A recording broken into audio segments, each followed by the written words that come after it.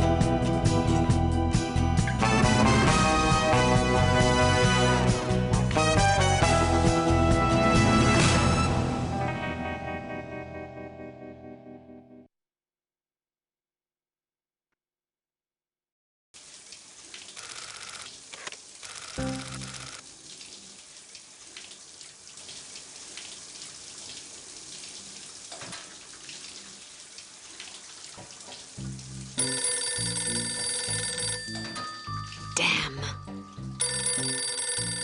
Hello. Bruno, how's France? Did you collect any new bullet holes? I know how you love to be shot at. I'm teasing. I'm glad you're not damaged. Did you at least encounter an exotic temptress or two? Really? What was her name? What do you mean you don't remember? That's horrible. Of course, I'm famished. Are you buying? Then it's a date. Let's say Maximilian's in half an hour. Ciao.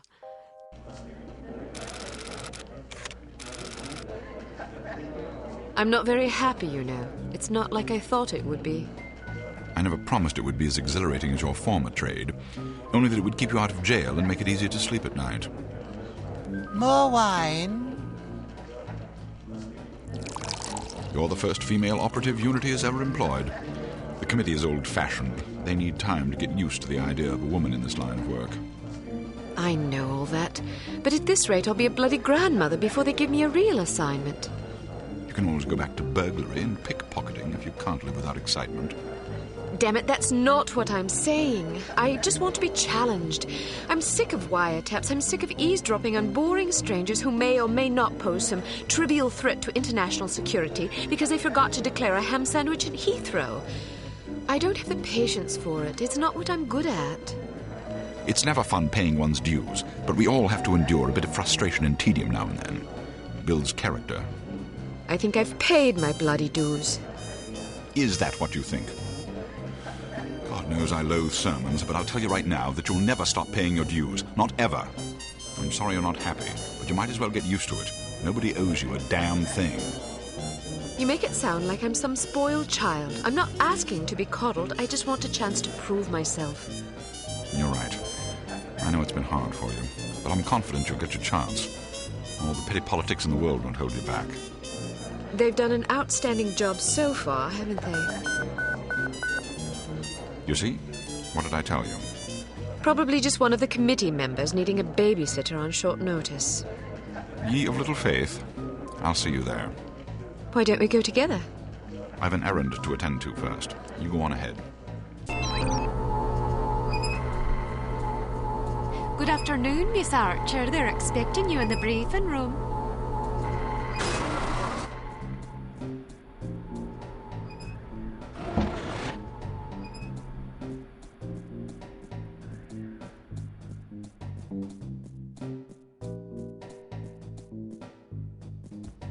Agent Archer, how thoughtful of you to join us.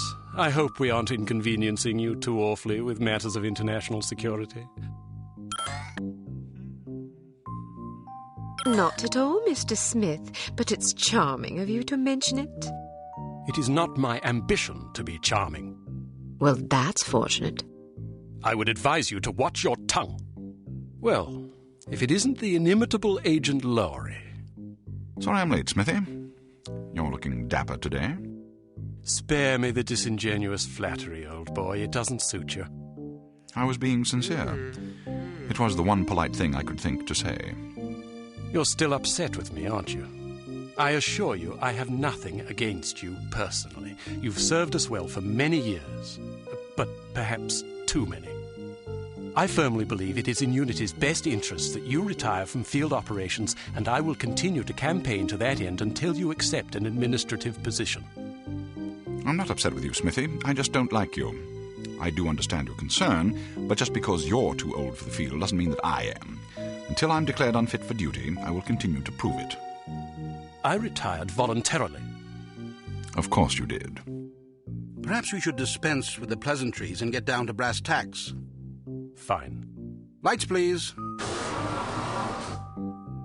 We lost another agent this afternoon, bringing the total to 7 operatives in 10 days.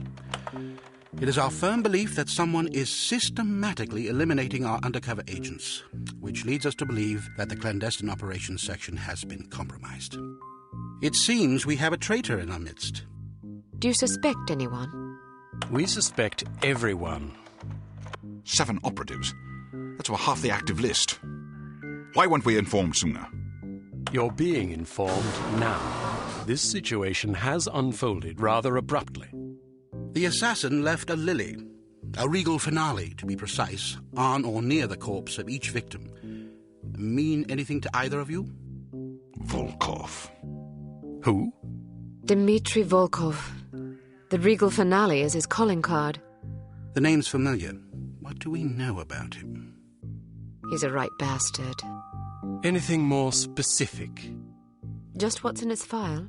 Born in Kamchatka in 1921. Distinguished himself as an academic prodigy and master chess player by the age of 8, by which time he'd also earned notoriety for refining various torture techniques on neighbors' pets. It seems he joined the NKVD in 1937 and served as some sort of disciplinarian in a gulag near Kiev. His whereabouts during the war are unknown except for a brief mention in 1943, when he was spotted by an OSS officer at Leningrad interrogating prisoners of war who would later disappear without a trace. Ah, yes, I remember this fellow. We've had dealings with him before. Sometime after the war, he emerged again, this time in the employ of Smersh. He's personally credited with well over 1,000 executions, spies and Soviet dissidents for the most part. In 1961, a failed assassination attempt left him without an eye. He was shot in the face at close range by one of our finest agents. You flatter me, but I shouldn't have missed. He escaped by throwing himself off a 70-foot cliff into an icy river. It was presumed that he survived, as no body was ever recovered.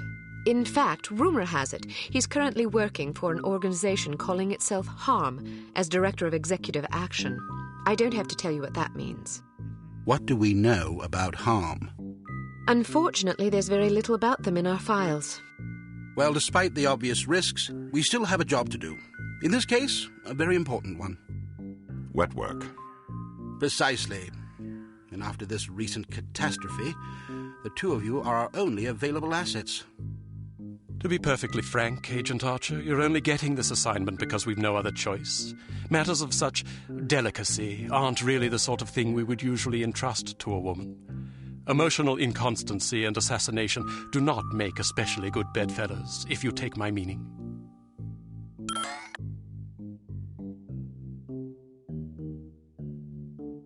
Implicitly. But you shouldn't be ashamed. Administration is a perfectly noble career. I don't think I like your tone. I believe what Agent Archer means to say, Smithy, is that she appreciates the chance, however fortuitous, to demonstrate her abilities as an operative, and that she'll endeavor not to disappoint the committee. Isn't that so, Agent Archer? Aye. That's not what it sounded like to me. Enough of this. Time is of the essence. Stop by the toy shop before you go. They've some new gizmos you might find useful. Don't dally too long, though. Your flight leaves at 6 p.m. Where are we going? Morocco. Agent Archer, what does HARM stand for? I haven't figured that out yet. See if you can't find out. And be careful, both of you.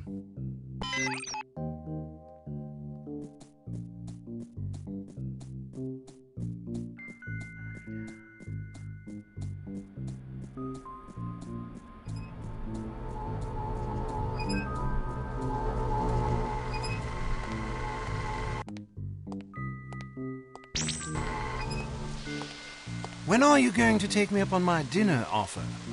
Perhaps if I find myself on the verge of starvation, perhaps. So there's a chance.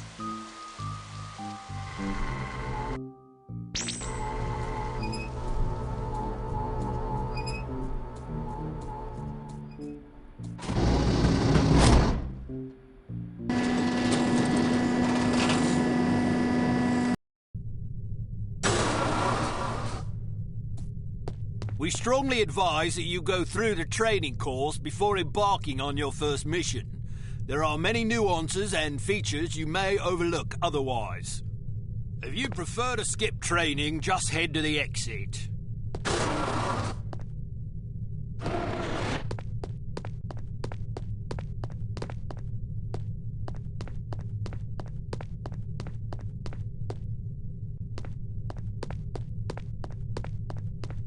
So, do you think the CT-180 will get a decent field rating? I wouldn't get my hopes up if I were you. Have you seen the commission form for that thing? They want everything that the TR-60 and TR-61 can do all in one device. But, hand me that atomic retroscopic analyzer thingy, will you? But they don't understand that Clancy's team was killing themselves just to get the TR-60 up to spec. And that was back when they had twice as many designers with 4 times the development time. Not only that, but the TR-60 was designed as an infiltration device, and the CT-180 is meant for emergency extractions.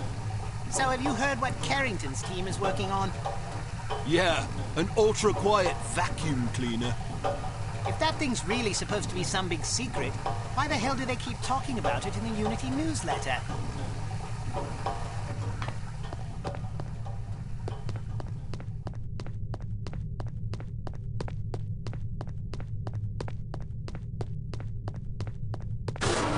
Welcome to Basic Field Tactics. This course comprises several areas, each with its own lesson. You must complete each lesson in order to proceed. Now step up to the active station designated by the flashing light. Your crosshair will change to indicate an item that can be activated. Alright, now open the door. Bystanders will often speak to you if you activate them. Sometimes they will share useful information. Sometimes they just want to chat. Be sure to conceal any obvious weapon or they'll be too distressed to talk. Try activating Leon. Well done. Alright, now open the door to the next area. If you want to skip a cutscene, simply press the space bar.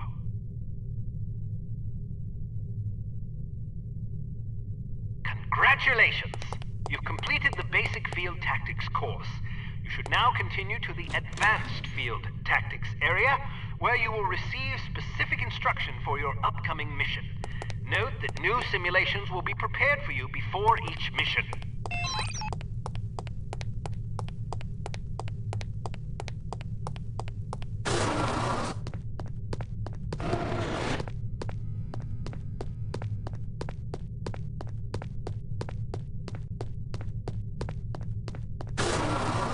Welcome to Advanced Field Tactics. Keep an eye out for ammunition boxes. Each can contain various ammunition types. Once the box is empty, it will disappear. You won't have the opportunity to heal while on a mission, so you'll need to rely on body armor to protect yourself from damage.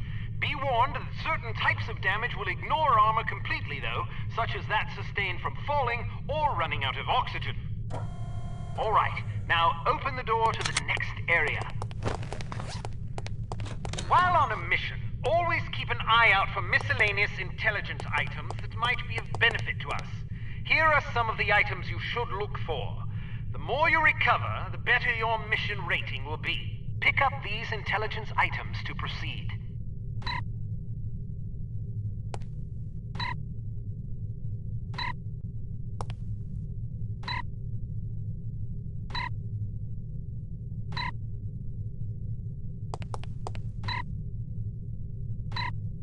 Alright, now open the door to... You may occasionally be called upon to arm or disarm explosive devices. Simply activate the device to enable or disable it as necessary. Disarm these mock explosives in order to proceed. Alright, now open the door to the next area. It's often advisable to move as quietly as possible to avoid detection. The faster you move, the louder your footsteps will be. It is therefore advisable to walk or move in a crouch when you're trying to be discreet.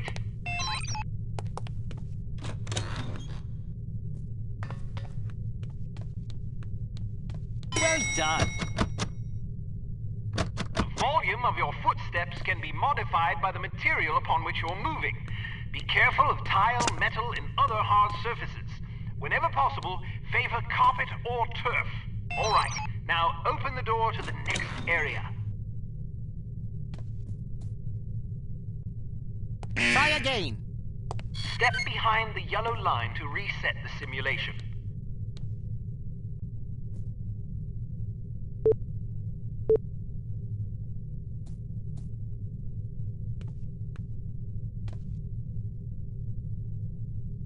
Wow, you're pretty light-footed. If you're not sure what to expect around a corner, it is generally safe to step out for a moment to see what's up ahead. As long as you duck back quickly, you probably won't be spotted. Of course, the closer you are to an enemy, the more likely it is that you'll be seen, so listen for footsteps or conversation before leaving cover.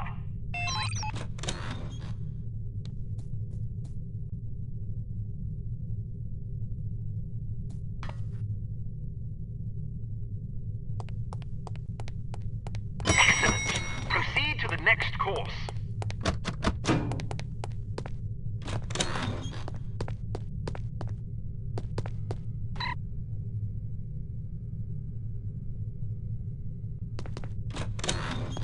Use your flashlight to find your way to the door.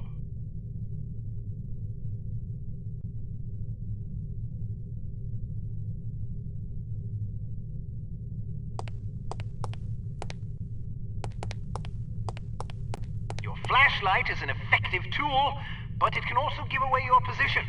Try not to let enemies see the beam.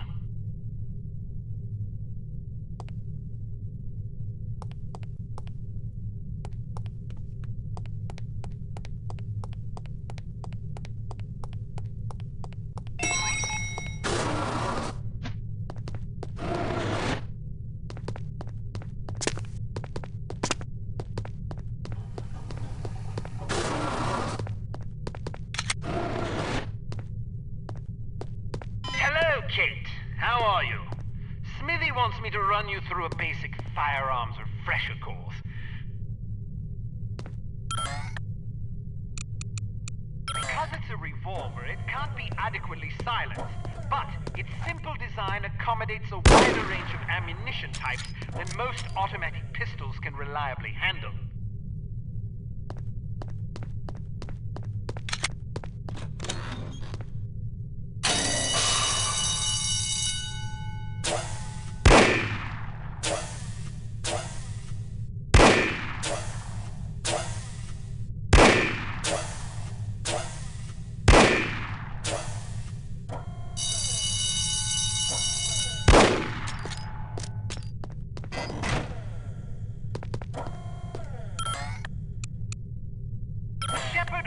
P-38 9mm pistol is a rugged little automatic that was favored by Allied commanders during World War II. It features a 10-round magazine and can be fitted with a silencer.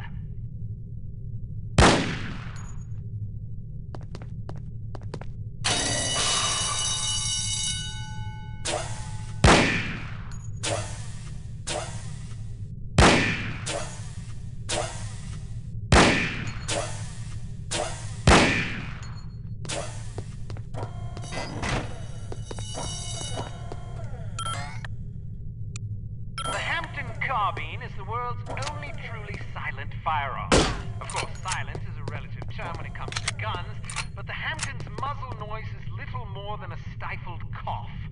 It fires a .45 caliber automatic Colt pistol cartridge, making it less lethal than most rifles, but it compensates in subtlety what it lacks in punch.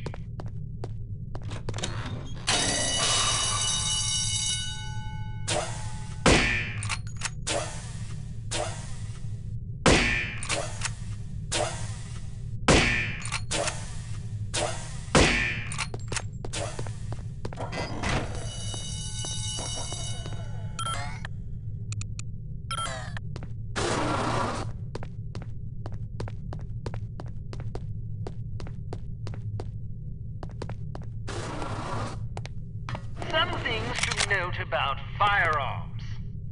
If the dynamic crosshair option is enabled in the menu, you can gauge your accuracy by the relative size of your crosshair. The larger it is, the worse your aim will be.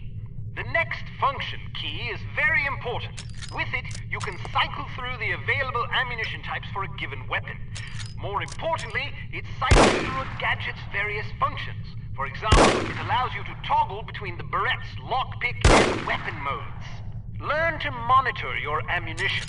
Reload your weapon between firefights to make sure you don't run empty at inopportune moments.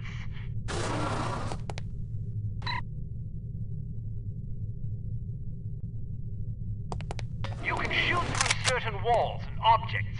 Of course, doing so may affect the accuracy, range, and velocity of the shot, but it's sometimes preferable to dispatch an enemy before he sees you. Keep an eye out for these materials.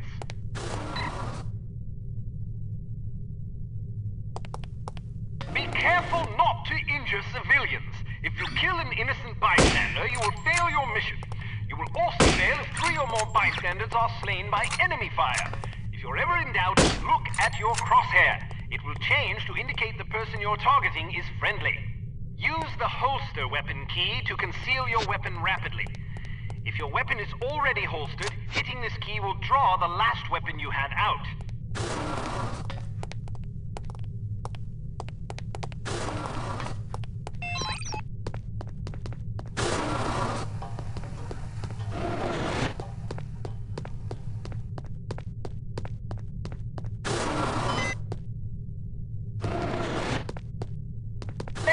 about your Barrette. In its default mode, it can be used as a lockpick, ideal for bypassing certain keyed padlocks. Of course, the more complicated the mechanism, the longer it will take to pick. Note that the Barrette only works on padlocks with keyholes.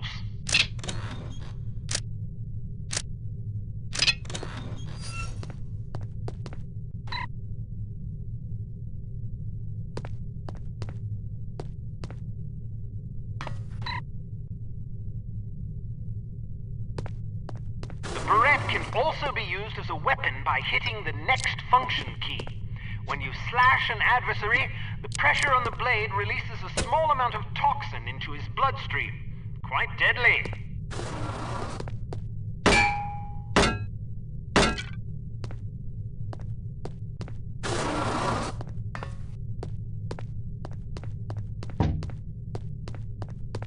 A spare bit of change can come in very handy when you need to distract someone. Practice tossing this coin to divert the guard's attention. Try not to throw it off any high ledges. Hello?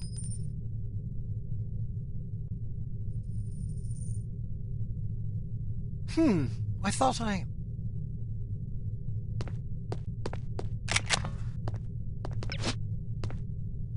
Hello? A judicious agent doesn't leave corpses lying about, as they tend to arouse suspicion. Judging by your slight frame, you won't have much luck hauling bodies away, so we've come up with this special body-removing powder just for you. Sprinkle a bit of it on dead tissue, and voila! The cadaver will vaporize almost instantly.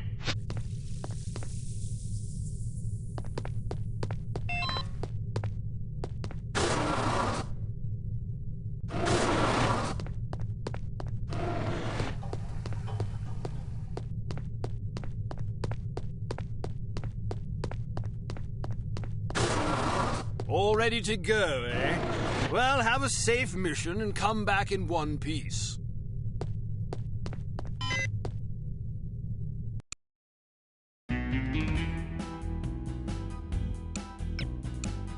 Intelligence has discovered that the American ambassador to West Germany, Morris Monroe, is marked for execution by an organization calling itself HARM, or HARM.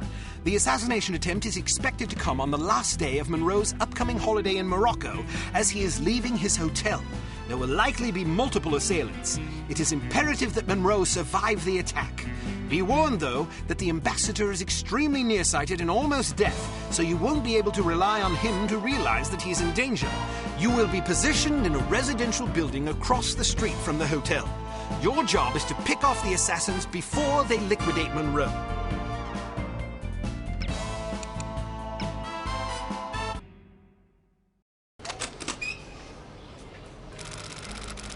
So, are you enjoying yourself yet? Immensely. Sure you're not bored? I've waited nearly 4 years for this chance.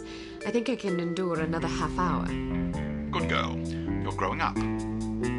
What do you make of all that talk of a traitor? It wouldn't be the first time we've had leaky plumbing.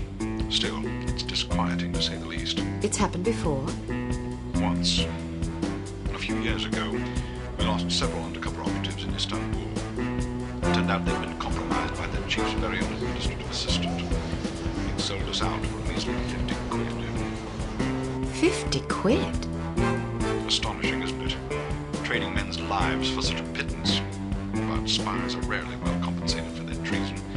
I wouldn't be surprised if this new mole is equally underpaid. Well, I hope when they catch the bastard, they put a bullet right between his eyes. And maybe a boot of his arse for good measure. You sound ready to volunteer. I'm dangerous when I'm upset. That's why you're always in trouble. All right. Monroe's headed for the cafe. Watch for him on the second floor patio, coming from the left. What about the targets? Not sure yet. Pardon me, do you have the time? No, sir, I do not have a dime, and I don't have much use for beggars. Not a dime, the time. Don't get snippy with me, or I'll have you arrested. Are you deaf? How dare you threaten me? Oh, never mind. Coward! Would you like me to call out the targets for you? That would be lovely.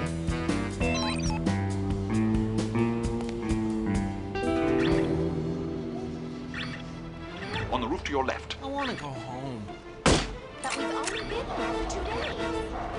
On your left. Get here. Coming out the door on the far balcony. So... On the roof to your right.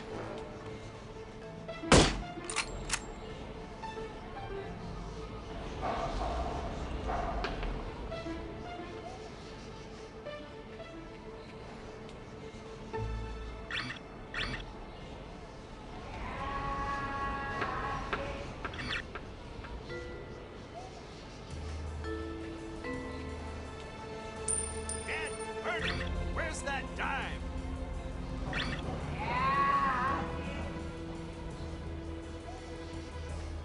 On your left. Coming out the door on the far balcony.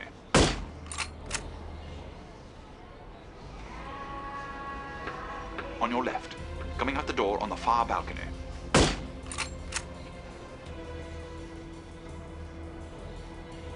On the roof to your right. Straight ahead, to the left of the tower. To your left, on the far balcony.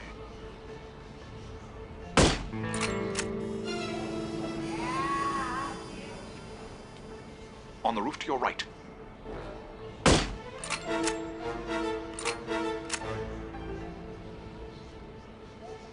On the roof to your right.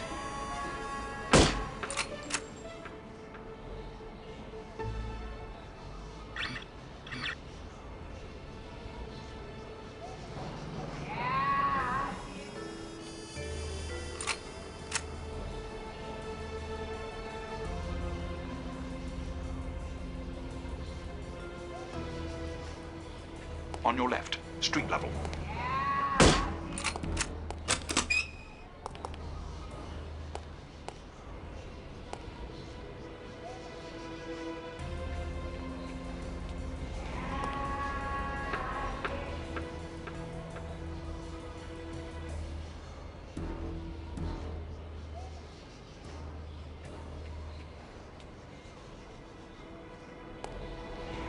On your right, street level. From down the street on your left. Derelict!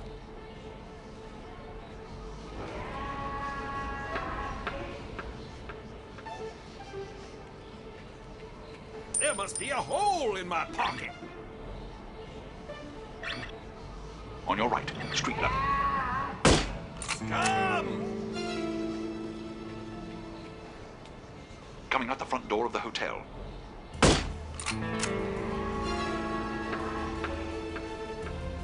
Coming out the front door of the hotel.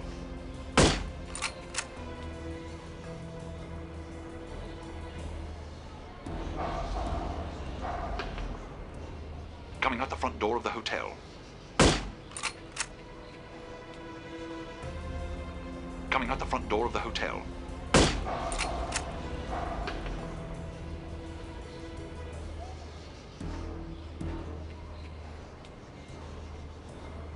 From down the street on your left.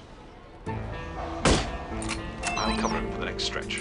Get to apartment 12 and wait for my signal. Oh, and make sure to conceal your weapon, or you'll cause a commotion.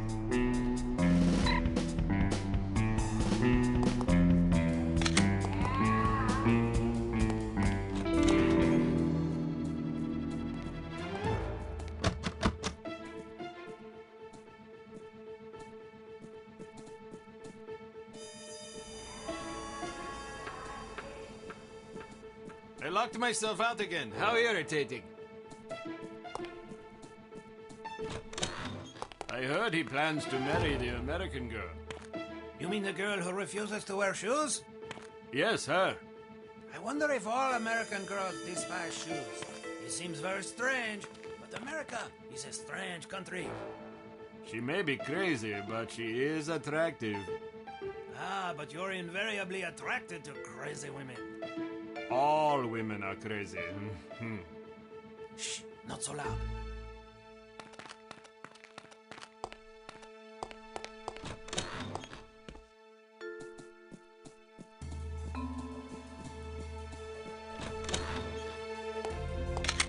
I'm in position. Good. He's almost there.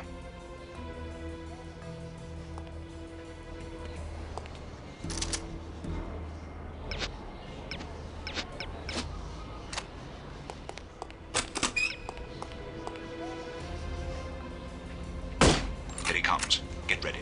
On your left, coming around the building.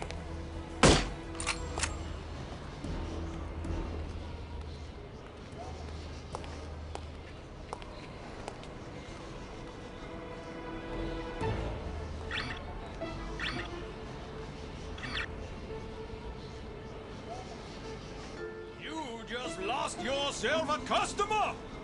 This guy is too much.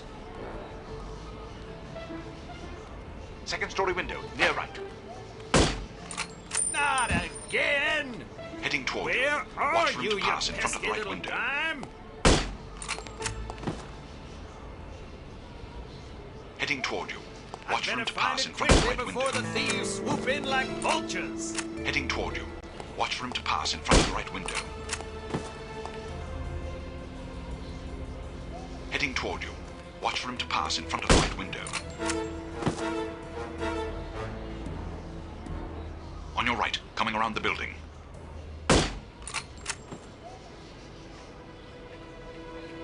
Heading toward you. Watch for him to pass in front of the right window. Heading toward you. Watch for him to pass in front of the right window.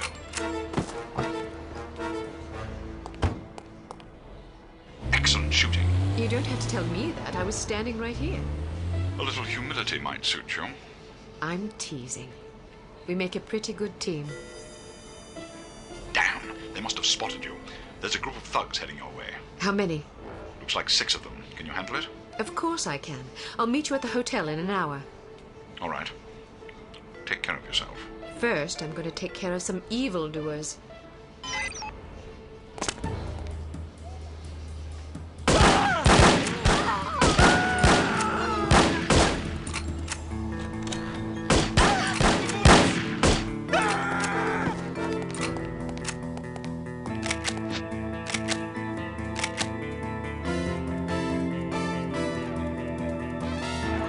Someone there?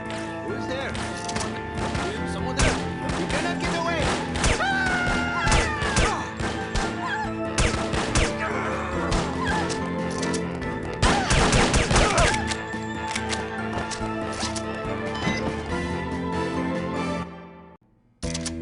Keep your men out of sight.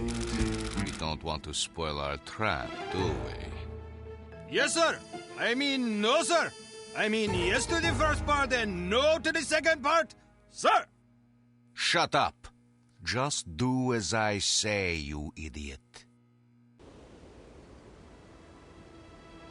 You look like you need a monkey. Excuse me. I have a very fine monkey for you. Only $20 American. Sorry, I don't want a monkey. What do you mean? I don't want a monkey. Why not? Because I don't like monkeys. Now get that filthy beast away from me.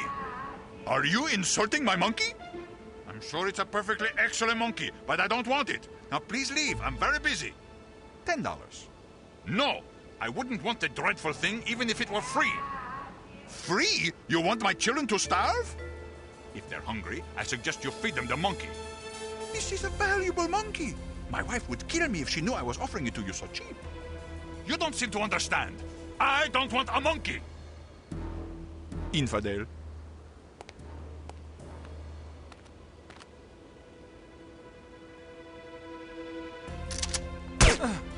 Look out for the bullets!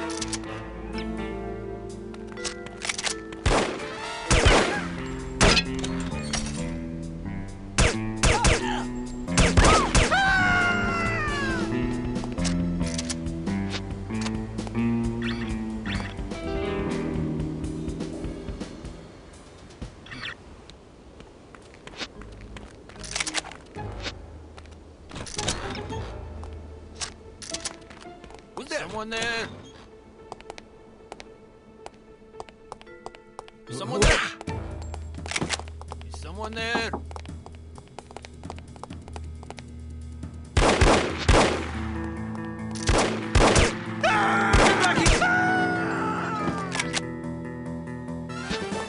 Freeze! I said to you, freeze!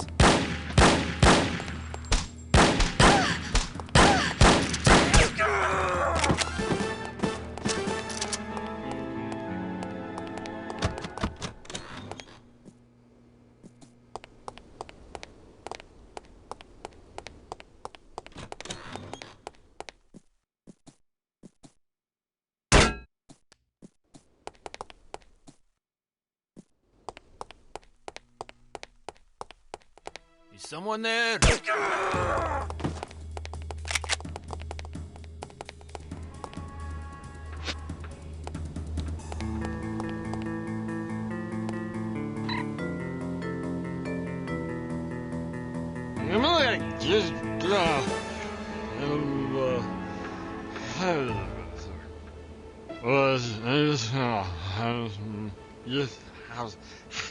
Would you care for a frosty beverage? No thanks. Perhaps later.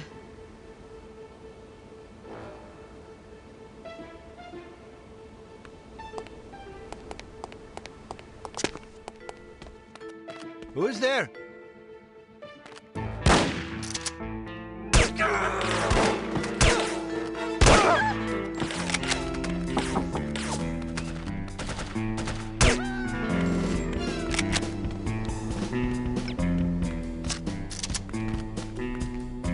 What sort of getaway did you have in mind? Something quiet and romantic. It's for our anniversary. Well, in that case, perhaps Azru might just be the ticket. It's quiet and less touristy than Fez. That sounds marvelous. Do you have any brochures? Sure, here you are. Thank you. Who is there?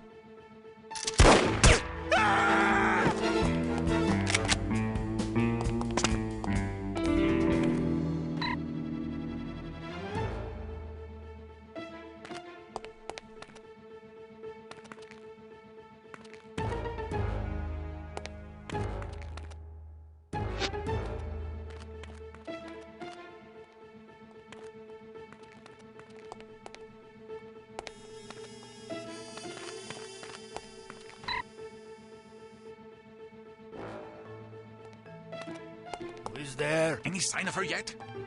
Nope. Damn, I gotta pee. Well, go then. What if she shows up while I'm in the restroom? Good point. Can you hold it? I guess so. I wanted to go to France, but Clark insisted on coming to Morocco. This vacation is exactly what I needed.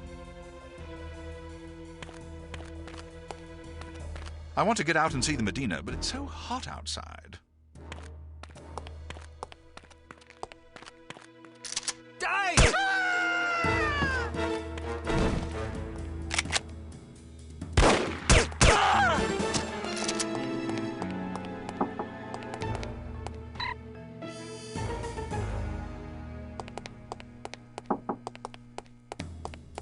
You cannot get away!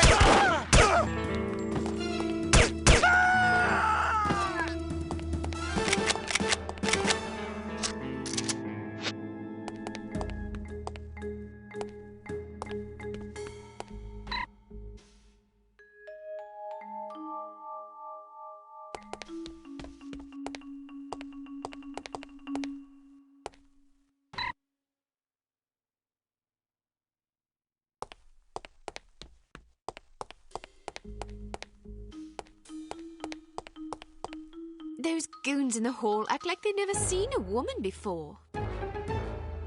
Which goons did you mean? The creepy-looking guys in front of the conference room. They must have been too late to get into the seminar. Can I ask a favor of you? What kind of favor? I don't want to be hassled by those guys. Would you be a dear and distract them for me? No problem. I like the attention anyway.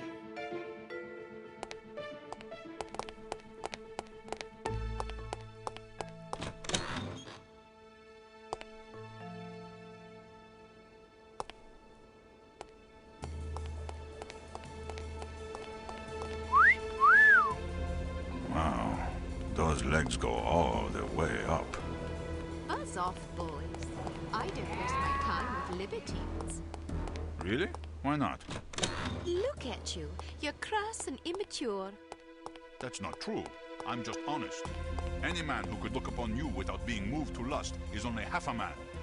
Or maybe only a third. It's hard to say. I agree. Well, there are socially acceptable ways of expressing desire.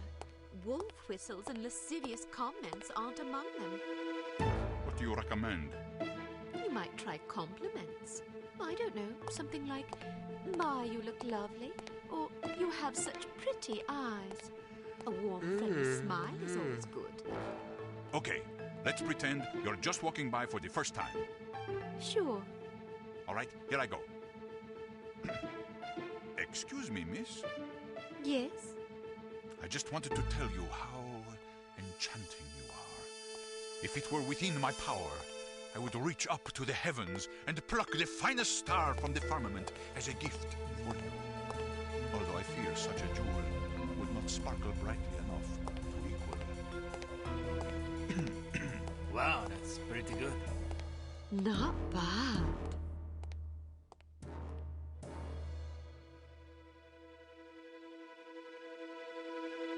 Who is there? Go!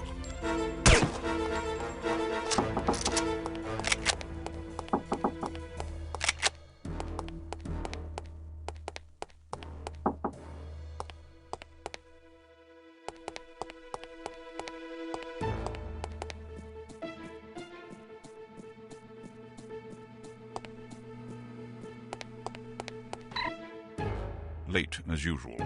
I was beginning to worry. You always worry. Can you blame me? You're like an errant child. And you're like a fussy aunt. You could at least leave my gender intact. A fussy uncle, then. Thank you.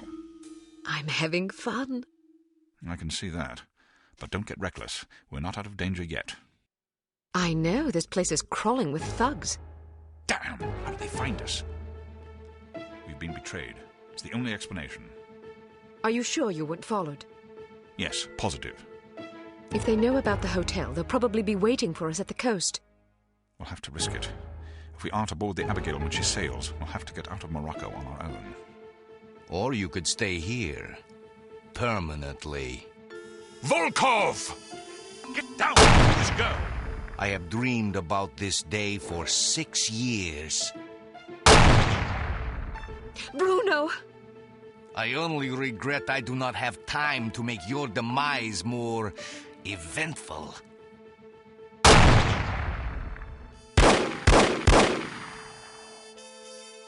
After him. This is all my fault. If you hadn't been worrying about me, he never would have got the drop on you. Silly girl. Worrying about you is all I have left. Don't say that. I've always had plenty to die for. You've given me something to live for. Then live. In your memory, perhaps. Bruno! The girl's in the lobby. Kill her. But why didn't you kill her, Mr. Volkov? I meant to, but my hunger for revenge distracted me. Let that be a lesson not to be ruled by your emotions. Excellent advice, sir. Well, I'll go shoot her now. Make sure there are no witnesses. You mean we should kill everybody? First, kill everybody. Then, destroy the hotel. Let our enemies search the rubble for answers. They shall find none.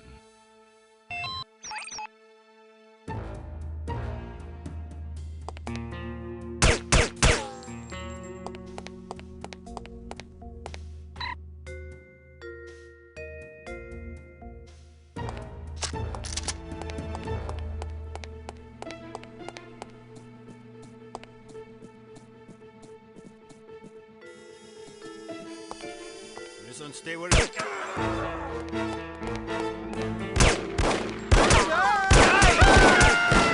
saved my life.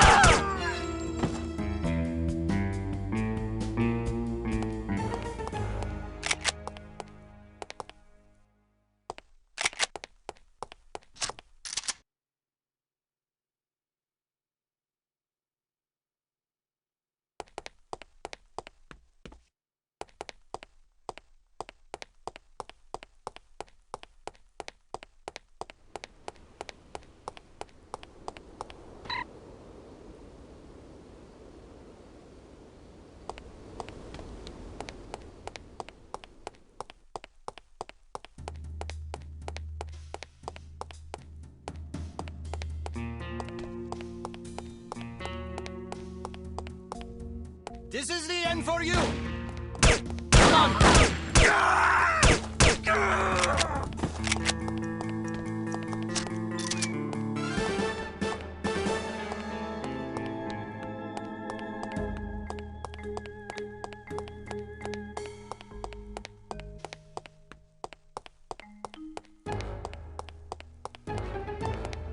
You cannot get away! God bless you.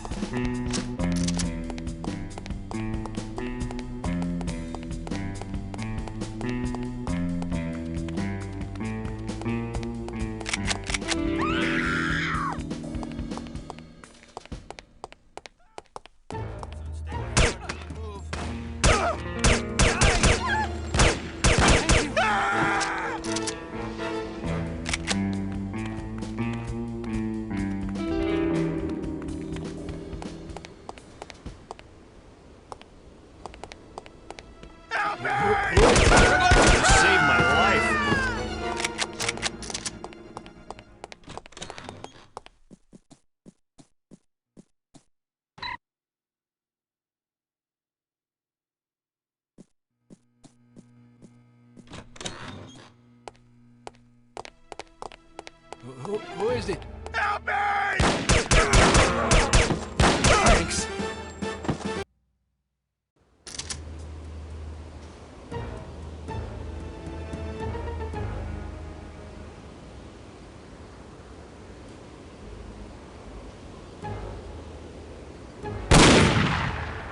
You can't hide from me, Volkov. I'll find you wherever you go. Kill her, you incompetent fools!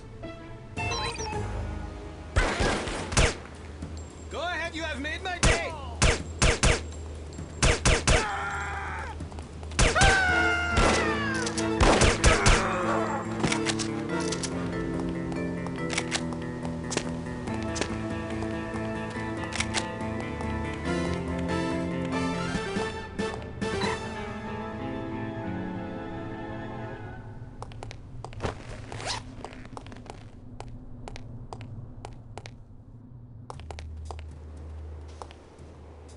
Go ahead, you have made my day!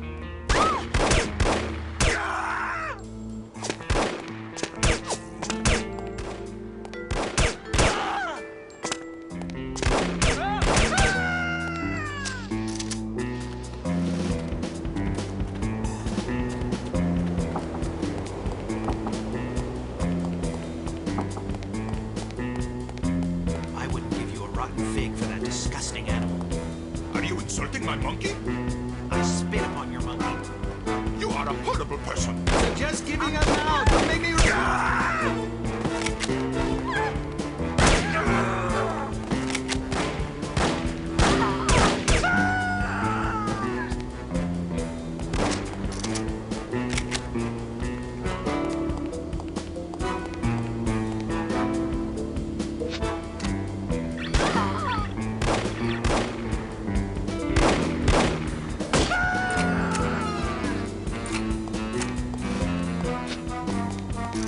What's going on?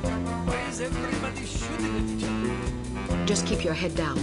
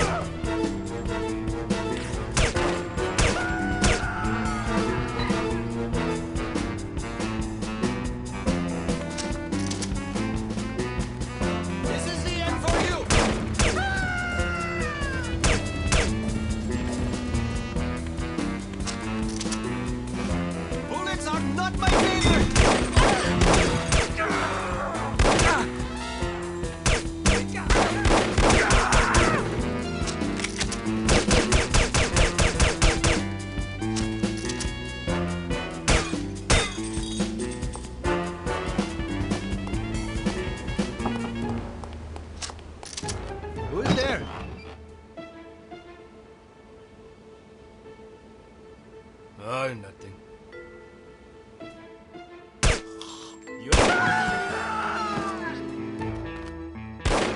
Go ahead.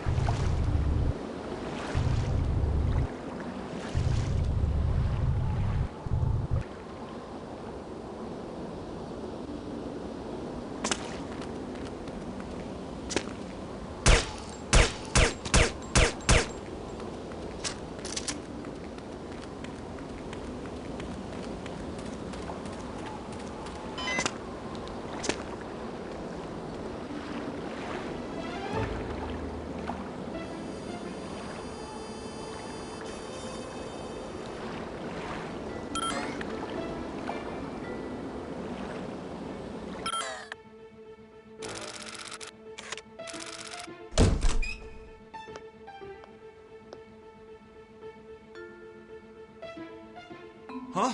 Who are you? Good afternoon. You're wasting your time. I won't talk. I have been trained to resist all forms of torture. We'll see about that. Do your worst. I'm going to ask you nicely. Where can I find Volkov? Nice try, but I'll tell you nothing. I'll ask again. Where can I find Volkov? And I'll say again, nice try, but I'll tell you nothing. I'll ask you one last time. Where can I find Volkov? What kind of two-dimensional halfwit do you take me for? You think I'll tell you something just because you asked me 3 times? I have a master's degree in economics from Princeton University. I'm not some idiot, you know. You don't even know where he is, do you? Yes, I do. What was I thinking? Why would Dmitri Volkov tell a lackey like you where he was going? Dmitri and I are very close. Very close. Mm-hmm. And I don't appreciate being called a lackey. I work very hard. It's not easy being a criminal, you know. There's a great deal of pressure. Goodbye. Wait, don't go. I don't know where Volkov is, but I do have something you may be interested in. It should only take about 15 minutes to get to the airport. You'd like that, wouldn't you? Excuse me? Not on your life, you scoundrel! I'm an American citizen! We have morals in America! I don't understand what you're talking about. This is unbearable! Pull over this instant! I'd rather walk to the airport than listen to this filth! I thought this was supposed to be a civilized country!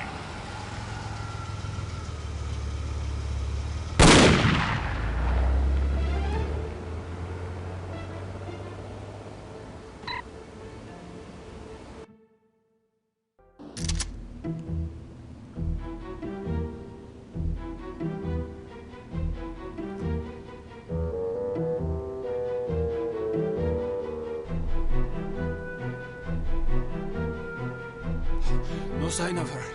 Are you sure she's coming? She'll be here. If she gets away, I will kill any man she leaves alive. Am I understood? Explicitly.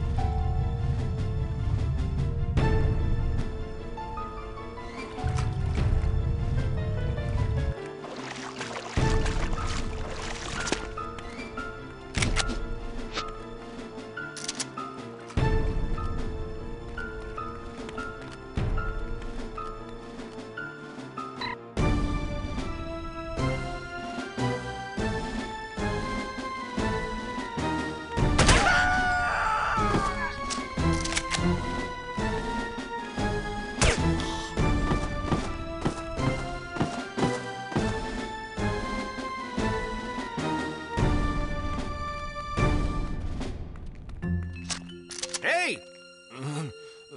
What? Nothing. Just making sure you were awake. Freeze! I said to you, freeze! Ah!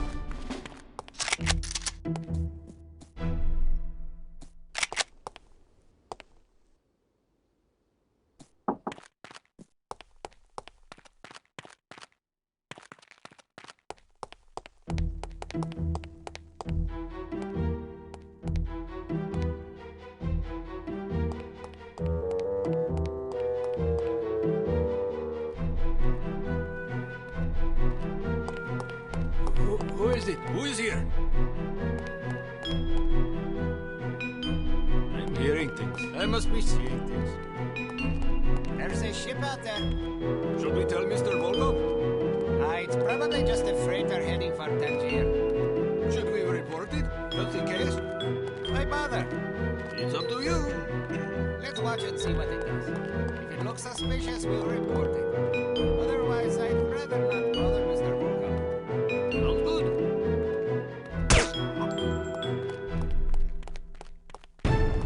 I do not like getting shot at!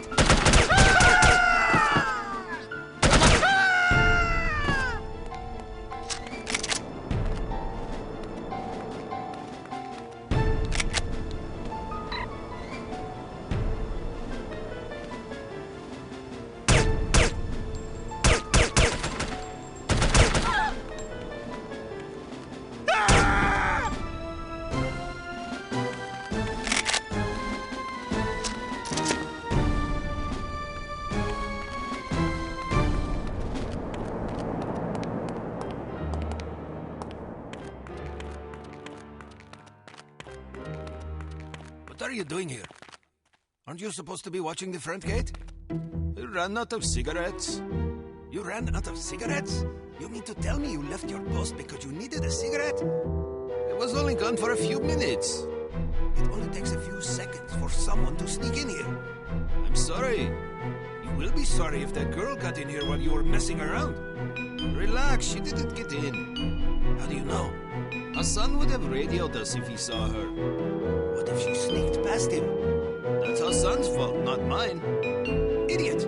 I think Mr. Volkov would disagree with you. Would you like me to tell him? Who is there? Tell it to the worms instead.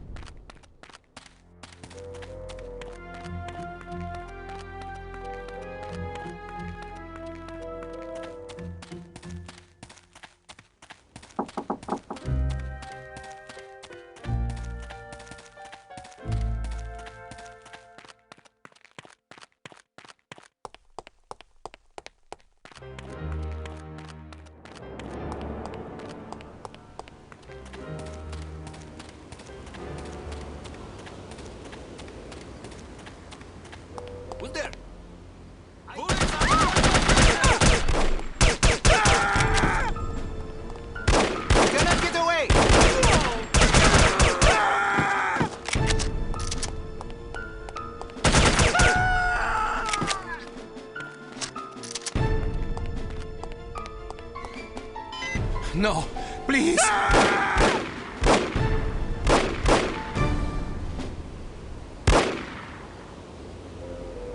We will meet again, Miss Archer.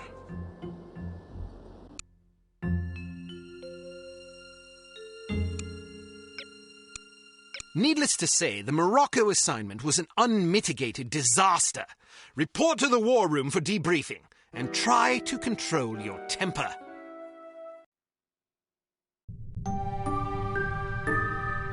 Well, I think we can classify Morocco as a complete disaster.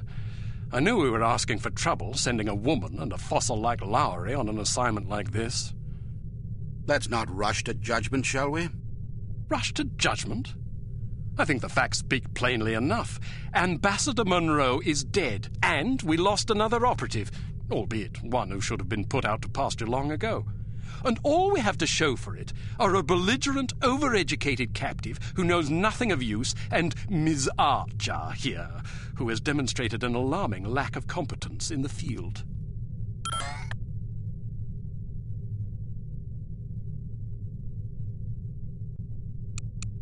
You can say what you please about me, but if you speak ill of Bruno again, I'll demonstrate my alarming lack of competence on your thick skull. Because you're a woman, and therefore genetically incapable of bridling your emotions, I'm willing to pretend you didn't just threaten a committee member with physical violence. However, if you speak to me thusly again, I'll have you relieved of duty. As for your mentor, there is reason to believe he may have been our traitor. Bruno? What are you talking about? The evidence is largely circumstantial, but it is nonetheless compelling. That's crazy. In light of information unearthed during our investigation in Morocco, we now believe that Agent Lowry, Bruno, was in league with these harm chaps. But Volkov shot him. Perhaps to silence him. Or perhaps Lowry was demanding too much in exchange for his treachery. Alleged treachery. Lowry was a personal friend and one of our best agents. Unless he is proven guilty, he deserves to be honored, not slandered. In any case, it seems reasonable to assume that you weren't meant to escape, Miss Archer. Bruno was not a traitor. Can you be sure? Every man has his price, every woman too, I expect. When a man reaches the end of his career, it's only natural that he begins to worry about the future. I suppose some men of adaptable moral constitution even find it in themselves to resort to treason. What's your price, Mr. Smith? What are you insinuating? Merely that if Bruno were capable of treason, then so are we all. Enough! It is neither our prerogative nor our intent to judge Agent Lowry at this juncture. We will continue our investigation until we discover the truth. In the meantime, Archer, we must call upon you for another assignment. Although we call upon you reluctantly, I assure you. We've been contacted by an East German biophysicist named Dr. Otto Schenker, who wishes to defect to the West with our assistance. We know that Dr. Schenker is working on a secret Soviet weapons program, although the precise nature of his research remains a mystery to us. He has promised detailed information on the program in exchange for his freedom. It hardly seems necessary to underscore the great importance of this mission. We've had a devil of a time recruiting reliable spies in Berlin. It seems the Stasi have ears to every keyhole in East Germany. Which is why we're taking extra precautions. What sort of extra precautions? It's what we call a domino effect exchange. You'll meet with a series of contacts, each of whom will provide a piece of the puzzle, so to speak. Because the contacts don't know about each other or your mission, the vague information they possess will be meaningless to them, and, by extension, to the Stasi, should they get their hands on it. Perfect. We've also arranged a diversion to help cover your escape. Our man on the inside, Werner von Haupt, will place explosive charges at several locations in the record storage area. You'll need to locate these charges and set the timers. We also require that you infiltrate the main library and photograph certain sensitive documents pertaining to Dr. Schenker's research, in case he's not as forthcoming as he's promised to be. Von Haupt will present you with a disguise that should get you inside the test facility where Dr. Schenker will be working. Locate the doctor and get him out. Keep in mind that if this mission should succeed, we will have struck a mighty blow to the Soviets. We're counting on you, Archer. I won't let you down. Well, you can hardly botch this job as badly as Morocco. You might want to stop by the training facility and test out the new gadgets the toy makers have prepared for you.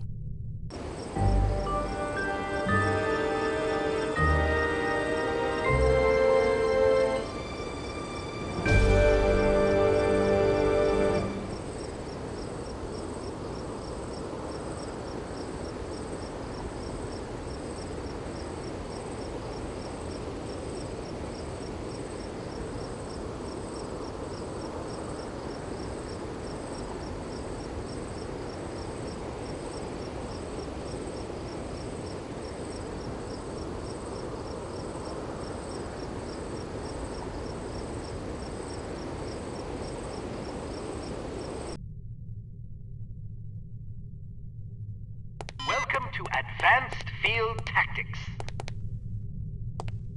What appears to be a stylish pair of women's sunglasses is actually a multiple exposure spy camera with an adjustable zoom.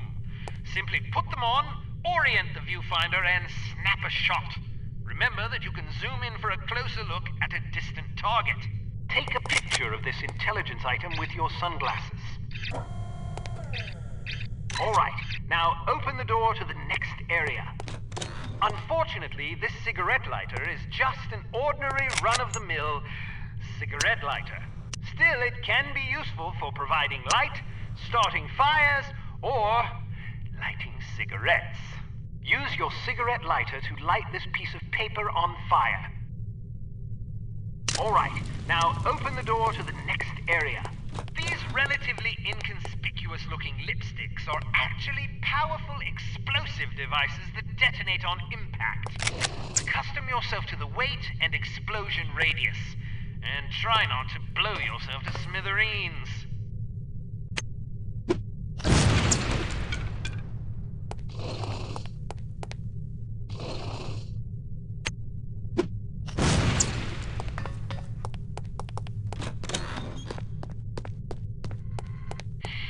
There are several important things to know about security cameras.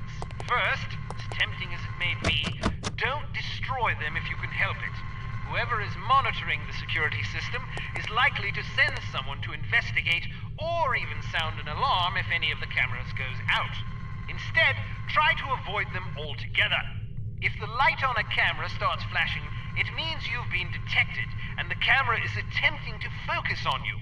Duck out of sight before you're identified as a threat. If you're close enough to the camera, you'll actually hear it focusing. Listen for it to resume scanning before stepping back into view. Finally, make sure not to leave any bodies lying in view of a camera. That's just as bad as being spotted. All right, now open the door to the next area.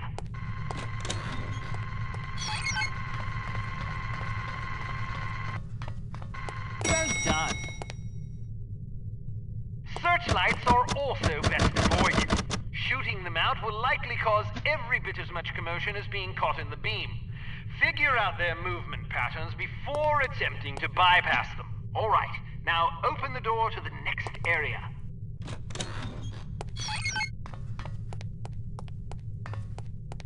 Excellent.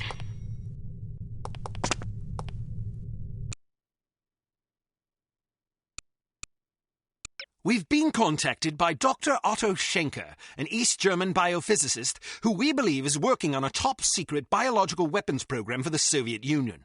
Dr. Schenker has expressed a desire to defect. He has asked us to assist him in exchange for information on his research. This opportunity couldn't have arisen at a worse time. After that embarrassment in Morocco, you're hardly our first choice to handle this affair, but all our other surviving operatives are tied up on equally critical assignments. If we want a chance at Schenker, it has to be now, and it has to be you, on your own.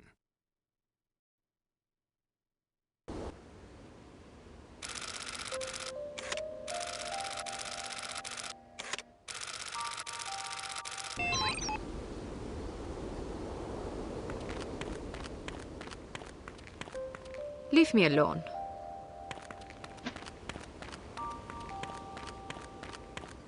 Good Guten Abend, Fräulein. Do you make love to strangers? Certainly not. Then allow me to introduce myself. Why not just introduce yourself to a police officer and spare me the trouble? Who makes up these ghastly code phrases anyway? Someone in the cryptography department. Someone in need of a girlfriend, apparently. What do you have for me? Just this. The entrance is hidden. Thank you.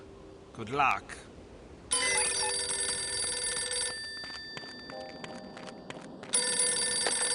Hello. Are you free tonight, or will it cost me? More than you can afford. Why must I be made to say such idiotic things? Never mind that. Just tell me what you have. I was told to say, in the basement. Thank you. Tell the person who wrote the code phrase to grow up.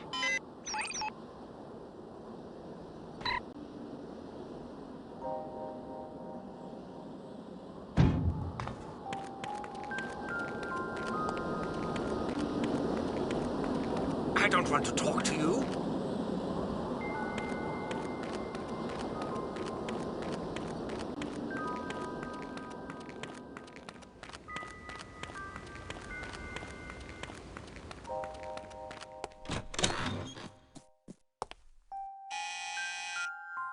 Want to come in for a game of Twister? I'd rather run over you with my car. These code phrases have a somewhat confessional tone to them, don't you think? Yeah, now that you mention it.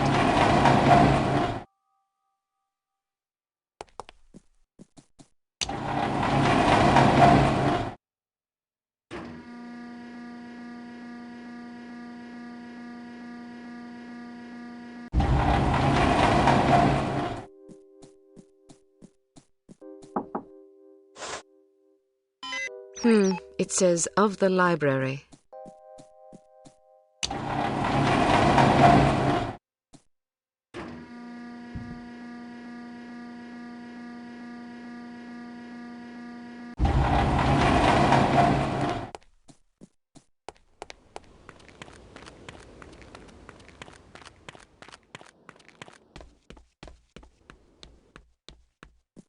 You are the most beautiful girl I have ever seen. Can you cook and clean too? No, but I can put you in the hospital if you want. Maybe you can find someone to take care of you there. Maybe. What sort of imbecile says things like this? I'm afraid to find out. By the way, I am supposed to tell you this. Behind the shelf. Thanks. Please don't think that I enjoyed saying those things to you. Even though the words were not mine, I am so disgusted with myself that I must return home and wash myself with soap. Don't worry about it. You are a kind young woman. I wish you luck. The entrance is hidden in the basement of the library behind the shelf. Would you like a drink?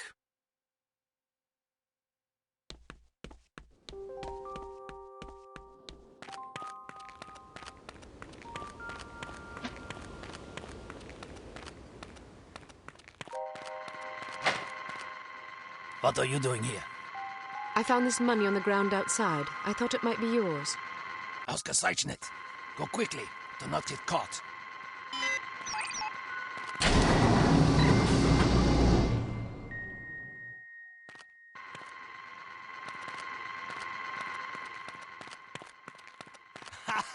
Did she really say that to you? Yeah, can you believe it? So what did you do? What do you think I did? I know what I would have done. Then you have your answer. So, how was she? What do you mean? You know what I mean. No, I don't. I thought you said you... You know. What? I didn't say that. What did you say? Why do you even have to ask? I didn't think I had to ask. But I guess I was wrong. You should get your mind out of the gutter. Get zum Teufel.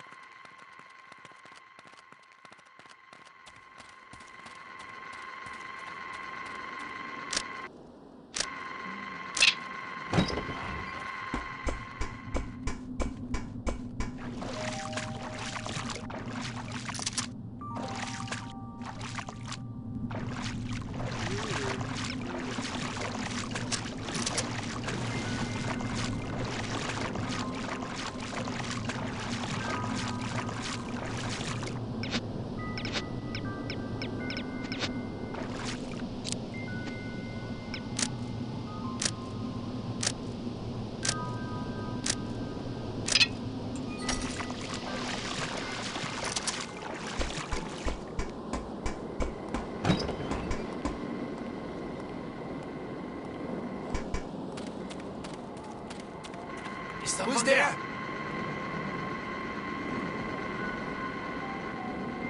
Could have sworn I heard it. Something over there.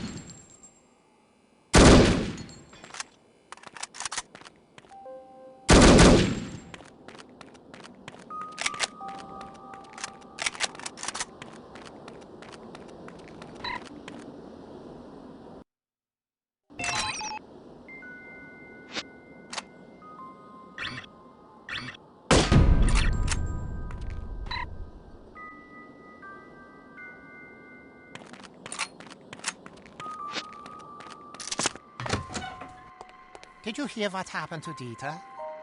No, what? He took his mistress out to dinner the other night and his wife's sister walked in. Mein Gott in Himmel. That's not the worst part. Of course there was a scene. Of course. So he takes his girlfriend home and they have a horrible argument about it. She wants him to leave his wife. Predictable. Anyway, they split up. Poor Dieter. It gets worse. I'm not sure I want to hear. So he comes home expecting another fight. But the house is dark, so he thinks nobody's home. His wife already left? That's what he thought. But when he gets inside, he hears something. Oh, no. Exactly. His wife is in the bedroom with her lover. So what happened? Lots of shouting, mostly. In the end, his wife left with her lover. She hasn't been back since. What about his girlfriend? She's still not speaking to him. Poor bastard. He should have been more discreet.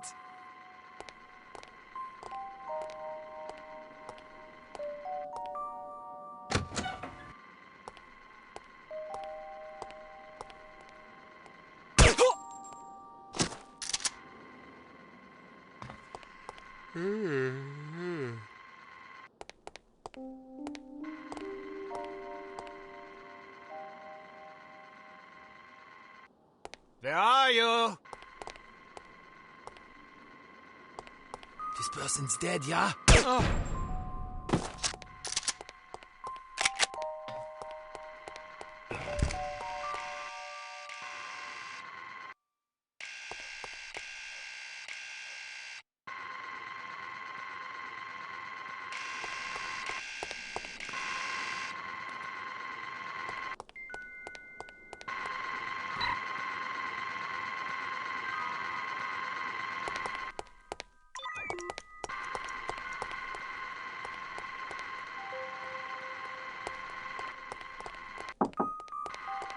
Who's over there? Here she comes!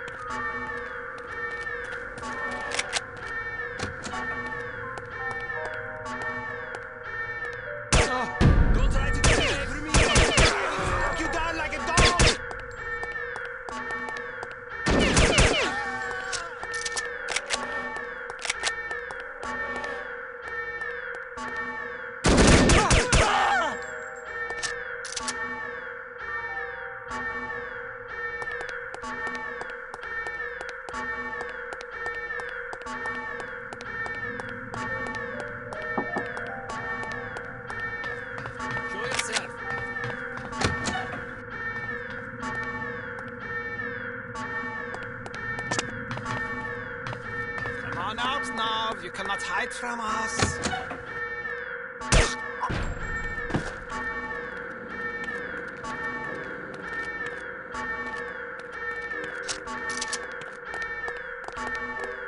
Where are you?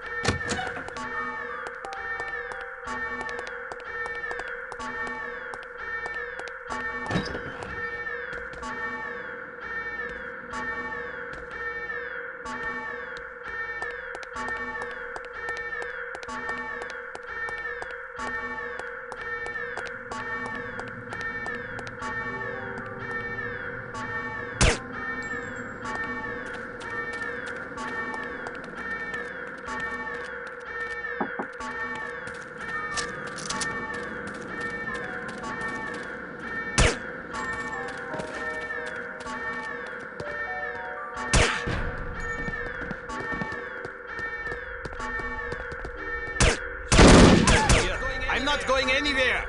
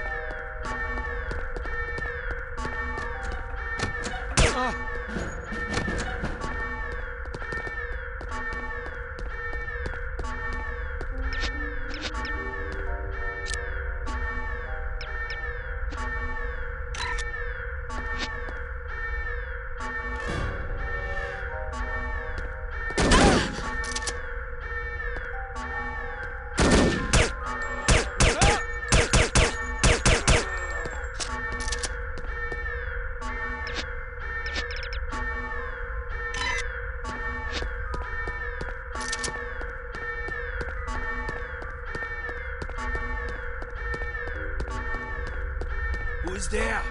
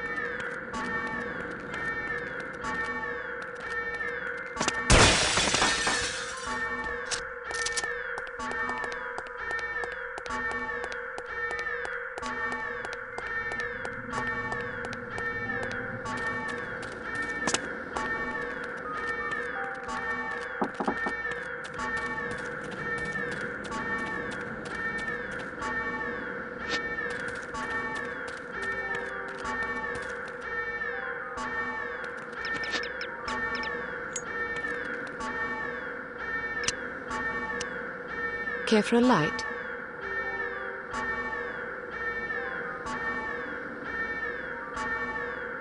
Danke. I seem to have lost my phone number.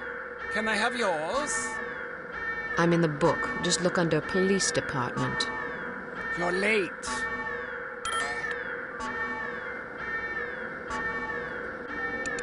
Sorry, I did my best. No matter. Here, take this visitor ID card. It identifies you as the Commandant's niece, Hannah. It will get you past the front desk, then you're on your own. The staff should ignore you, but watch out for guards and security cameras. They won't be fooled by your disguise. Thank you. Go now. If you're caught, I won't be able to help. I understand. I almost forgot. I thought you might like this.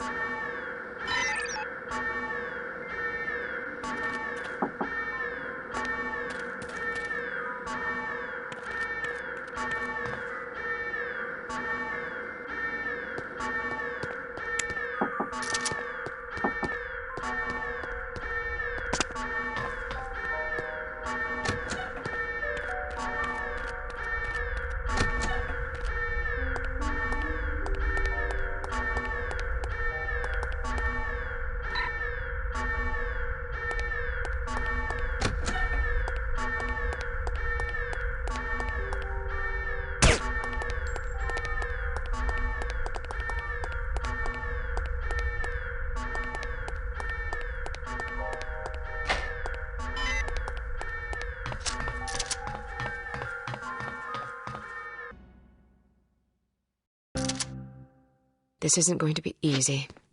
Fortunately. Want anything to drink? Sure. What do you want? Very funny. I have to amuse myself somehow. 1-3 CP soda coming up.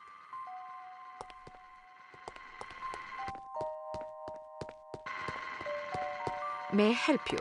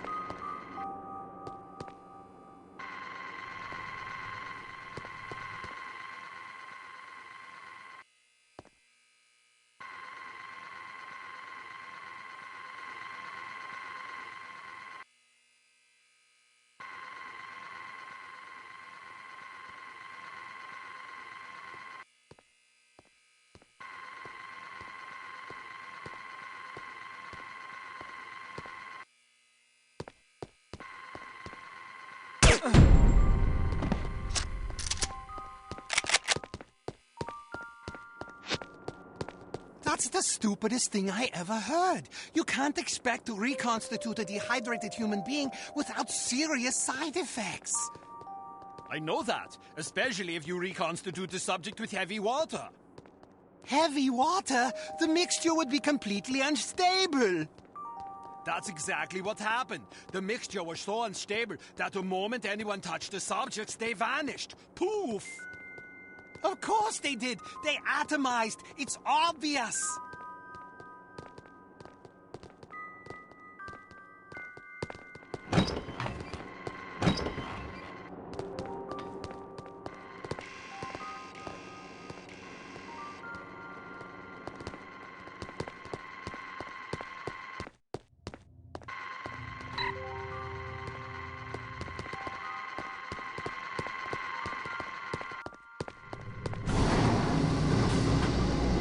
Test. 1, 2, 3. Test. Turn it down! How's this? Over? I can't tell. I'm deaf. Proceed with the experiment. Over. You don't have to say over. It's not a radio. I like to say it. Over. Fine. How is the goat? Over. The goat is nervous. How do you think the goat is? You don't have to shout. Over. Can you come down here for a second? Why? Over. I have to tell you something. I don't trust you. I think you're planning to hurt me. Over. I'm not going to hurt you. I just want to tell you a secret. What kind of secret? Over. A good one. About Bettina. Something she said about you. I don't believe you. Over. Suit yourself. What did she say? Over. If you want to know, you have to come down here.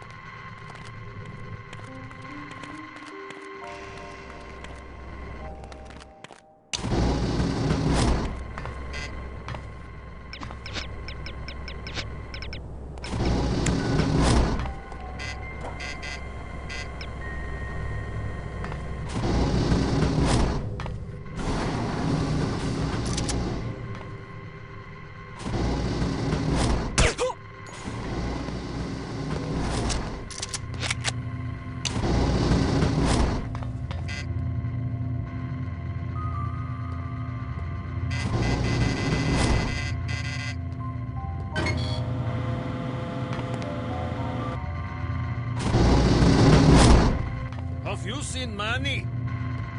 I think he's in the canteen. He's supposed to relieve me. I'll watch your post if you want to go look for him. You don't mind?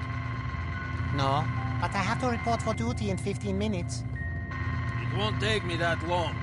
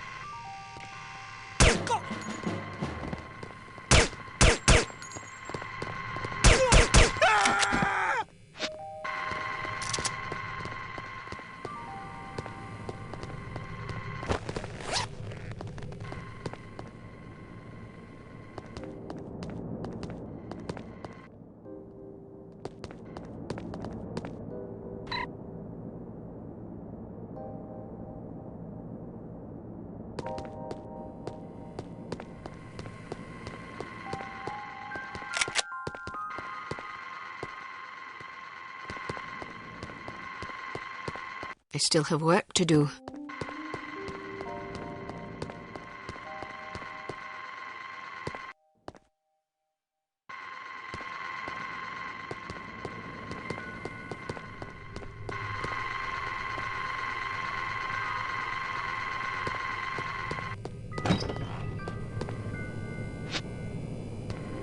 My job is to watch this machine, but I don't even know what it does. How am I supposed to know if it's working or not?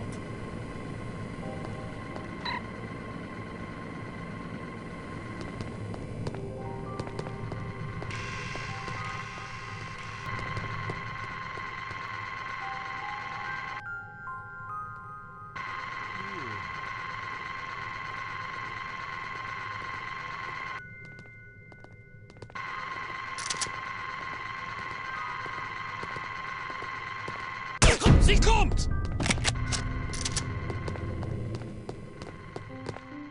You there!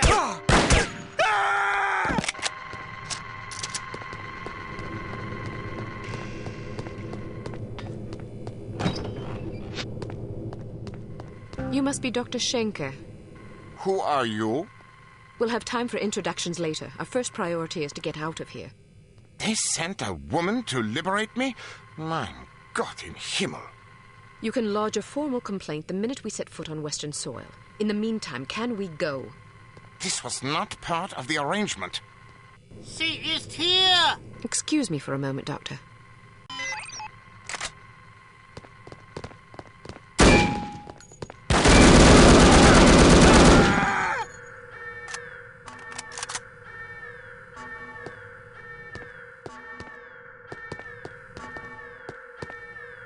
As I was saying, perhaps we should go.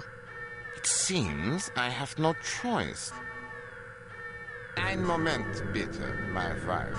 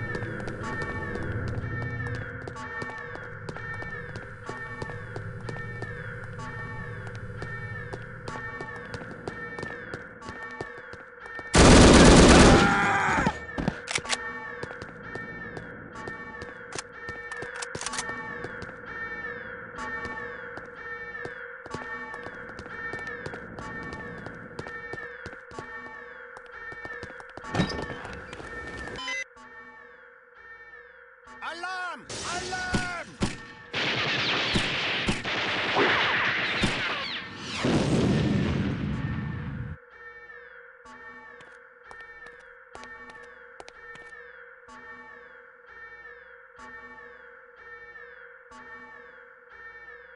Good girl.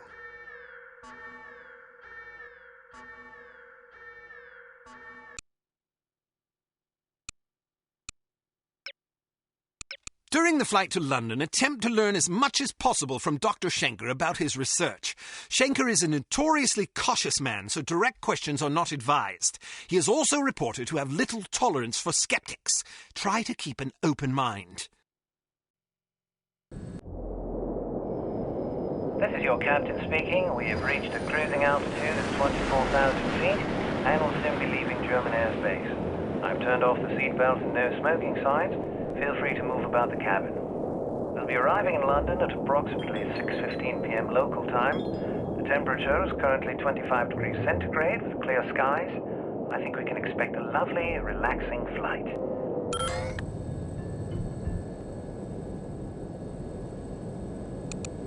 Let's cut to the chase, shall we? What exactly is it you do, Doctor? Research. Not the sort of thing a layman would be likely to understand. And especially not a lay woman. Perhaps you could distill the basic concepts for me. Perhaps. However, I'm rather tired, so I would prefer to discuss these matters at a later time.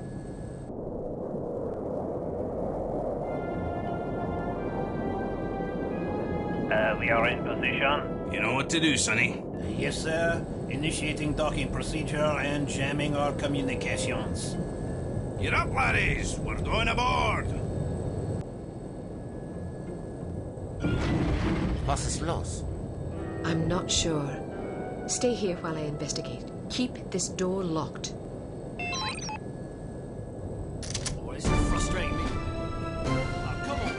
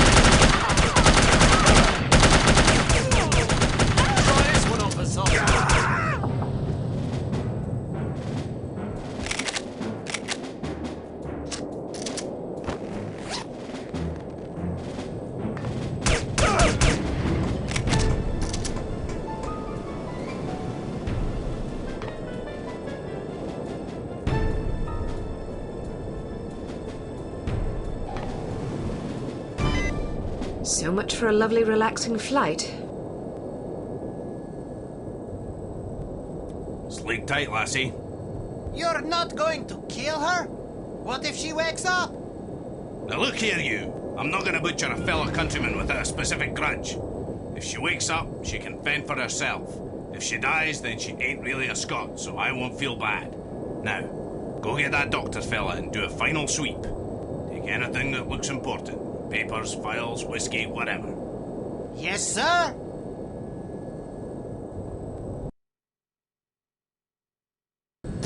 Something's not right.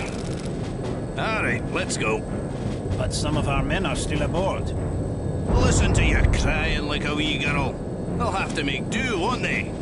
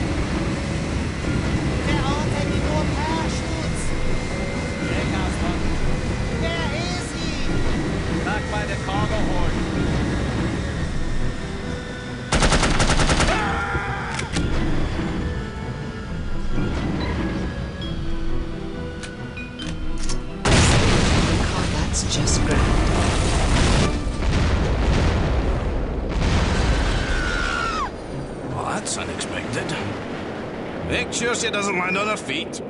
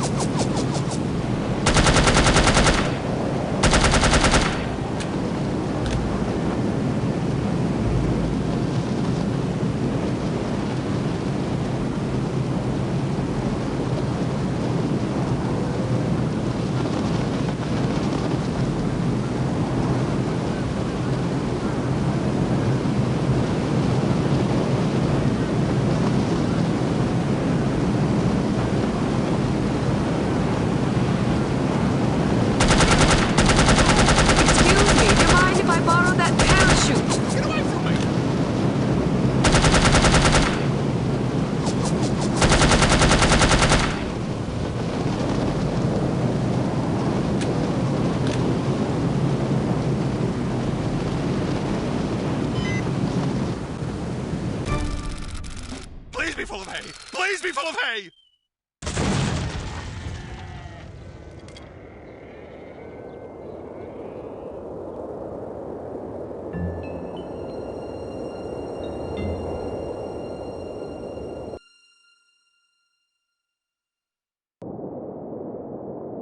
She's a credit to her people.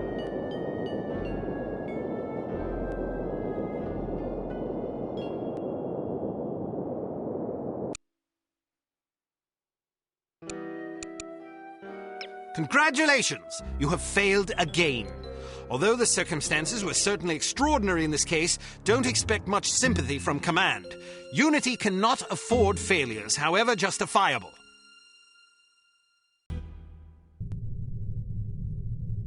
I'm impressed, Agent Archer. I expected that promoting you to field operations would be disastrous, but I never imagined a catastrophe of these proportions. You've now managed to botch 2 high-profile, high-stakes missions. Care to explain?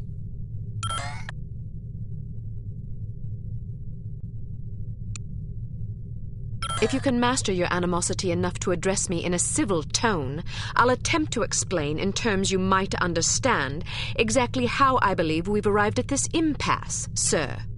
Your inadequacy is matched only by your impertinence. If you find my manners offensive, I suggest you find a line of work more suited to your delicate nature. Gardening, for example, or perhaps motherhood. This is getting us nowhere. Neither is she. I plan to submit a formal request to review her record for dismissal. You'll do nothing of the sort. Even if we had the luxury of discharging one of our last remaining operatives, which we don't, there are proper channels to consider. No agent of Unity has ever been relieved of duties without a formal, thorough inquest. Personally, while I admit that I'm concerned about the results we've seen thus far, I'm not convinced that Agent Archer is entirely to blame. Until I am convinced, we'll continue with our current plan of action. Thank you, sir. Don't thank me yet. It's quite probable that things will get worse before they get better. I don't see how that's possible.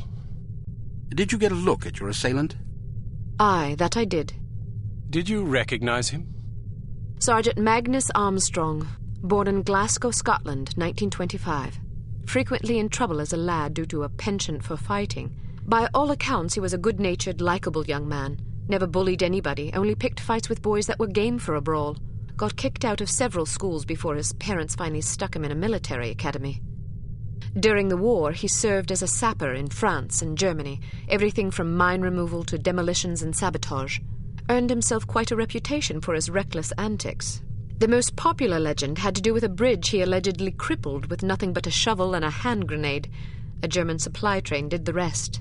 When it reached the weakened section of the bridge, the whole structure came crashing down. It's a shame this chap ended up on the wrong side of the law. To the best of our knowledge, he's never been involved in anything this big before. Most of his arrests since returning from the war have been related to public brawling. Any theories on why he didn't simply shoot you when he had the chance? I'll be sure to ask him when I bring him in. That's assuming you get the opportunity. She just might. We may have a lead. This morning, West German custom officials in Hamburg discovered several suspicious-looking chemical containers aboard a Finnish cargo freighter. Fortunately, these chaps decided to inform us rather than seizing the contraband outright, which gives us a chance to conduct a covert investigation. You believe this is the link to Dr. Schenker? It could well be.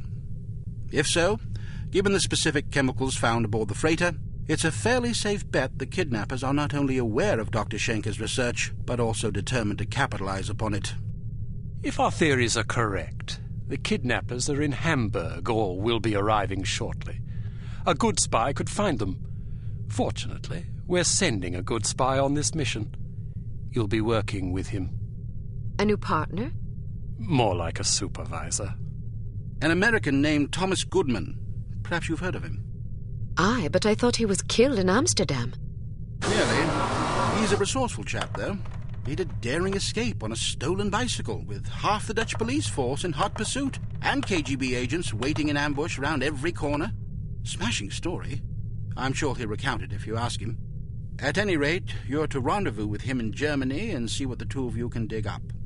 You'll take your orders directly from him during this mission. Thank God. Very good, sir. Thank you. Agent Archer? Yes, sir?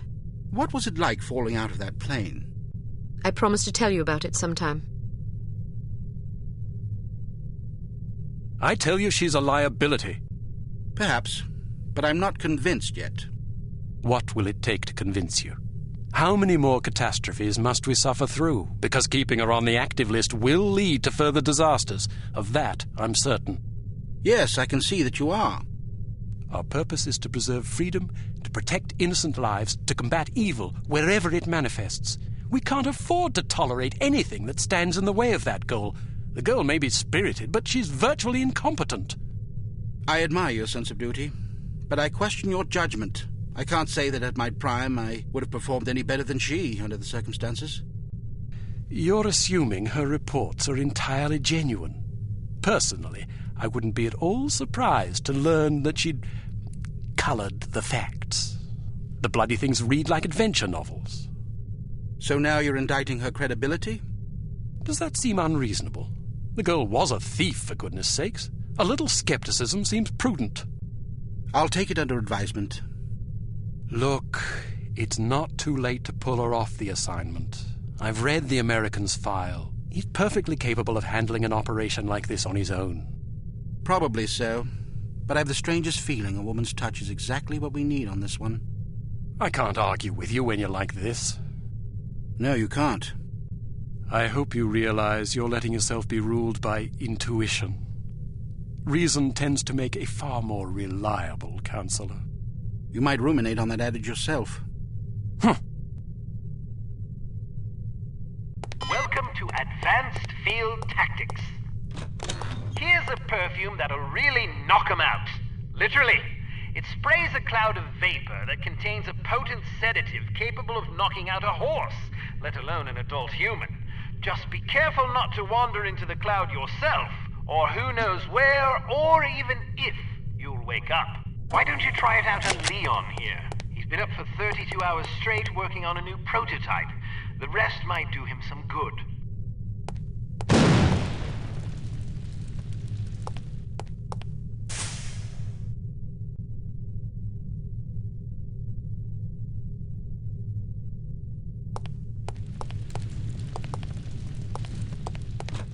Excellent.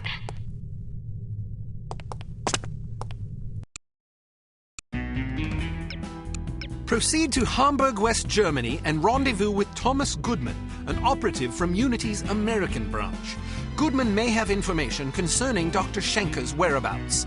The rendezvous will take place at Das Einsame Valkyrie, a popular beatnik nightclub in Hamburg.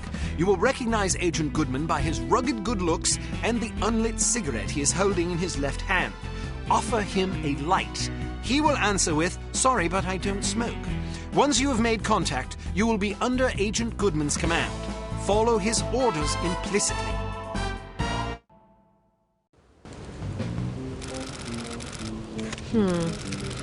How am I going to get in there? I demand to be let in. I'm sorry. That's impossible. But my girlfriend is inside. I understand that, but they can't let you in. Can I at least go find her? Sadly, no. Why not? Because the club is full. Nobody else is allowed. Well, can you go find her for me? I must stay here. Then can you send someone to find her? Everyone is busy. You will just have to wait. I want to speak to someone in charge. As I said, everyone is busy. If you come back tomorrow after 10 a.m., perhaps you can speak with someone then. But my girlfriend is in there now. Perhaps you should have come together. Then you would not be in this situation, and I would not have to listen to you shouting at me. I'm just getting warmed up. It's not my fault that you're out here and she is in there. It is your fault. She is your girlfriend. You should have known better than to ask her to wait for you inside a club that is known to fill up every single night. Can I please just go and find her? I said no, and I meant it. Now go away or I will call the police. Schweinhund. Scheißkopf. Hey, baby, wanna dance? Is it always as crowded? Yeah, the place fills up every night. People come for the music. Do you think they'll let us in? I doubt it. I have to get in there. Really? Well, let me help you. I'll distract the bouncer so you can climb in through that window. Watch out for the camera, though. Thanks. My pleasure. Have fun.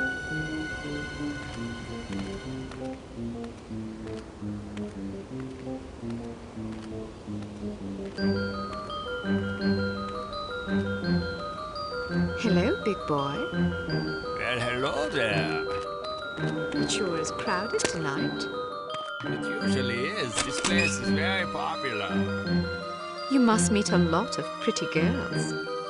Yes, but rarely do I meet enchanting ones. You're teasing. I do not tease.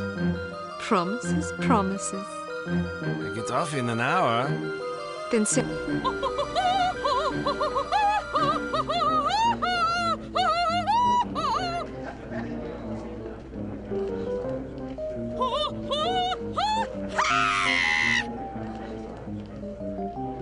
You will excuse me.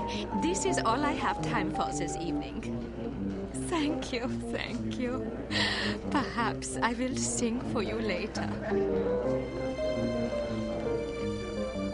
What is so important you need to interrupt me in the middle of a performance? You know how these people treasure my concerts. Now they will lament. Das das tut mir leid, Fräulein Wagner. Of course, if they are sad, they will buy more drinks to drown their sorrows, which is good for business. But it troubles me to know that someone is unhappy because I was unable to give enough of myself. A gift like mine comes with terrible responsibility. Yeah, and you have so much of yourself to give.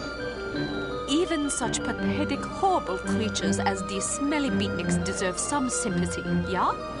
Now then, perhaps you will care to remind me why I am talking instead of singing.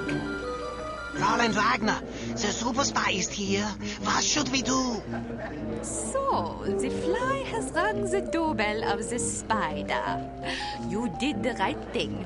Let her have a few drinks. When she goes to the water closet, grab her and bring her to me. Am I understood? Jawohl. Good. Watch her closely. She is not to leave under any circumstances. It will be done as you have asked. If you succeed, perhaps I will be convinced to sing for you. Would you like that? Very much so, Fräulein Wagner. It would be a great honor. Then make me happy. When I am happy, I sing like a nightingale in springtime.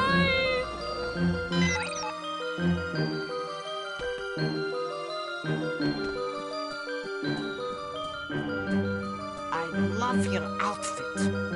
I do too. Can I talk you out of it?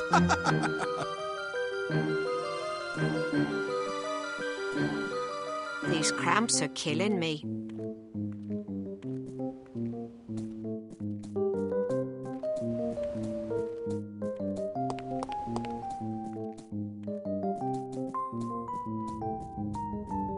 I wonder where my boyfriend is. He asked me to meet him here.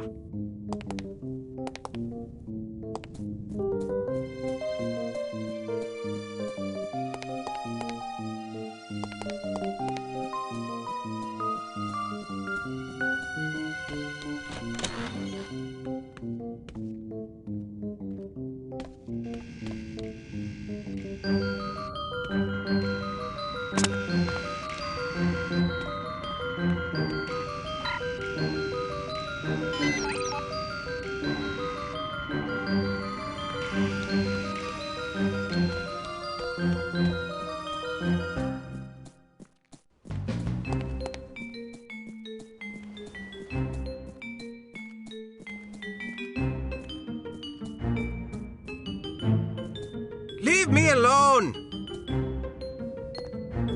Perhaps it's just me, but I thought the music was terrible. How can you say that? It's unconventional, certainly, but that's what makes it so compelling.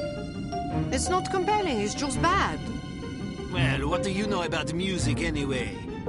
Maybe it's just too sophisticated for my taste. Personally, I like music that has a melody. How passé. Anyone can sing a melody, but it takes a true artist to defy a melody, especially with such passion and courage. Where are you going? Somewhere else. Oh.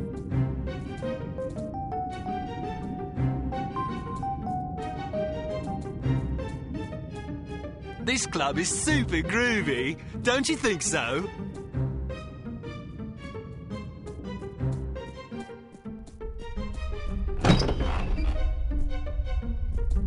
The show ended early tonight. I hope there's another set later.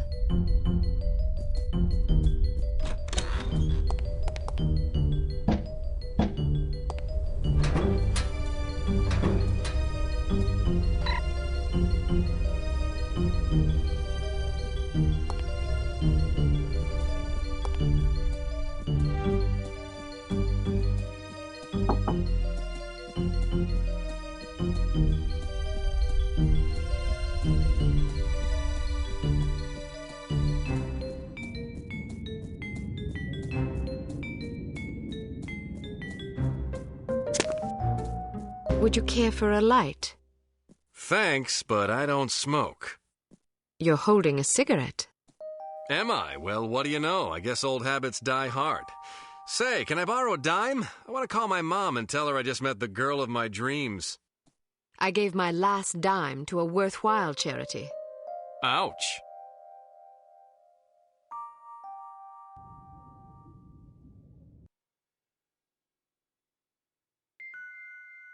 I wasn't expecting a woman. You weren't briefed? They just said meet Agent Archer at 8 p.m. Well, I'm Agent Archer. So I gathered.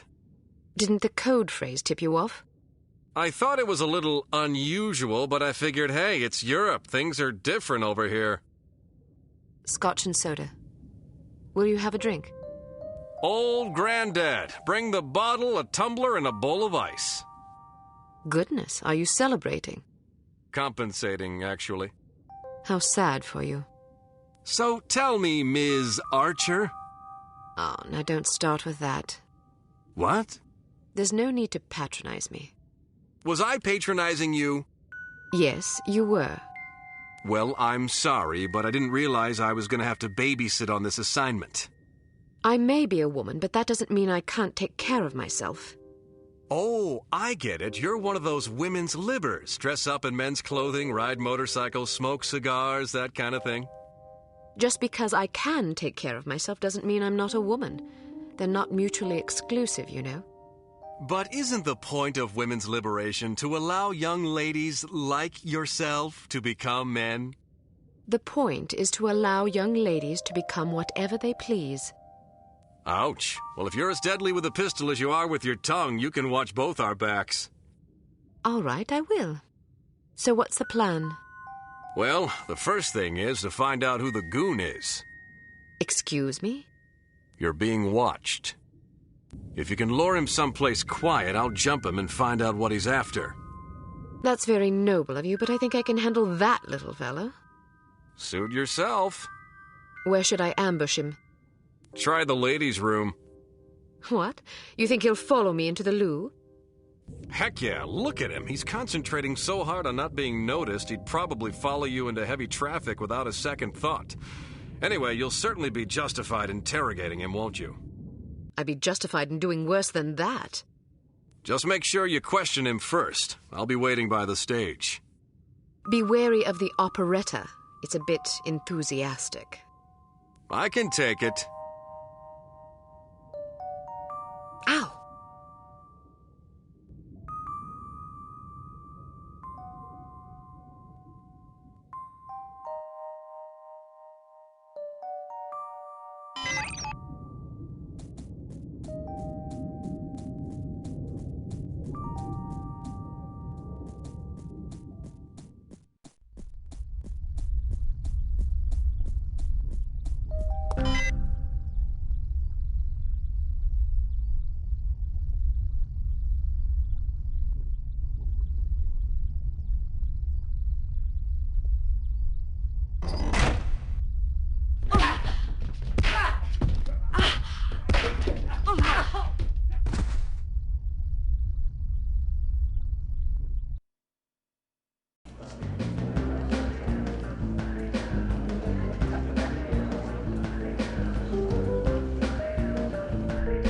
Looking for someone?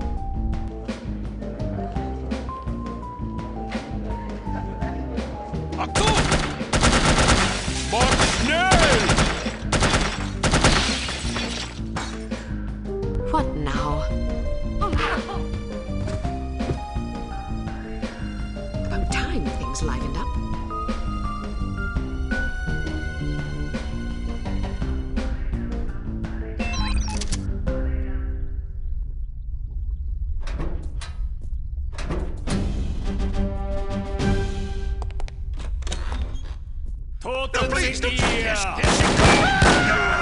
Transmission. I owe you my life. Just keep your head down till this is over.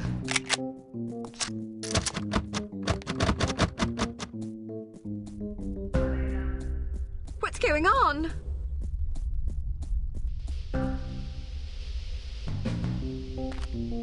I thought I heard something.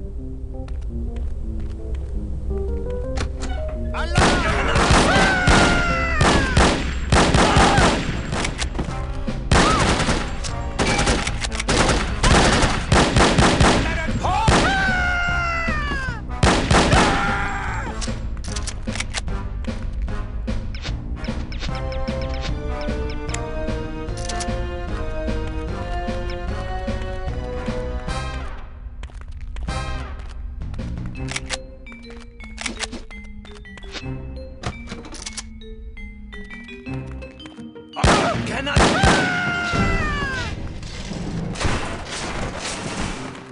Who is there?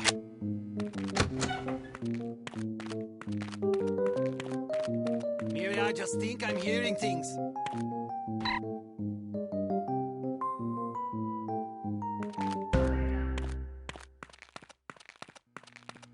Who is it? Kill her!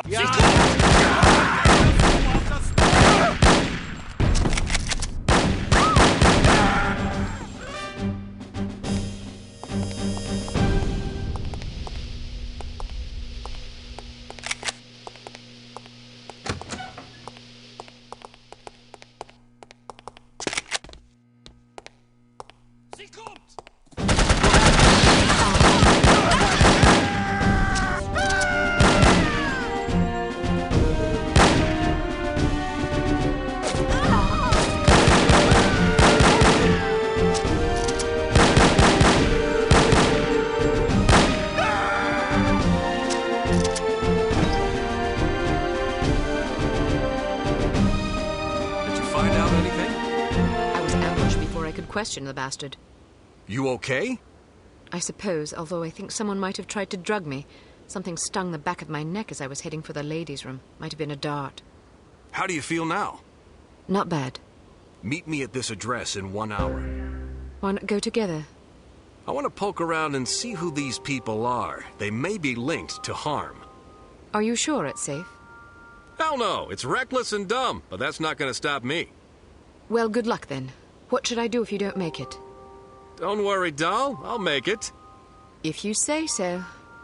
Head backstage. A friend of mine's waiting in the alley. He'll get you out of here. Just tell him you're with me. You think he'll believe me? He will if you tell him my code name. I don't know your code name. Bold Eagle. Good God. What's so funny? Nothing. See you later, Bold Eagle. Not if I see you first. Okay.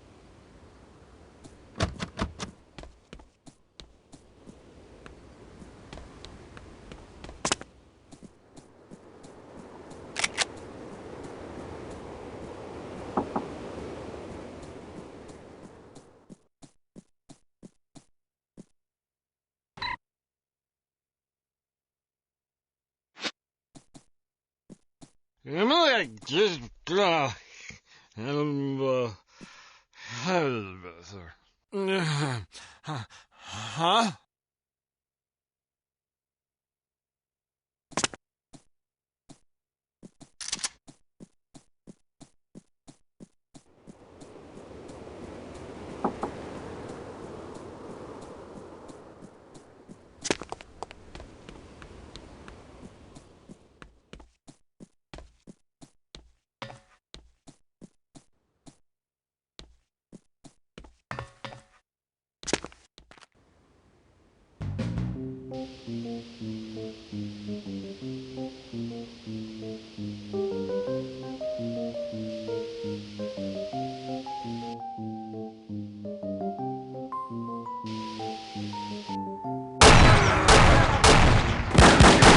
I guess I'll have to improvise.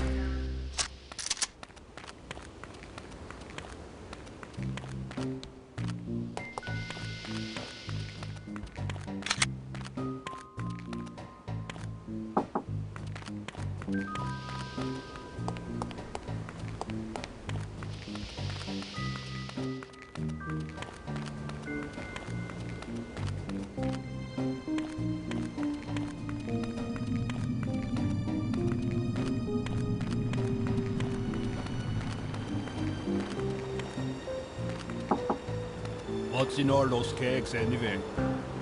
Beer. We supply Harm's entire staff with the finest Deutsch brews. Really? That must be a lot of beer. Indeed. Our studies show that criminals drink 3 times as much alcohol as law-abiding citizens. So beer turns people into criminals? The correlation doesn't imply causality. Just because criminals drink a lot of beer doesn't mean that beer causes crime. It's possible that people with criminal tendencies enjoy beer because it helps to soothe their conscience. Or perhaps criminal behavior is caused in part by a genetic predisposition that also, coincidentally, makes criminals like the taste of beer more than the average person. Who knows? You're very knowledgeable about these things. Criminal sociology is a hobby of mine. I think it's important to understand not just the individual psychological roots of one's behavior, but also the social circumstances that foster that behavior. Whether we like it or not, we are shaped by our environment. Surely you're not suggesting that individuals aren't accountable for their actions. Oh, no, of course not. Just because we are products of the societies we're born into doesn't absolve us of personal responsibility. Our religions and laws teach us what is right and what is wrong. Frequently, the right choice is the more difficult path to take. It requires sacrifice, self-discipline, patience, virtues that many of us find somewhat lacking in our natures. But what if you're born into a hedonistic culture? Look across history. The reason hedonism is discouraged by most religions and governments is that it weakens our civilization. It breeds sloth, petulance, degeneracy, and selfishness. A divided nation is a fragile nation waiting to be conquered. Unity is strength. Humans instinctively fashion order out of chaos. It is a natural, probably genetic impulse. Therefore, even an individual born into troubled times has the capacity and even the duty to behave in a manner that promotes unity, however difficult it may be. Then what about us? I can only speak for myself. I am a product of a broken household, which introduced a general lack of self-confidence in me at a very early age.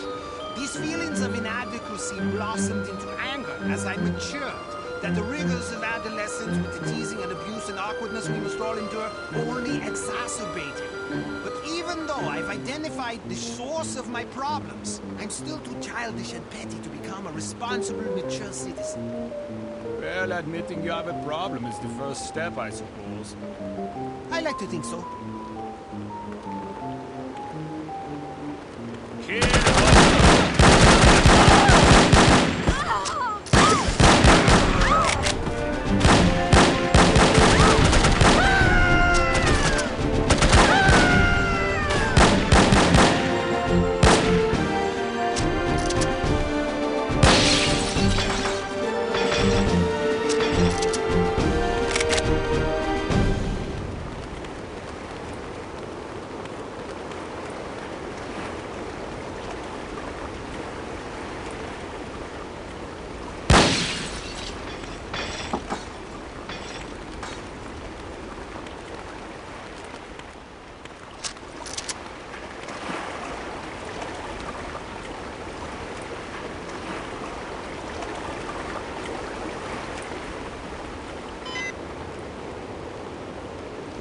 We will meet again, darling. And I will crush you!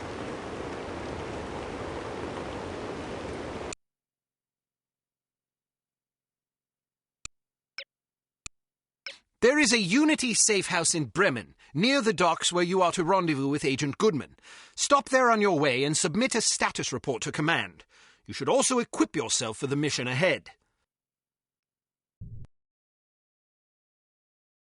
What was the name of that nightclub again? Das Einsame Valkyrie. Ah, yes, here it is. The proprietor's name is Wagner. Inga Wagner. Ring any bells? We've got a file on her. She's supposedly a distant relation of Richard Wagner's, although I don't believe that connection has ever been adequately established. Nonetheless, as a child, she was constantly pressured by her parents to become an opera singer, presumably in order to continue the family legacy. The only problem was that she was completely tone-deaf.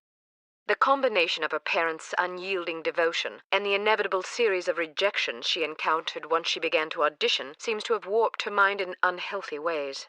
As a young woman, she had several run-ins with the West German authorities, initially involving complaints about her impromptu public concerts, but eventually blossoming into allegations of smuggling, extortion, money laundering, and even murder. It's entirely possible she's fallen in with harm. Find out what you can. Very good, sir.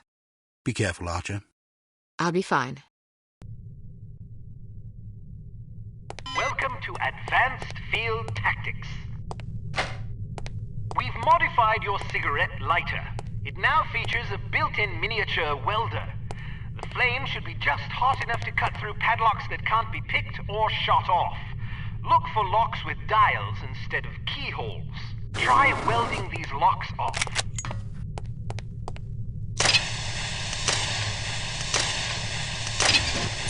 We've developed a new lipstick explosive for you. This one has a 3-second timer, which will allow you to bank it around corners or seek cover before it detonates.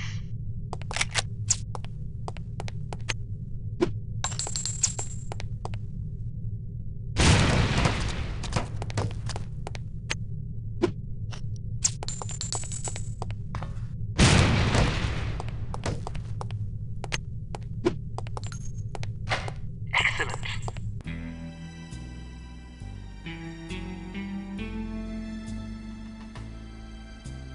I'm so bloody bored. I never have any fun. Me neither.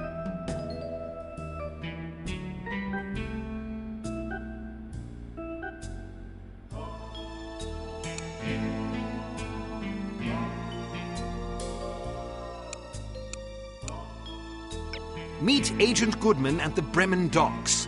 Your first goal will be to get aboard the cargo freighter. Once aboard, you must locate the captain's log and the shipping manifest. Also, photograph any suspicious chemical containers you find. This looks like the place.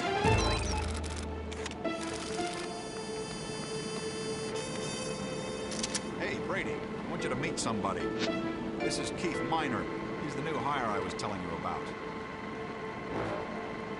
Nice to meet you, Keith. This is an impressive operation you guys got going here. I hear you used to work over at Misery. Were you involved in that giant laser incident? You heard about that? Heck yeah. We had a betting pool.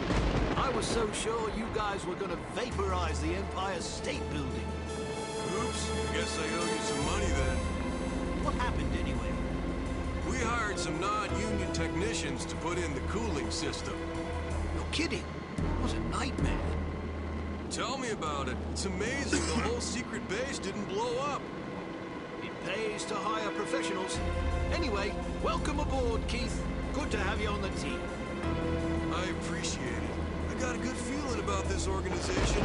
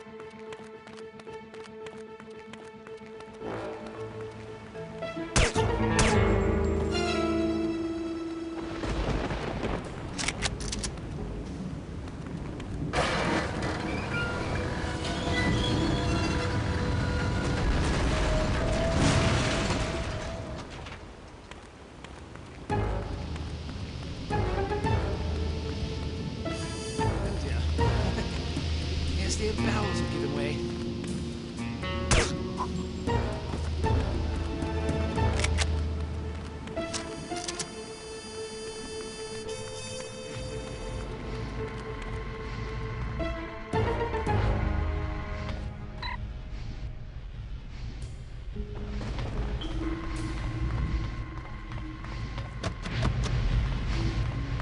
Heard someone. Hello?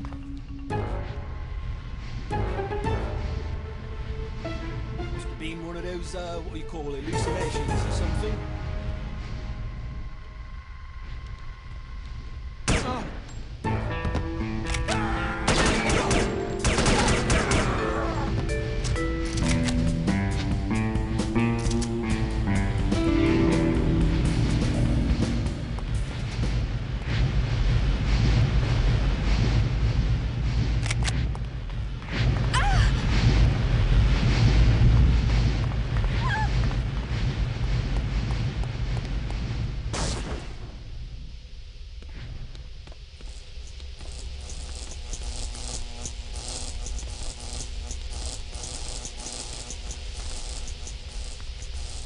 Can you shut off this steam? Not without a valve handle. Well, where is the valve handle? Why isn't it here? Mueller took it. Why? As a joke. Where did he put it? I don't know. Where is he? I don't know. Great. When I find him, he's fired. He didn't mean any harm.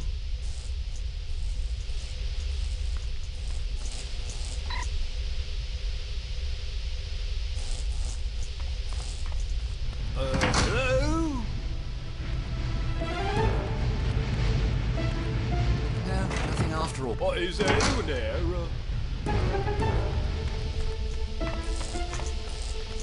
one of those, what do you call hallucinations or something? Incoming fire!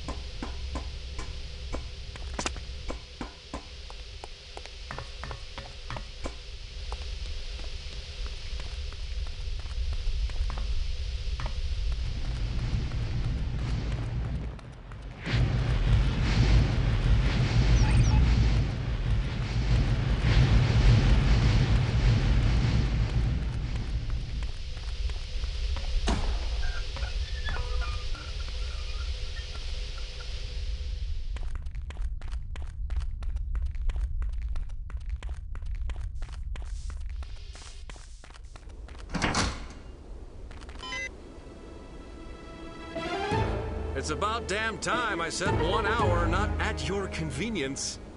Things got complicated. Your friend was killed. The one I was supposed to meet behind the club. What? Damn it. Poor bastard. It was a trap. Well, I hope you don't mind walking into another one. Looks like someone's expecting us. There's bad guys all over the place. I met a few on the way here. They were very unfriendly. Well, don't worry, I've got a plan. We just need a diversion. Easier said than done. I'm a professional, sister. I took the liberty of planting some time bombs. That ought to get their attention.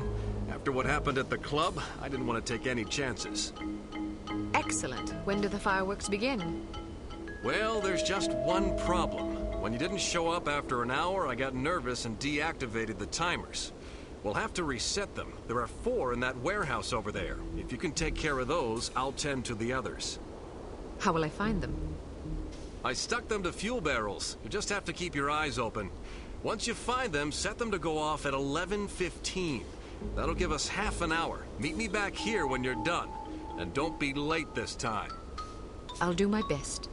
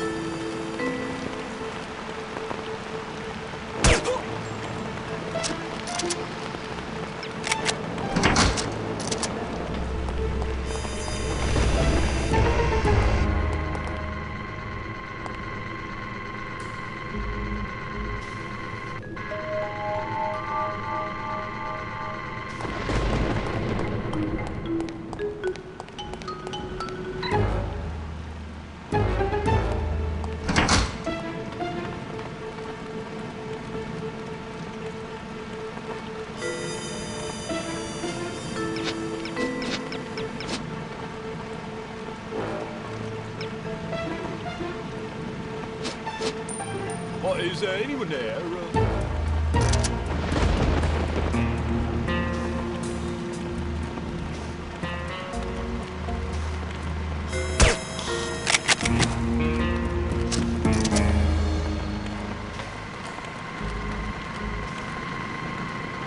Got a cigarette? Cigarette? Nah, I'm trying to quit. No, do you have one? Oh, no, sorry. Why are you trying to quit? I don't know. Makes me feel yucky. Kathy doesn't smoke, does she? No, why? Oh, nothing. Just seems ironic. What are you trying to say? Forget it.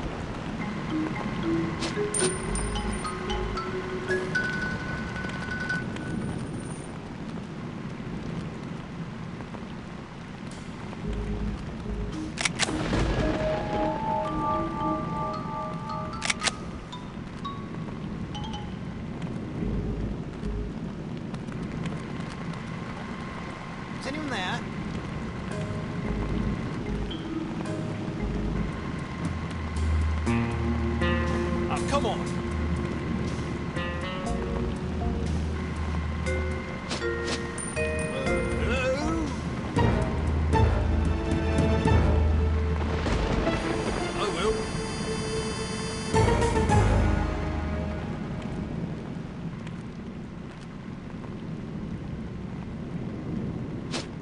Hello?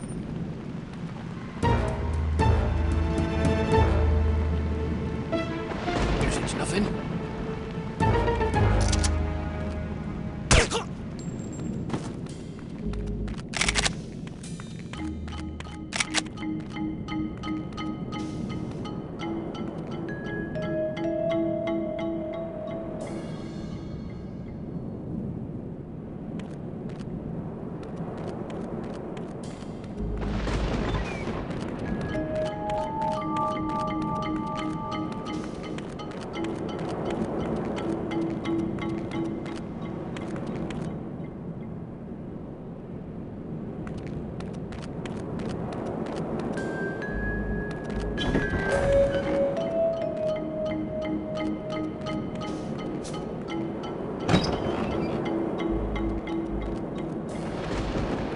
Hey, Floyd!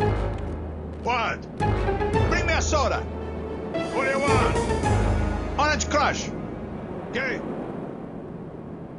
We're out of Orange Crush. Want something else? Ah, forget it.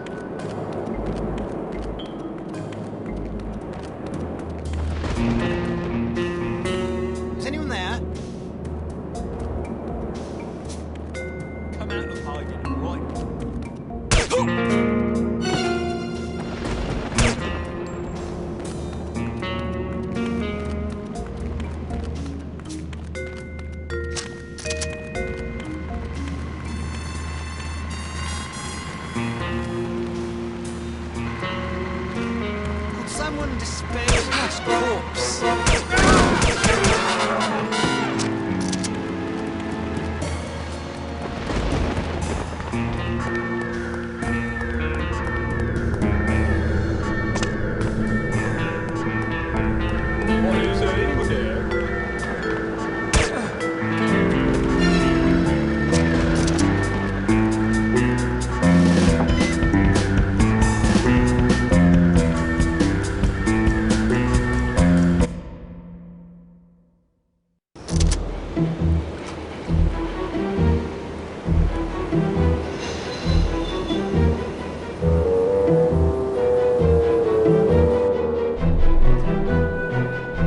Grab a seat. It's almost showtime. I hope this works. It'll work.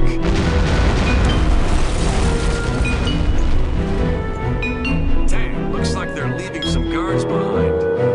Well, I guess it's better than dealing with all of them. Wish me luck. Wish you luck? What, you thought I was gonna let you handle this? It's way too dangerous. Is that so? Absolutely. Why? Because I'm a woman? What did I tell you about patronizing me? Just drop the Joan of Arc routine, okay? I've got a lot more field experience than you do.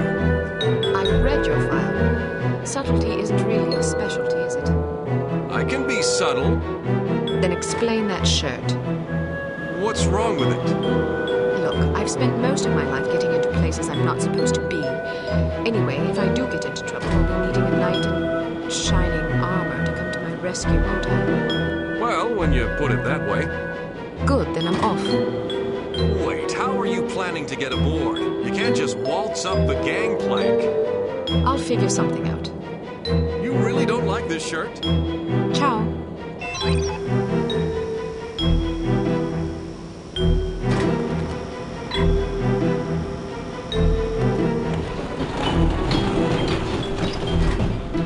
Play drums, right? Yeah. What kind of music do you like? Exotica mostly. Les Baxter, Sonny Sodasi, people like that. Playing this anybody? Not right now. I haven't had a lot of free time since we started this operation. Yeah, no kidding. Why, you starting something up? Well, me and a couple of guys from security have been playing once a week at this little club downtown. Real informal. Improvisation mostly. Sounds fun. Wanna sit in this coming week? Yeah, sure. Why not? Groovy. You know where Cab Cabaret is? Down on Hoffenstrasse? Sure. Cool. Just show up around 9 o'clock on Wednesday. Is the crab set okay? I don't want to haul all my gear. Perfect. All right. Looking forward to it.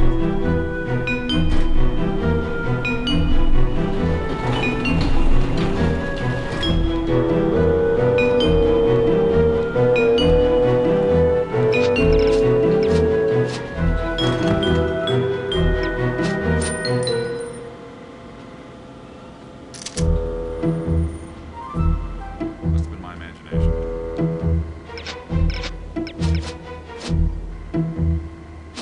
You there!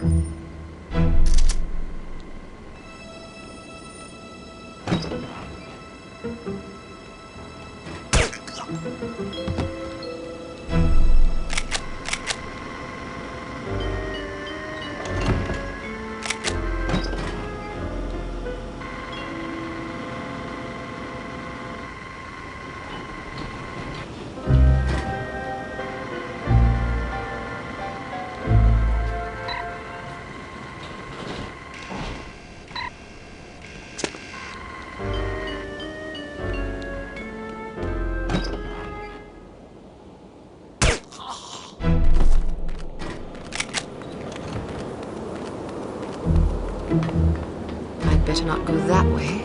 Any further about those explosions? Not yet. The boss will just look into those. If anybody in the world knows what's up this gangplank, shoot first and let them finish the fish.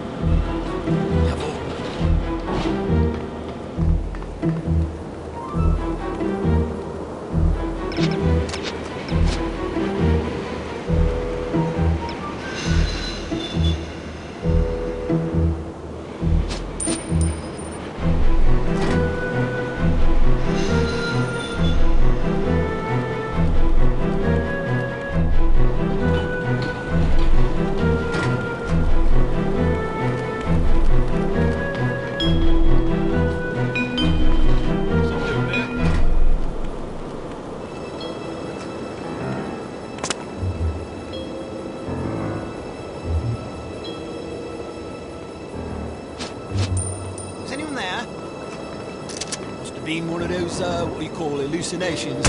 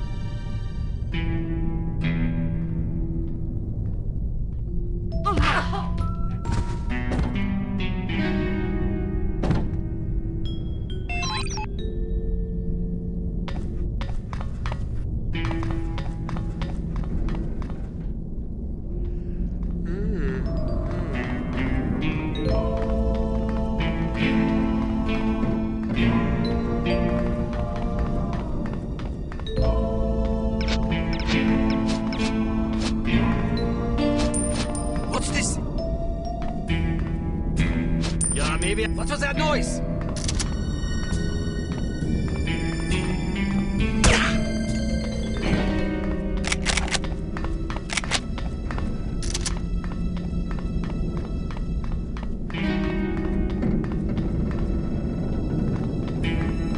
Oh, get his body out of here! Who is this here?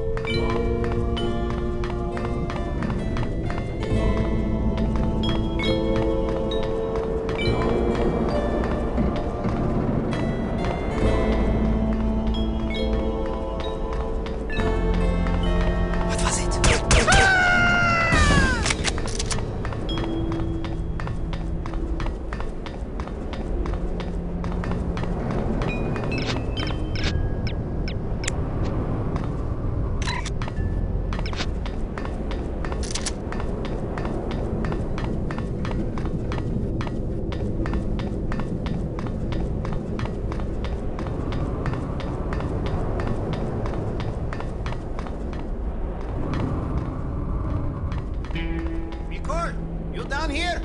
Nicole!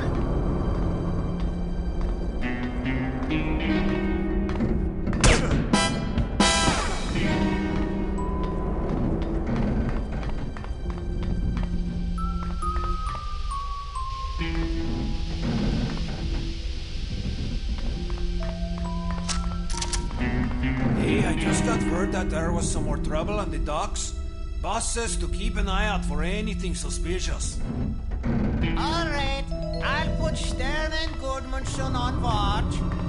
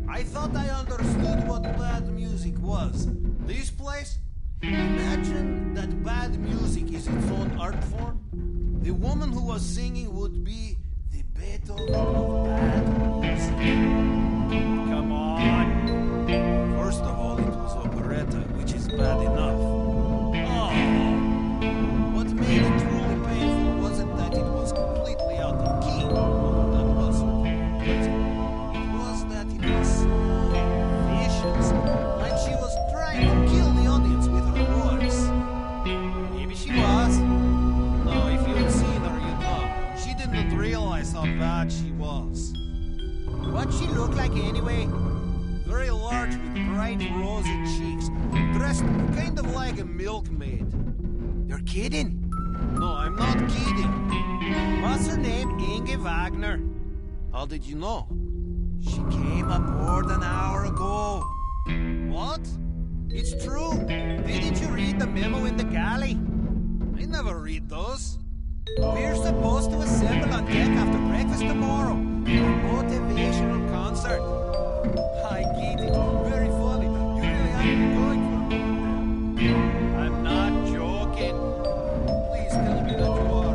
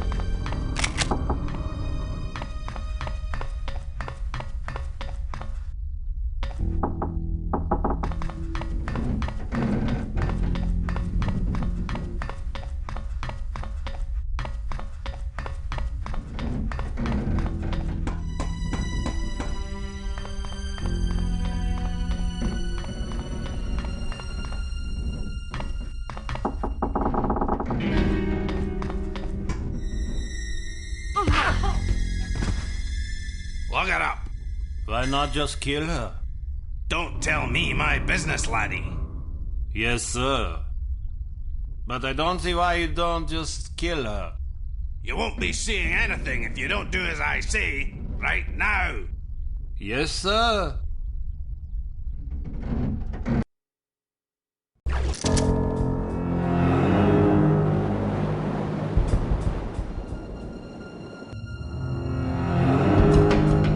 Armstrong! Where are you? I demand an explanation. Explanation for what? Heinrich tells me the girl is still alive. Perhaps you did not understand my orders. Your orders? Ha! You don't give me orders. She was to be liquidated. Why did you spare her? I'll not slay a countryman without a fair fight. The girl's just doing her job. She's a threat to our operation. Then you kill her. Coward. Fatty. Drunk. Fatty. You disgust me. What was that? That's an explosion. Find out what's going on. Jawohl, Frau Wagner. Abandon ship! Abandon ship! Did he say ship or sheep? Ship, I think. Why? Oh, no reason.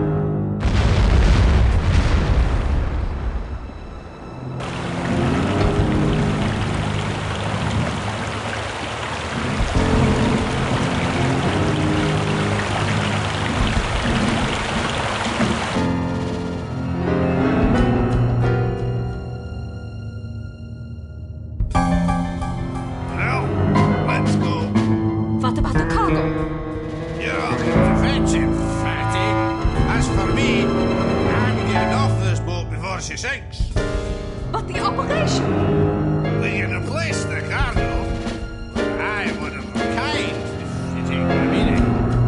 The director will not be pleased. Then stay here and show your devotion. I'll nail up a commemorative plaque for you in the ladies' room of that wretched nightclub of yours. I can't help it if my beautiful cabaret is infested with beatniks. I've tried to get rid of them, but they're like roaches. Probably because they think you sing like that on purpose. Experimental jazz or some such shite. Enough of this jabbering. Get out of my way. Hideous mask is blocking the bulkhead. The bulkhead's blocked. What do we do? Let's go through the engine room.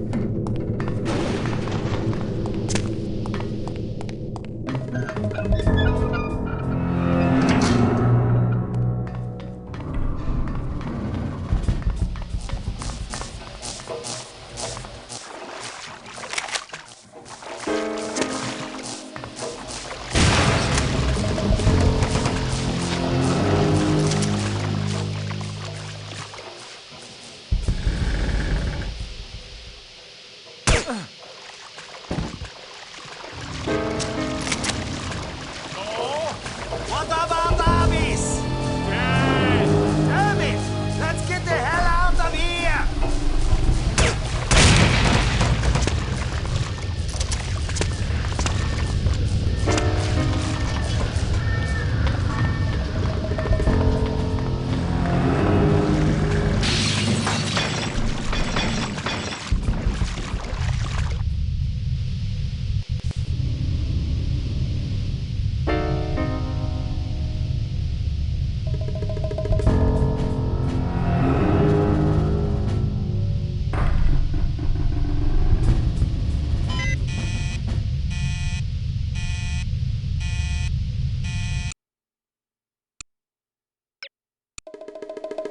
You are proving to be an inadequate operative, Agent Archer. You have yet to carry off a successful mission. Well, perhaps all is not lost. At least you placed a beacon in the radio room, which will allow you to locate the sunken freighter.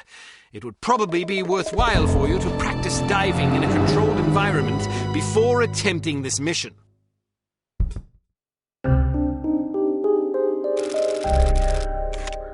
Fabulous cigars, Carlyle. Absolutely fabulous.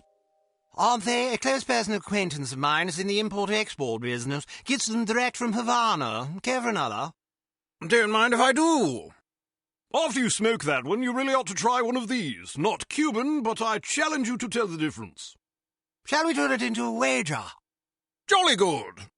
Smashing. I only wish the Commissioner were here to fatten the pot. Here I am. Commissioner, good of you to join us. We're just about to embark on a little bet. Gordon here contends that his non-Cuban cigars will dupe seasoned connoisseurs like us.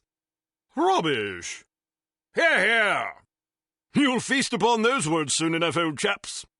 Frankly, I'd rather smoke them and wash them down with some more of this fine cognac. Isn't it divine? No, smashing. What's the matter, Commissioner? You look a mite wan.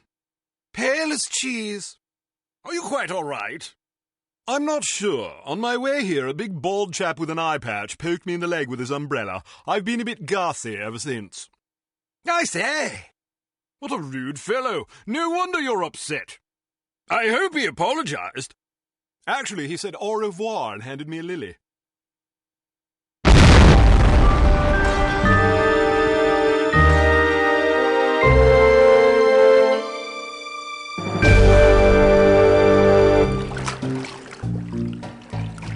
Welcome to Advanced Field. Take some time to acclimate yourself to scuba diving.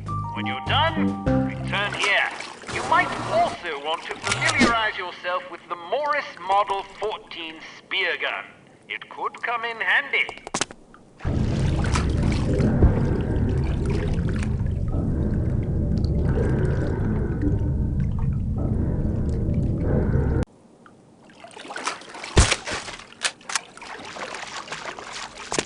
This belt buckle is actually a cleverly disguised zip cord that shoots out a thin, tensile line capable of supporting the weight of an adult human of average size. When the line is fastened to certain suitable clasps or hooks, the device's miniature motor will lift you automatically.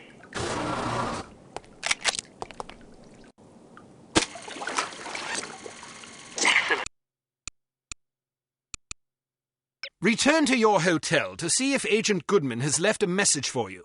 In either case, contact him and make plans. You'll need his help if you're to succeed.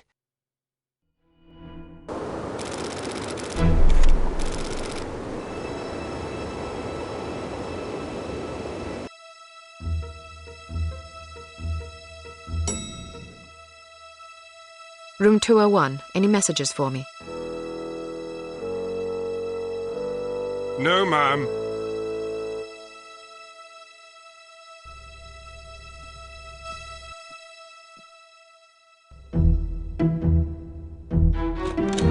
Well, hello there. I let myself in. I hope you don't mind. I could have shot you. But then you would have felt guilty. Don't be so sure. Oh, come on, be nice. You might have warned me you were planning to blow up the bloody ship. I wasn't expecting you to be aboard long enough for it to matter. After all that talk about how sneaky you are, I figured you'd get aboard, grab the stuff, and get back off. Things got complicated. I've heard that before. Probably from your mother. What the hell were you thinking anyway? Well, between the shipping manifest, the captain's log, and your photos, I figured we'd have what we came for. So why not inconvenience the bad guys a little? There's only one problem. I don't have the manifest or the captain's log. Oh, that's just perfect. Never send a woman to do a man's work. Hey, it was your surprise demolition work that got us into this mess. If you'd done your job, it wouldn't have been an issue. How could I do my job when the whole bloody ship was going down? You nearly got me killed. All right, I'm sorry I didn't warn you. Are you happy now? Not much of an apology, but I guess it'll have to do. Did you at least manage to place a beacon in the radio room? I did. Well, I hope you're up for a swim. Room service! You ordered room service? Get down! You must have been followed. Listen, head for the safe house and grab some scuba gear. I'll arrange for a boat. Right. Any recommendations on how we get out of here? It's you I'm worried about. They know your face. All right, in that case, any recommendations on how I get out of here? Are you afraid of heights? I'm comfortable with anything under cruising altitude. All right then, head for the roof. They won't expect that. I saw a fire escape in the back. You should be able to get down that way. Try to slip out of here without being seen. I'll do my best.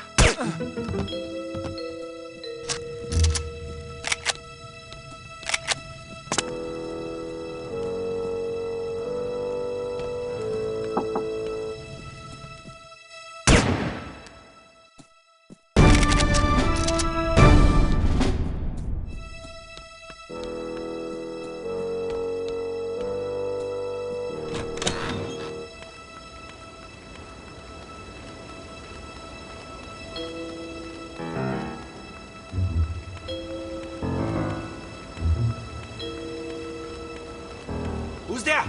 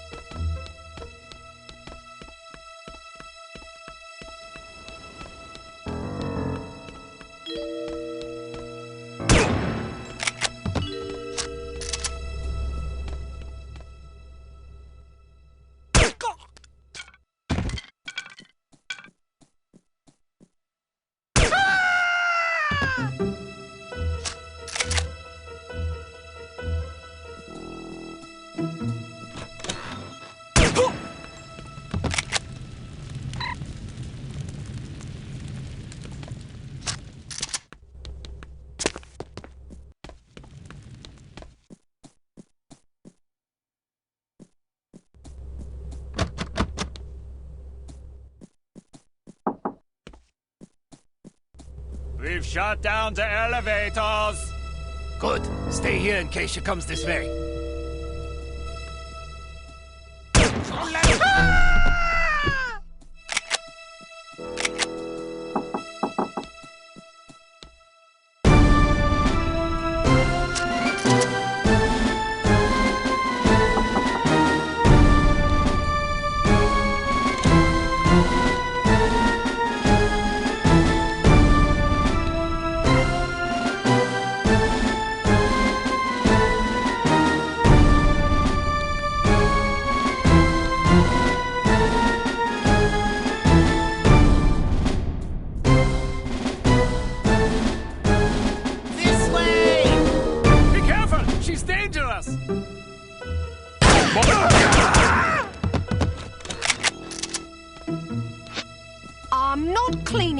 this mess?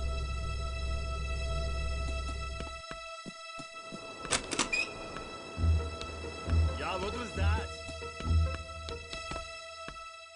Here she comes!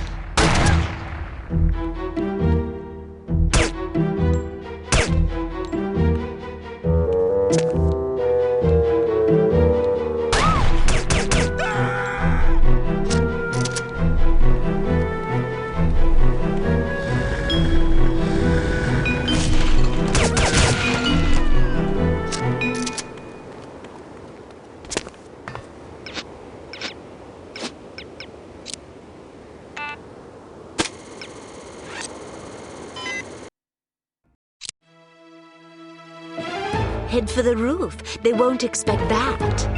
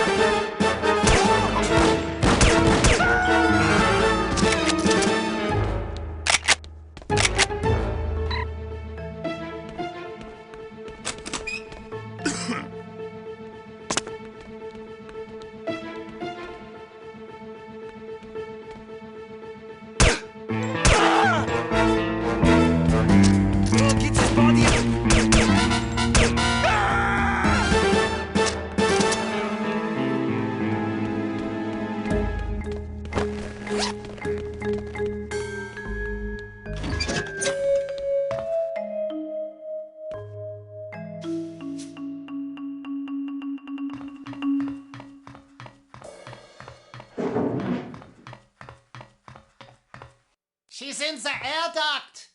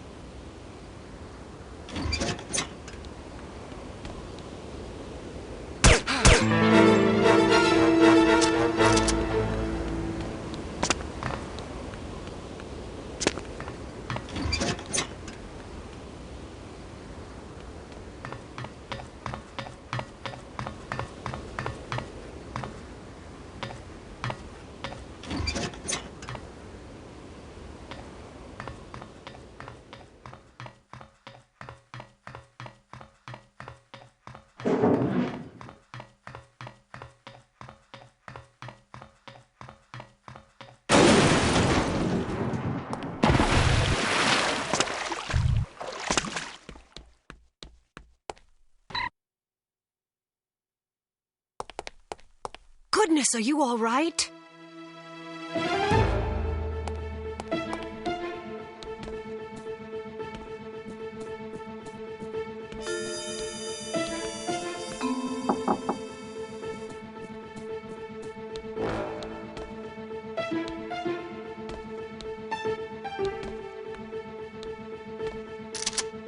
Where is she? Over here! Don't let her get away!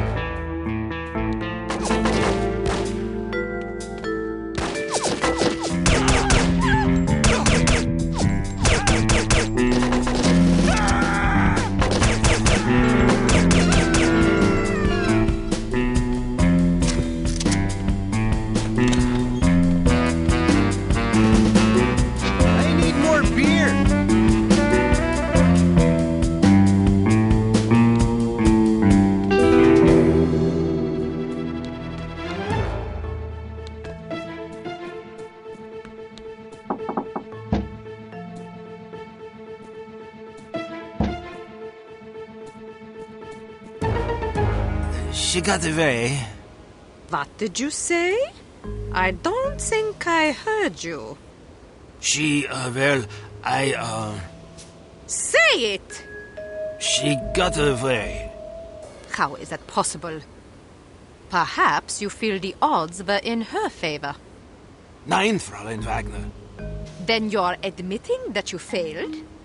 Jawohl, Fräulein Wagner. I should be punished. My thoughts exactly. But how shall I punish you? Electrocution would be painful, or perhaps a good beating. But I beg of you, please do not deprive me of the chance to hear you sing.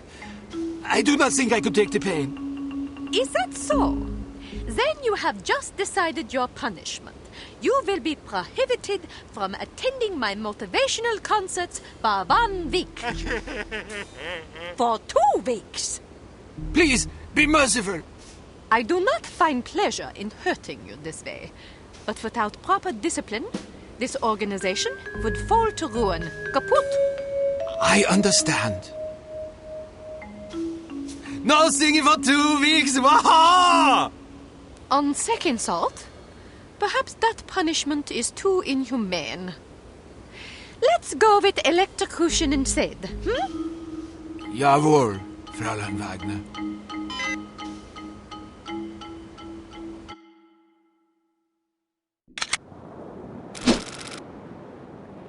We should be directly over the wreckage. You'd better get going. What happened to the chivalry? You're not going to tell me it's too dangerous for a wee little lass to go down there by herself. I'm not the one that left the manifest and the captain's log aboard the ship. Well, I'm not the one that scuttled the damn thing. You want me to go? No, I just wanted to argue about it. Wish me luck.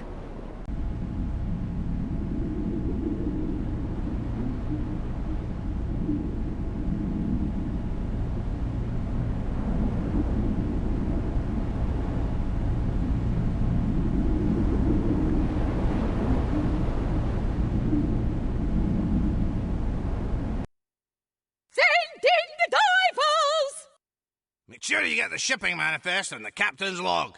Oh, and if you see a half-empty bottle of Lafroig floating about in my quarters, I'd be much obliged if you'd retrieve it for me. Yes, sir. You disgust me. So? You are a drunk and a coward. You can say what you please about my hobbies and my hygiene, but I swear if you ever cast aspersions on my manhood again, I'll pound you. I'm not a coward. Your threats don't frighten me. A good beating might knock some of that ugly out of you. Care to find out? I will be in my quarters rehearsing. I am not to be disturbed. That's right. It's the rest of us who'll be disturbed, you bloody great banshee. I heard cats in heat that sing prettier than you. Criticism is the refuge of those without the talent or discipline for the pursuit of art. I pity you. And well you should. You call that belling of yours art. Fart is more like it. Imbecile. Fatty, fatty, fatty. Fatty, fat. Fatty, fatty.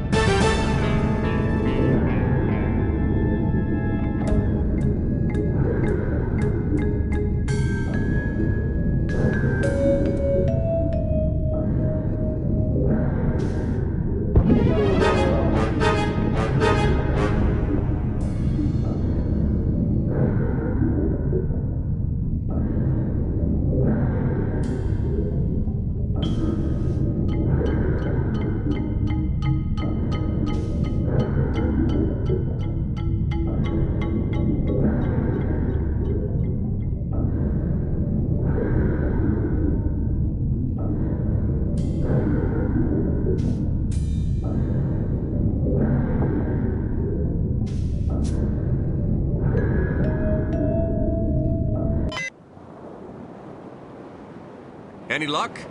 Aye, mostly bad. I was ambushed. Ambushed? Yeah, by divers. They came out of nowhere. Did you see anything up here? Not a damn thing. Well, I got what we came for. Let's head for shore.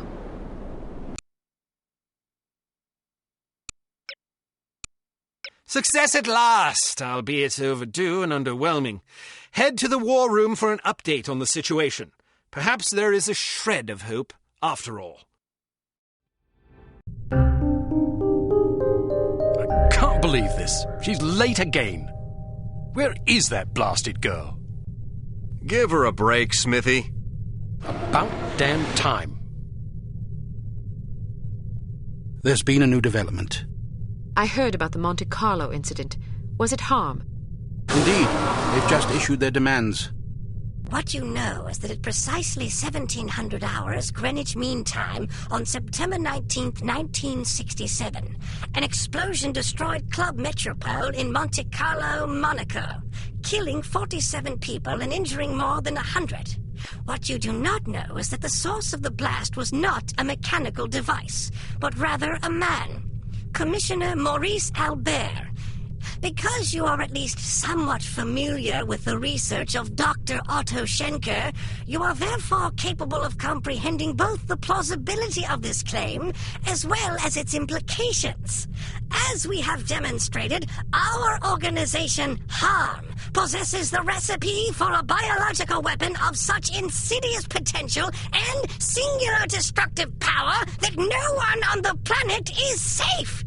Unless our demands are met. This is outlandish.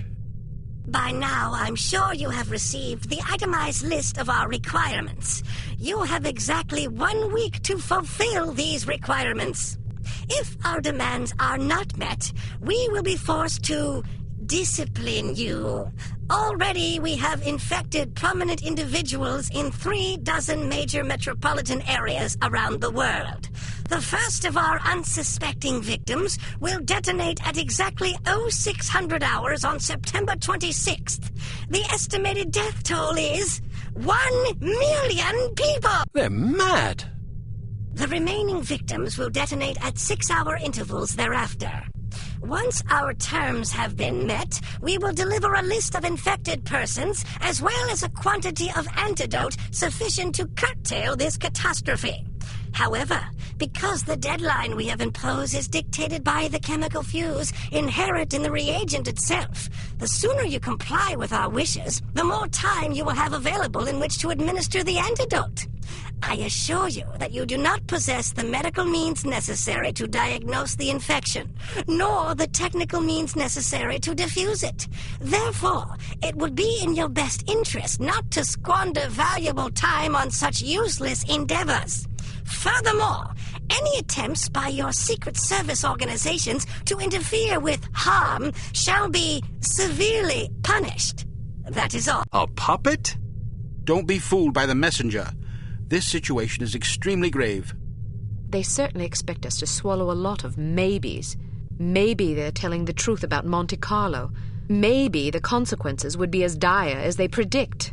Maybe there's an antidote. Maybe they'll fulfill their end of the bargain. I tend to agree with you, Agent Archer. But for the time being, I suggest we take them at their word. The word of a puppet? What are their demands? Mr. Smith? £50 million sterling, the continent of Australia, and an internationally recognized holiday to be known as Praise Be to Harm Day. I don't see the point.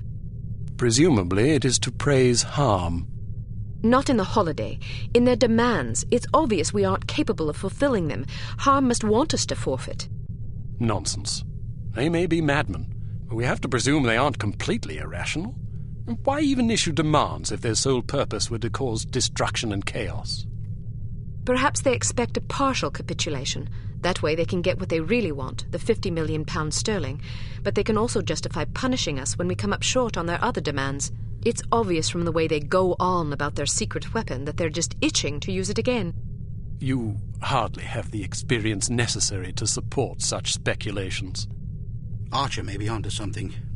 In any case, Harm's motives are irrelevant. Our goal is to stop them, completely. No capitulation, no compromise. What about their warning?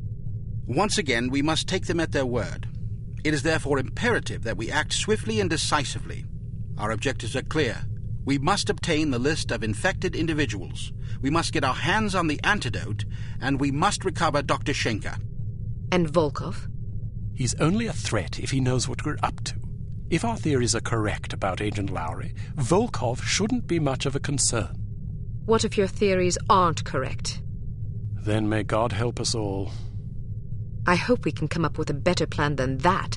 What about the information we got off the ship? Well, the containers you photographed weren't accounted for on the shipping manifest, which comes as little surprise. However, much of the cargo aboard the freighter was on its way to a chemical plant in southern England. Not much to go on. Be that as it may, it's better than sitting on our hands waiting to find out if Archer's correct about Harm's intentions. And the captain's log? Useless. Shite. Tell us about this chemical plant. It's owned by Dumas Industrial Enterprises. Dumas? As in Baron Archibald Dumas? What do you know about him? Only what I've read in the papers. Apparently, he's a reclusive chap who spends much of his time hunting big game in Africa and Southeast Asia. No one knows much about him except that he inherited the company from his father about 10 years ago. We're counting on you to discover whether or not he's connected to Harm. And if he is? First things first. For now, try to get an audience with the man. Size him up. We need to know what sort of fellow we're dealing with. Your best bet is to see if you can catch him at the chemical plant. There's also a corporate office up north, but apparently he doesn't spend much time there. Whatever you do, don't jeopardize your cover. It's imperative that we take Harm by surprise. Understood. I have a hunch we're getting close. If this lead pays off, we'll be one important step closer to victory. Welcome to Advanced Field Tactics. We've cooked up a stunning new perfume for you. It temporarily blinds and dazes anyone caught in its influence. Do be careful not to spray it upwind.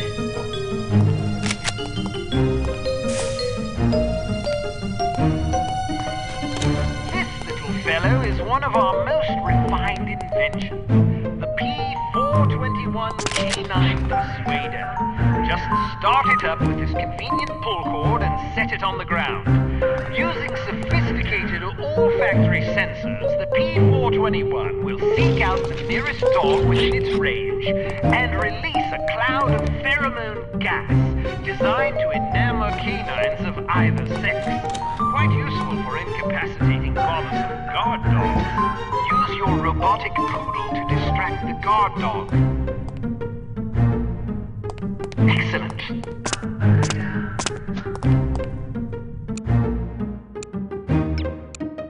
It is possible that the reclusive Baron Archibald Dumas is somehow connected to the disappearance of Dr. Schenker.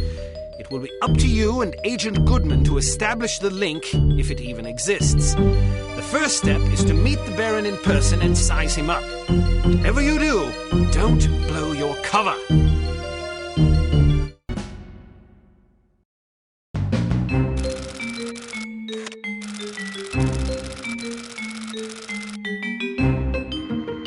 Good morning. How may I help you? We've an appointment with Baron Dumas. I'm sorry, but are you sure it was today? The Baron usually reserves Mondays for golf. Tuesdays and Thursdays are for skeet shooting, Wednesdays for fishing, and Friday afternoons for backgammon. Sounds like a busy schedule. How does he find time for appointments? His lordship reserves Friday mornings between 11 and 11:15 a.m. for business matters. Well, I'm positive today was the day. Could you take another look at the appointment book? I suppose, but I can't see that it will do any good. The Baron's routine is quite established.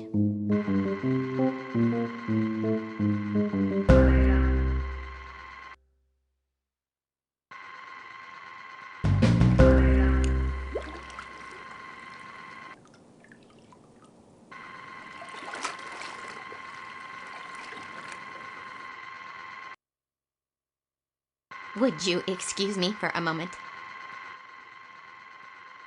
That should keep her busy for about 10 minutes, poor lass. All right, wait here just in case. I'll find the Baron's office and see if I can dig up some incriminating evidence. I've got a better idea. You wait here and I'll snoop around. No way, Sugar Pie. Remember what happened last time? Heads or tails? Tails. Heads. You lose. Sugar Pie. 2 out of 3? Don't be a sore loser. Fine, but stay sharp. If you're seen, the mission's blown. If the Baron figures out you're in his office, the mission's blown. If you hurt anybody...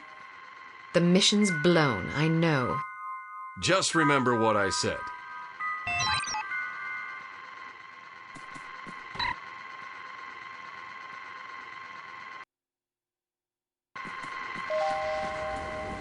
I'm not sure I agree with your conclusions. Why not? Well, your methodology seems a bit suspect. What's wrong with it? How should I put this? Basically, you quote your mother-in-law to support your theory. Thought you had some pretty interesting things to say. Never mind. Did you see what she did with her hair? It's horrid. I know. Short is fine. Look at Audrey Hepburn in Roman Holiday. But it's just so... mannish. Well, at least you didn't have to listen to her mother lament about it for 3/4 of an hour. Yes, can you believe it? The poor dear was distraught, and who could blame her? Are you talking about Laura? Yes! I know you did, we all did, but she doesn't listen. I told her not to do it. That's what Melanie was just saying. Oh, just Fran being an eavesdropper. It's not eavesdropping when a person's yelling down a hallway. Pipe down, you busybody. No, not you. Fran's teasing me. Okay, I better go too. Are you free on Saturday? Well, let's get together, shall we? Are you free on Saturday, Fran? Sure. Fran's coming along too. Good. See you then. Bye. How's Melanie anyway? I think she's having troubles with Johnny. Poor dear. I'm sure we'll hear all about it on Saturday.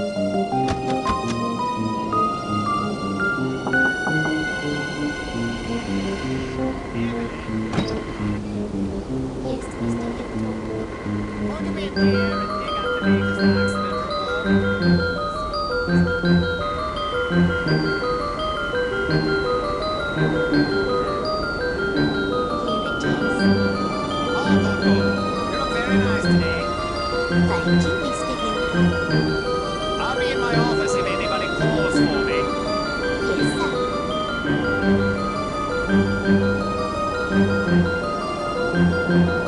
Yes,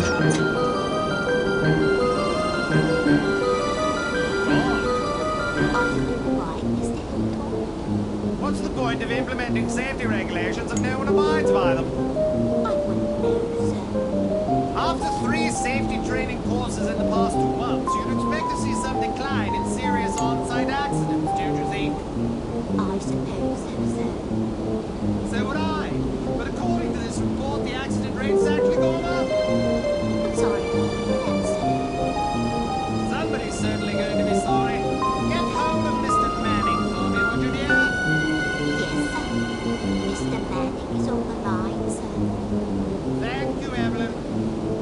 Manning, this is Hilltop. Listen, I'm just looking over the latest accident report and... Manning? Who called me? Hung up on me. Don't bother. I think I'd better have this conversation in person. I'll be back in a jiffy. Good luck, sir. Thank you, Evelyn.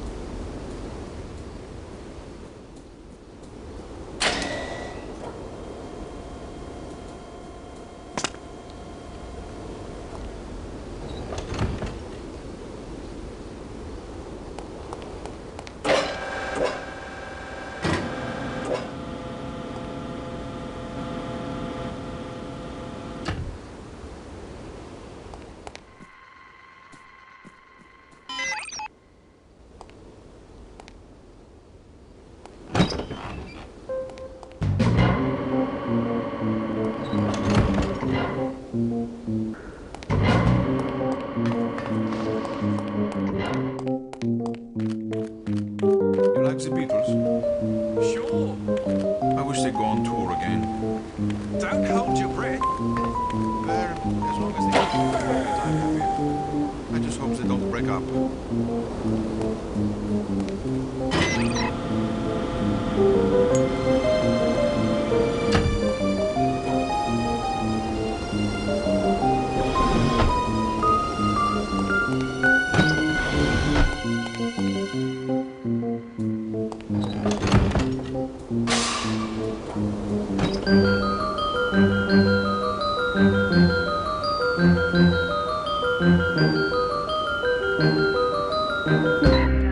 Any luck?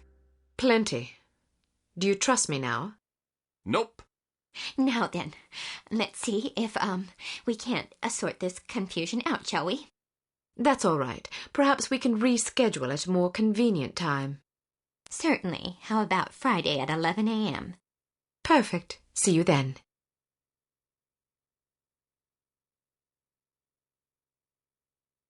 I want to take a look around in there. Good idea, but it's my turn. Heads or tails? You got to go last time. Heads or tails? I'm going, you're staying. No arguments, no coin toss. Don't be such a Jessie. Heads or tails? Heads. Tails. You lose. Again. I'm in charge here. I give the orders, you take the orders. Well, now that we've decided who's going in, what are your orders, sir? All right, I'll help you get inside, but you'd better be careful. If anyone sees you, liquidate him before we can set off an alarm, and stay clear of security cameras. Don't worry. Photograph anything that looks suspicious and collect as much intelligence as you can. Files, correspondence, dossiers, anything. Aye, aye, sir. Excellent orders, sir. I look forward to following them. Give me a few seconds head start.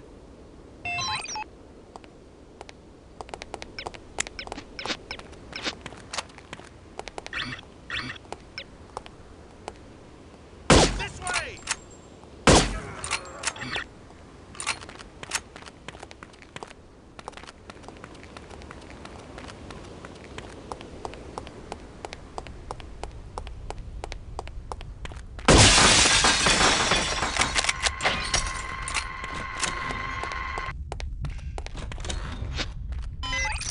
Was it any good? Something about this Venusian society. Oh, I saw that one. It was kind of weird. But they're all pretty weird if you ask me. True. That Diana Rigg is one fine specimen. She sure is. I wouldn't mind getting roughed up by her.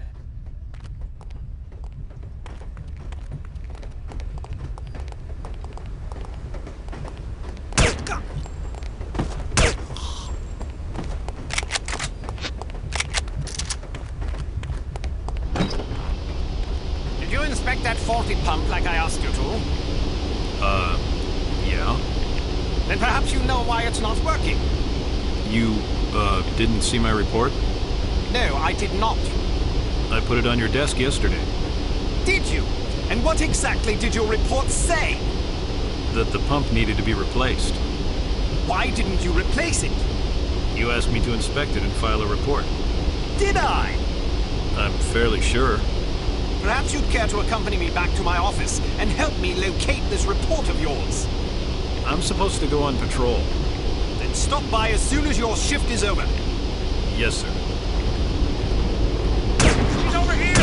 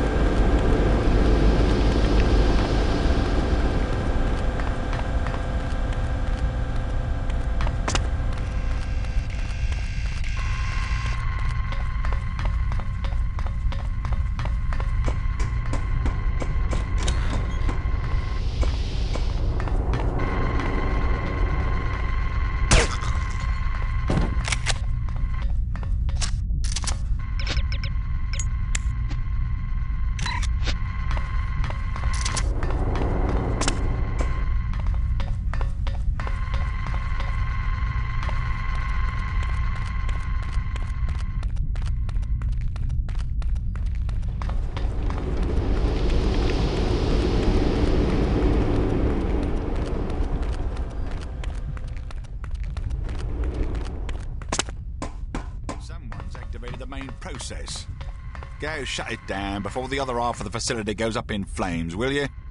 Yes, sir. Oh, and see if you can find out who turned it on and haul the bastard into my office. I'm a bit tense today. Knocking the teeth out of some thick-headed sword sounds like just the ticket. Sure thing, sir.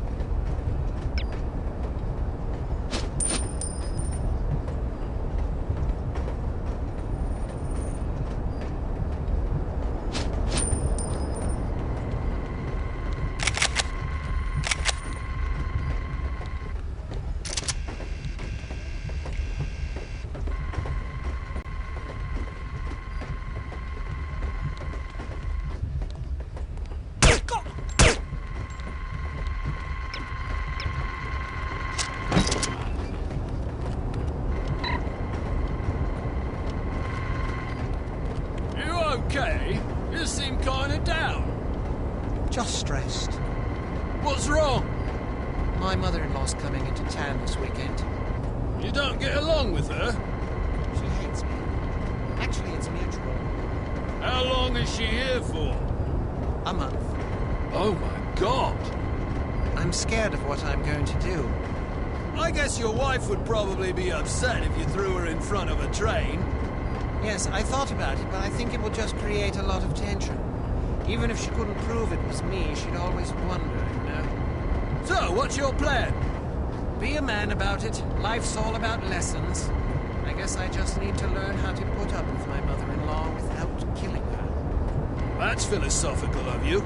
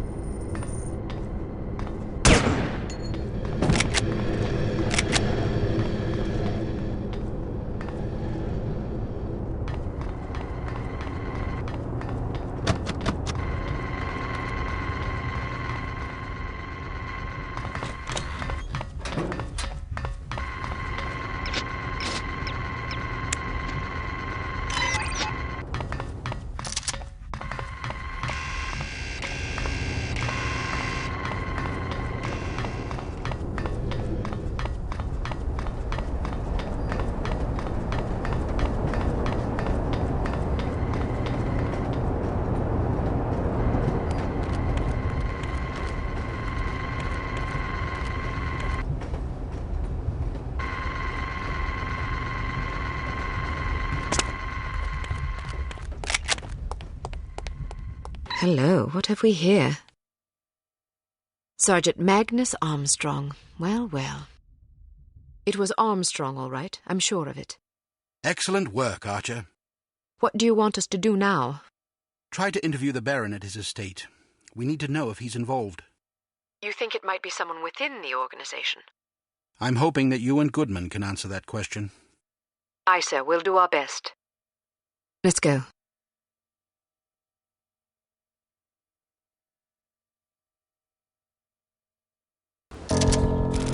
Tails. Heads. Damn it! Ah, don't pout. Your eyes get all small and piggy when you're sulking. How are you planning on getting in there anyway? I'll charm my way in. Well, I hope you brought some secret charm powder or something, otherwise you're in big trouble. I've got better weapons in mind. Like what? You've been staring at them all afternoon. Huh?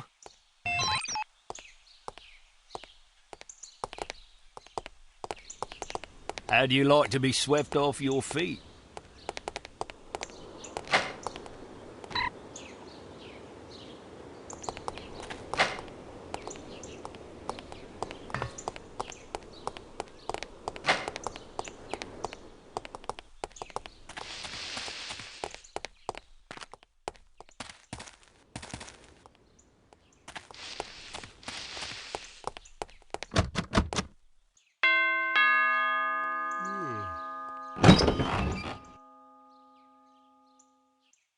Yes? Good afternoon. My name is Mia Haig. I'm from Men of Influence magazine. Men of Influence? What on earth are you doing here? This is the residence of Baron Archibald Dumas, is it not? Yes? Baron Dumas certainly seems to qualify as a man of influence, wouldn't you say? I suppose it would depend on how you choose to define Influence. He is the president of Dumas Industrial Enterprises. Ah. He's wealthy. True. He's well respected. He's dashing. He's debonair. Listen, this is all very educational, but what exactly do you want?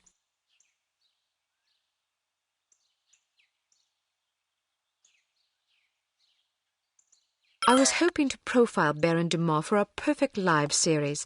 Each month we cover a different person whose lifestyle and disposition exemplify perfect living. And you wish to include his lordship in this series? Yes, the idea is to penetrate the myth and get to know the man, his pastimes, his ambitions, his accomplishments, the things that make him tick. I see. He's a model aristocrat. Ah. Someone our readers can look up to. Of course. Will you excuse me for a moment, Miss Haig? I don't think I could forgive myself if I were to let this sublime opportunity pass by. I will discuss your request with his lordship and return presently with his answer. Thank you. Please, wait here. I shan't be a moment.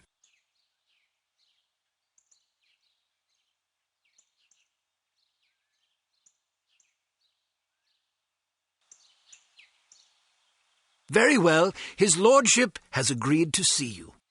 Excellent. This should be amusing. What do you mean? Nothing. Follow me, please. Miss Haig, sir. Splendid. Show her in. I'll leave you to your interview, darling. I'll be shopping for the rest of the afternoon. Yes, yes. Have a marvellous time, Chipmunk. Don't call me that. As you wish, my love. Pip-pip. He's rather larger than I expected. Ah, yes. He's a big bundle of charisma and intelligence. If you're lucky, perhaps he'll regale you with his rousing safari adventures. Good day, Baron Dumas. Goodness, had I known you would be so sumptuous, I might have preened. Care for a drink? No, thank you. It's a little early for me. Well, I'll indulge for us both in that case. I hope you'll pardon me for saying so, but you're a ravishing girl. Simply ravishing. That's very kind of you. I'm sure your wife feels absolutely spoiled by your abundant charm. Oh, she's a lucky old crow, I'll grant you that. Now then, Giles tells me you want to profile me for this magazine of yours. Men of Influence, was it? Yes, each issue we cover a different person in our Perfect Lives series, someone whose lifestyle and achievements serve as inspiration for our readers. Jolly good. You've come to the right place. That will be all, Giles. Actually, sir, I thought it might be worthwhile for me to stay, in case the young lady should desire anything at all. Splendid idea. Pip-pip. Yes, sir. I'll be right over here if you require anything, Miss Haig. Thank you. Baron Dumas, do you mind if I record our interview? I'd rather devote my attention to you than to my notepad. And who could blame you? Record away, my dear. So then, where shall we begin?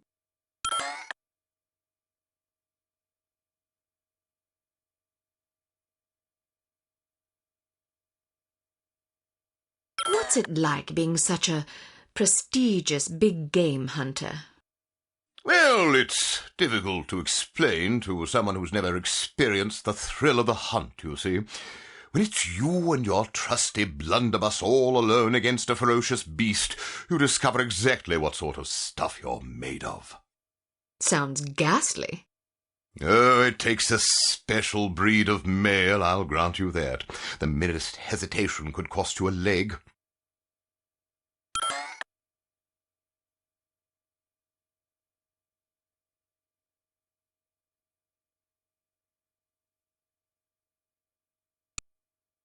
What's the most heroic thing you ever did on safari?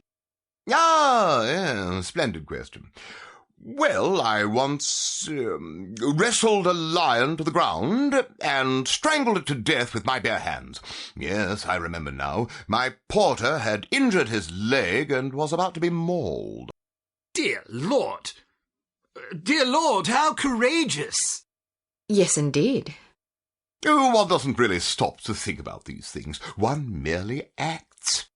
It's amazing you didn't come to harm.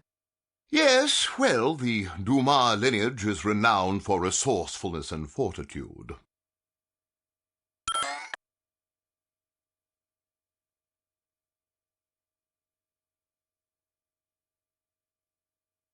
I'm sure our loyal readers would love to know what hunting rifle such a magnificent sportsman favours on safari. Ah, yes, indeed. Well, it depends to some degree on the beast I'm tracking. For a tiger, I tend to favour the legendary Matterhorn Model 4 special issue. Isn't that a .22 caliber target rifle? Seems a bit feeble for a tiger. Yes, but I savour a challenge.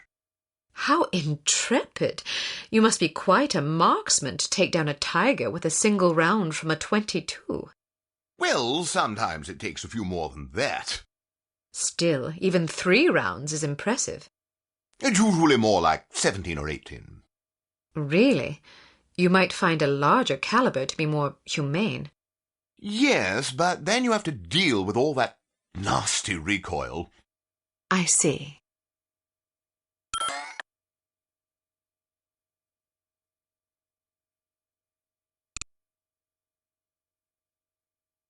What's the most dangerous animal you ever faced?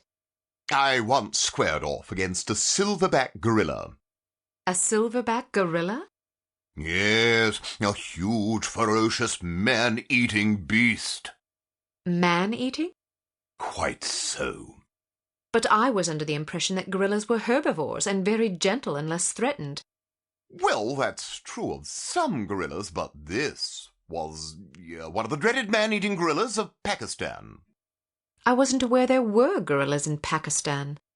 Well, that's because few lived to tell of them, you see. Well, it's fortunate that you did. Agreed. Silverbacks are by far the most dangerous animals to hunt. I was under the impression that that distinction went to Cape buffalo. Nonsense. Cape buffalo are just glorified cows.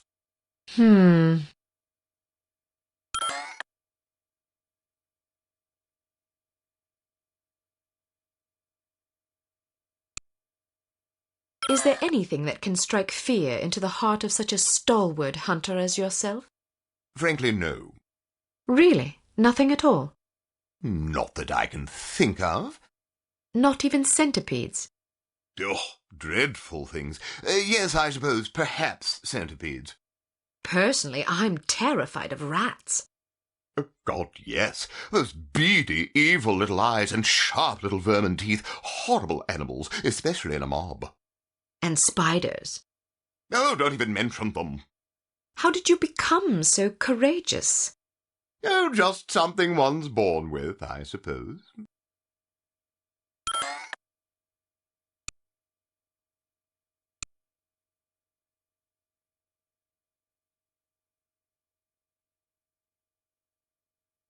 I understand that yours is a steadfastly Episcopal lineage. How does your unswerving faith influence your day-to-day life? This should be good. Well, you see, faith is... how shall I put it? Faith is... Oh, simply put, faith... I'm sure plenty of other great men have had keen things to say about faith. Why don't you be a dear and just quote one of them? Smashing idea.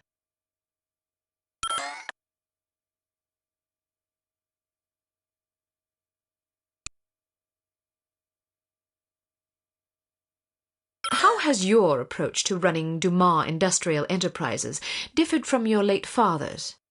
I'm not really sure what approach my father used, but I like to run things strictly by the book. By the book? Yes, you know, according to policy. But whose policies? I'm afraid that information is strictly classified. Next.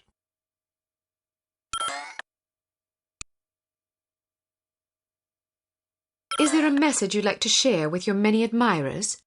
Good hunting, my humble devotees. Well, that's all the questions I prepared.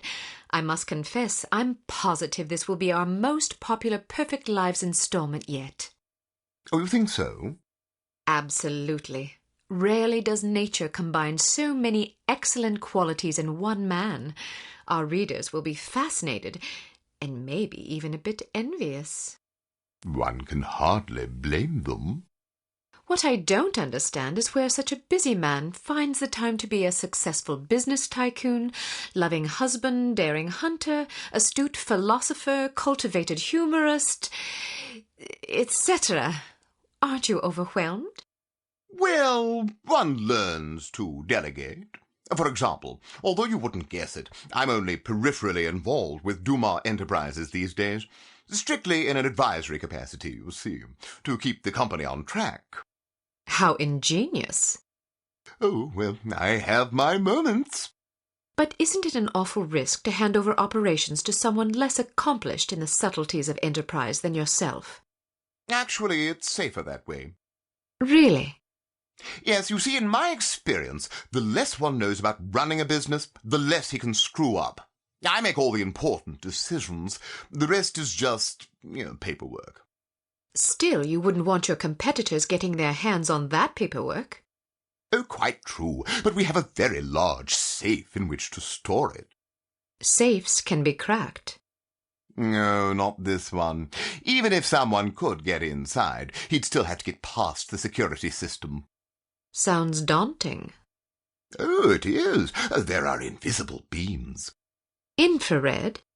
Exactly. If you touch one of them, the doors lock and poison gas is released into the safe. How terrible. Oh, I'd like to meet the burglar who could get in there.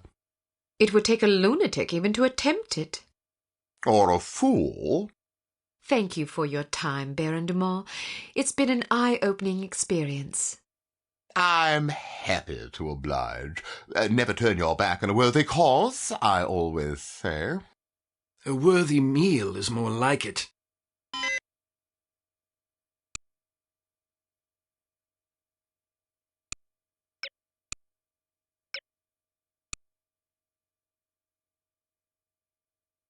Well done, Agent Archer. You may redeem yourself yet. In the meantime, don't get cocky. There's still work to be done. Command will fill you in on the details. Report there immediately. Is it possible he was putting on an act? I don't think so, sir. I'm fairly confident the man is an imbecile. I heard the tape and I got to agree. Still, it's clear that Dumas Industrial Enterprises is somehow linked to harm. Well, didn't the Baron say that he wasn't really running the show anyway? Who's the vice president of the company? According to our research, his name is Damascus Valentine. D.V. What? His initials, Damascus Valentine, Dmitry Volkov. Coincidence? Seems rather tenuous. But nonetheless intriguing. In any case, we need to know what's in the safe the Baron mentioned to you. It won't be easy, naturally, but it could be the key to this investigation. I'm looking forward to the challenge, sir. That's the spirit. Mr. Smith, what did intelligence find out about the building?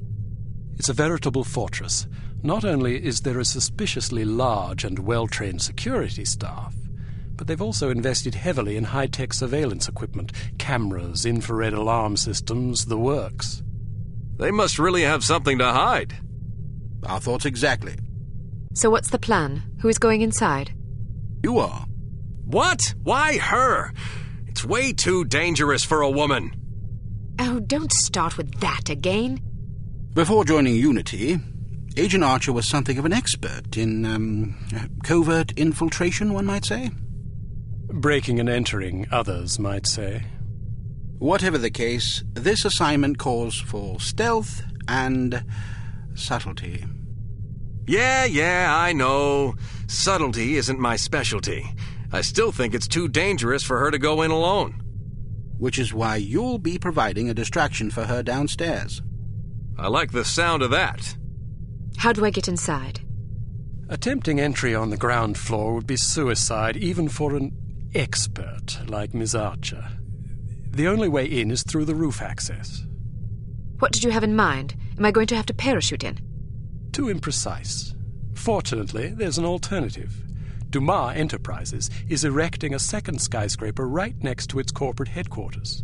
Our surveillance photos suggest that if you can get to the top of the new building, you can use a crane to cross over to the roof of the old one. The surveillance photos suggest that this is possible? It will be close. You'll have a zip cord to cut the difference. I see. Once you're inside the building, you'll need to locate the president's office and find the safe. Photograph anything remotely suspicious. We don't want to tip our hand, so leave everything as you found it. The less they know about our mission, the better. Now then, time is of the essence. Yes, sir. Here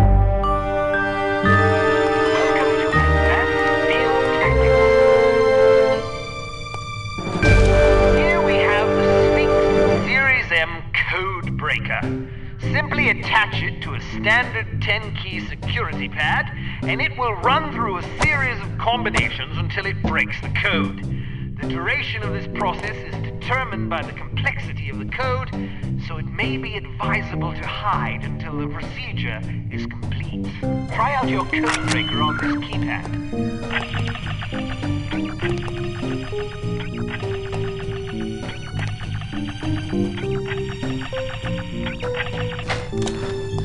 We've added an infrared scanner to your sunglasses to help you circumvent the security systems you're likely to encounter.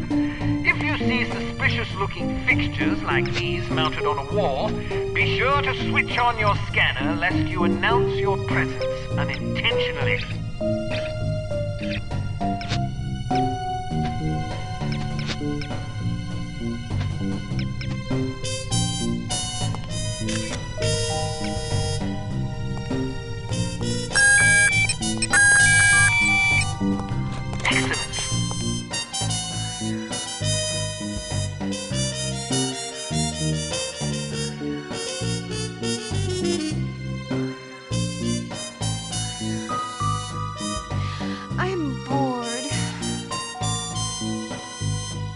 Never have any fun. Neither do I.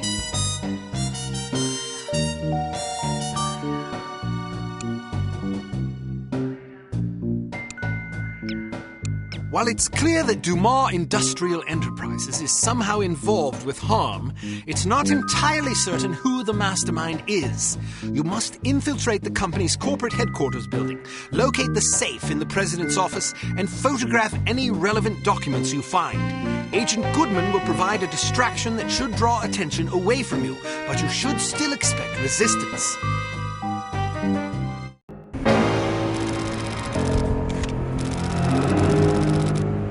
Give me a signal when you're in position. I'll stir things up down here. The diversion should make it easier for you to get inside unnoticed. What kind of signal? I don't know, something that'll get my attention. Right. Take care of yourself.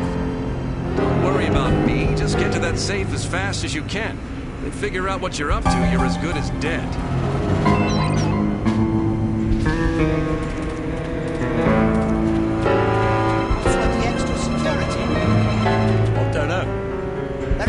In the way of valuables lying about. I don't give orders, I just do my job. Me and Fritzy's been alone on night shift for 3 months.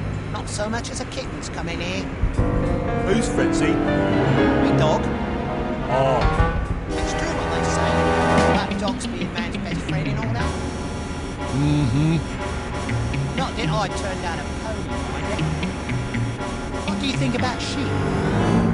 Listen, I'd better make my rounds. Righto then. Or a parakeet. Righto then.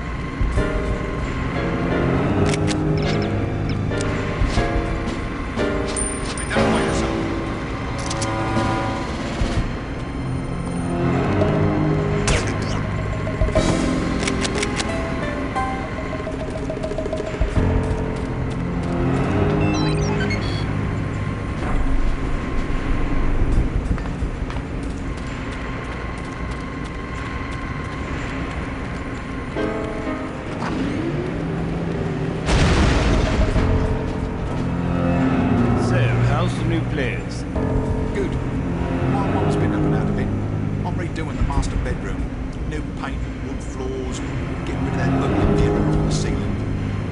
Is she charging you? Not a penny. So we're into my place when she's done. So, what colour are you going with?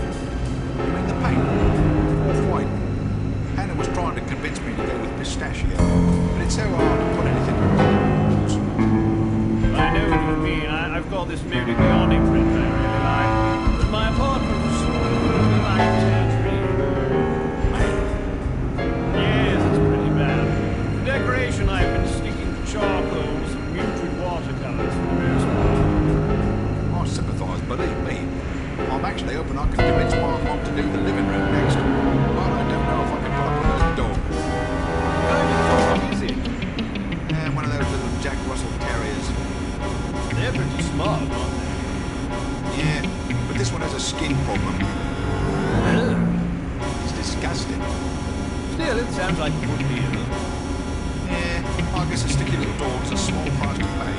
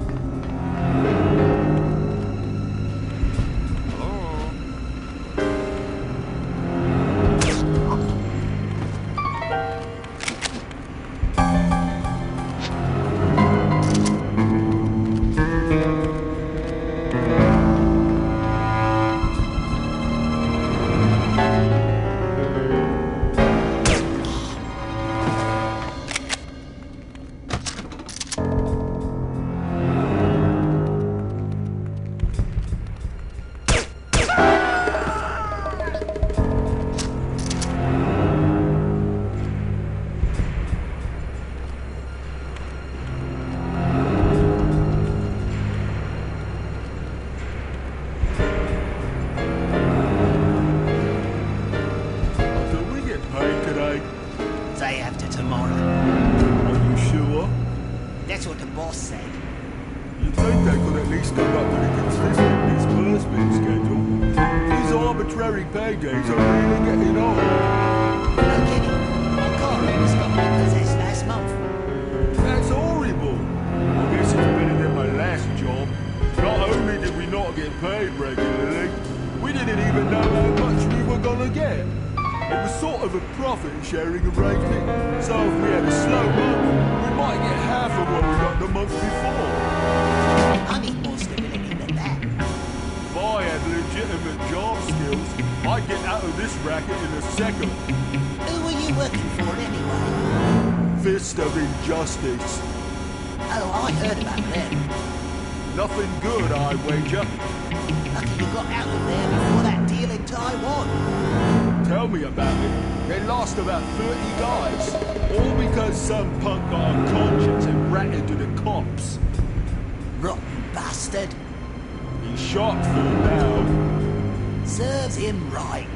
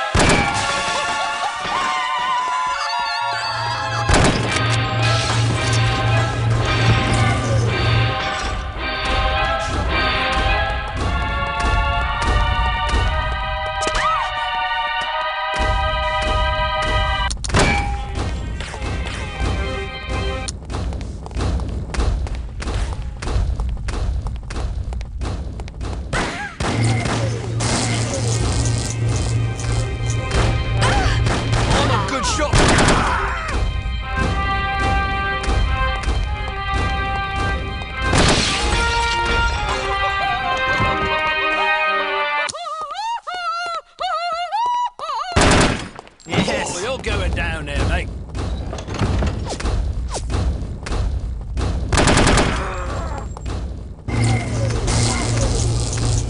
That's a bit of that, eh?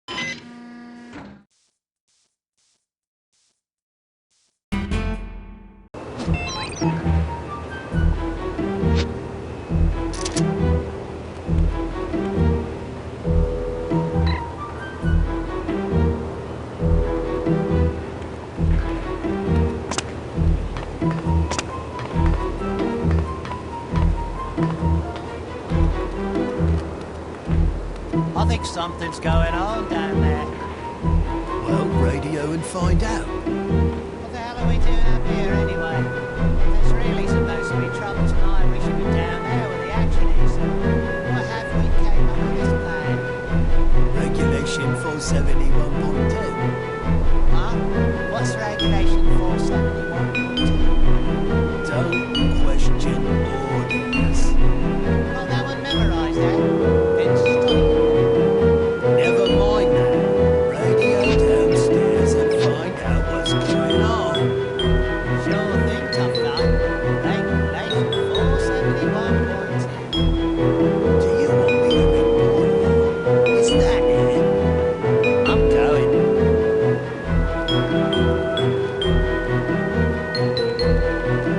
Identify yourself.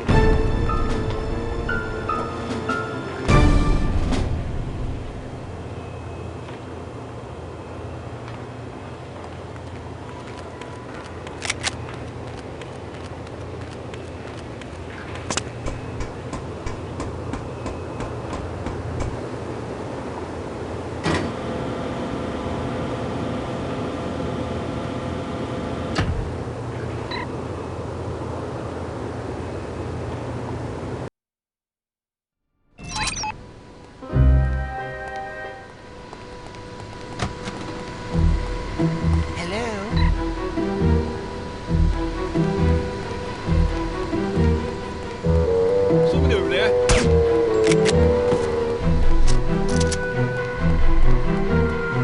You meet the old man's new secretary?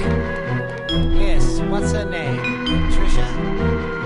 Who cares what her name is? I don't want to talk to her. I just want to get to know her. If you take my meaning. Oh, grow up. You're not one of them guys who likes to talk about his feelings and stuff, are you? No, I'm just one of those guys who likes to get to know a girl before I jump the sack. Not me. Unless I know them better. I used to feel that way. I was 16. Yeah? Well, that's your problem. There was a guy like you in my old neighborhood. It was pretty tough. We ended up with a double whammy of syphilis and gonorrhea. And a stubborn case of crabs for dessert. Nowadays, I stay away from anything I'm not sure about. The secretary may be cute. If she's got a thing for sailors, I'm not interested. Somebody over there. Everybody!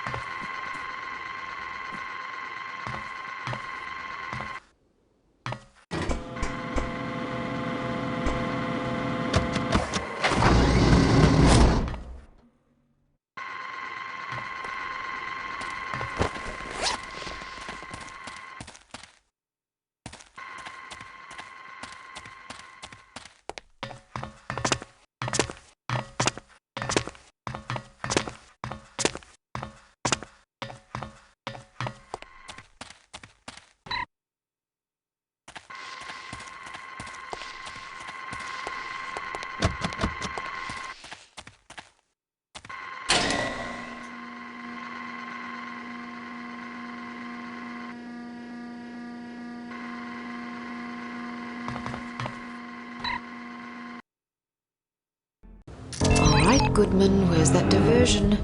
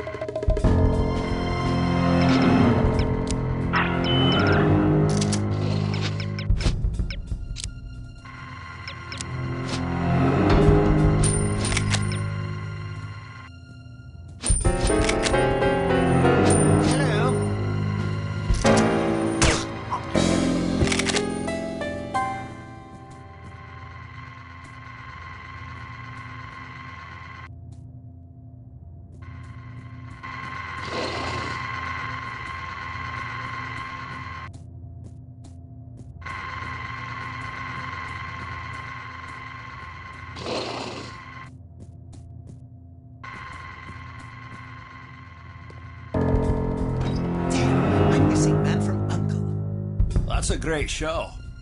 Did you catch the final episode of The Fugitive last month? I sure did.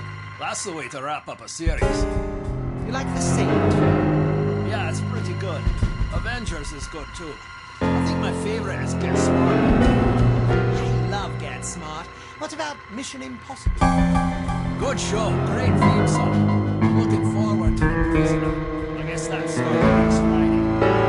I haven't heard too much about that one. It sounds kind of strange. More of a science fiction thing. I'm willing to give it a shot. You like Our Man Flint? That was a funny movie. I wish In Like Flint was a little better, though. Well, it's better than The Silencers. That film wasn't too much for me. Yeah, there's a new one coming out around Christmas. The Ambushers. I'll probably see it, but I'm not expecting much. Heck, I better get to my post before Lowell comes back. Fun talking to you. Yes, take care.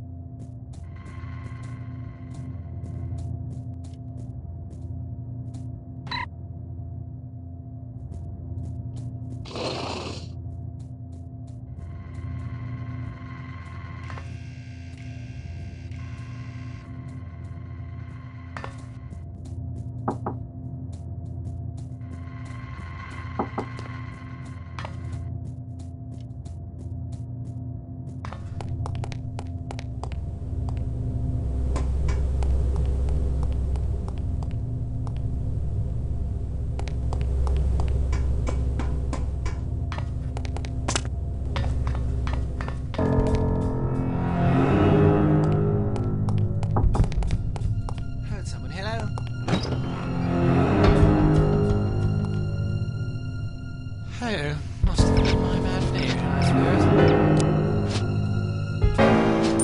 What, is there anyone there?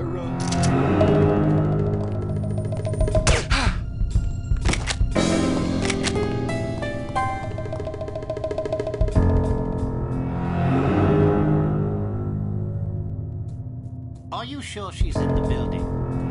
Positive. We have confirmation from Site 2. Damn, we'd better double up on security. You probably won't make it to this floor, but I guess it's better to be careful, eh? I'll go wake up Chansey. He's asleep in the break room.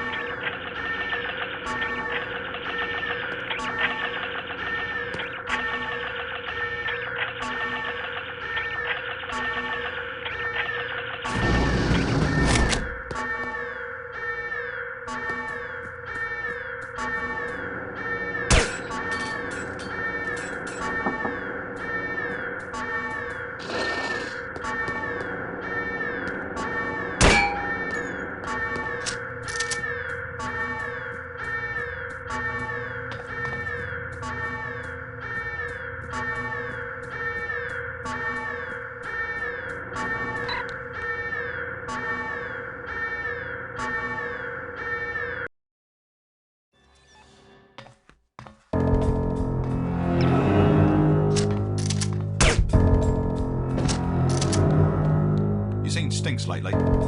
Who? Phillips, you seen him? Not in the past 20 minutes or so. Damn, where the hell is he? What do you call him? Stinks. You never heard that? No, that's hilarious. Yeah, everybody calls him that. He does stink. Anybody who smokes that many cigarettes a day definitely needs to bathe more than once a week.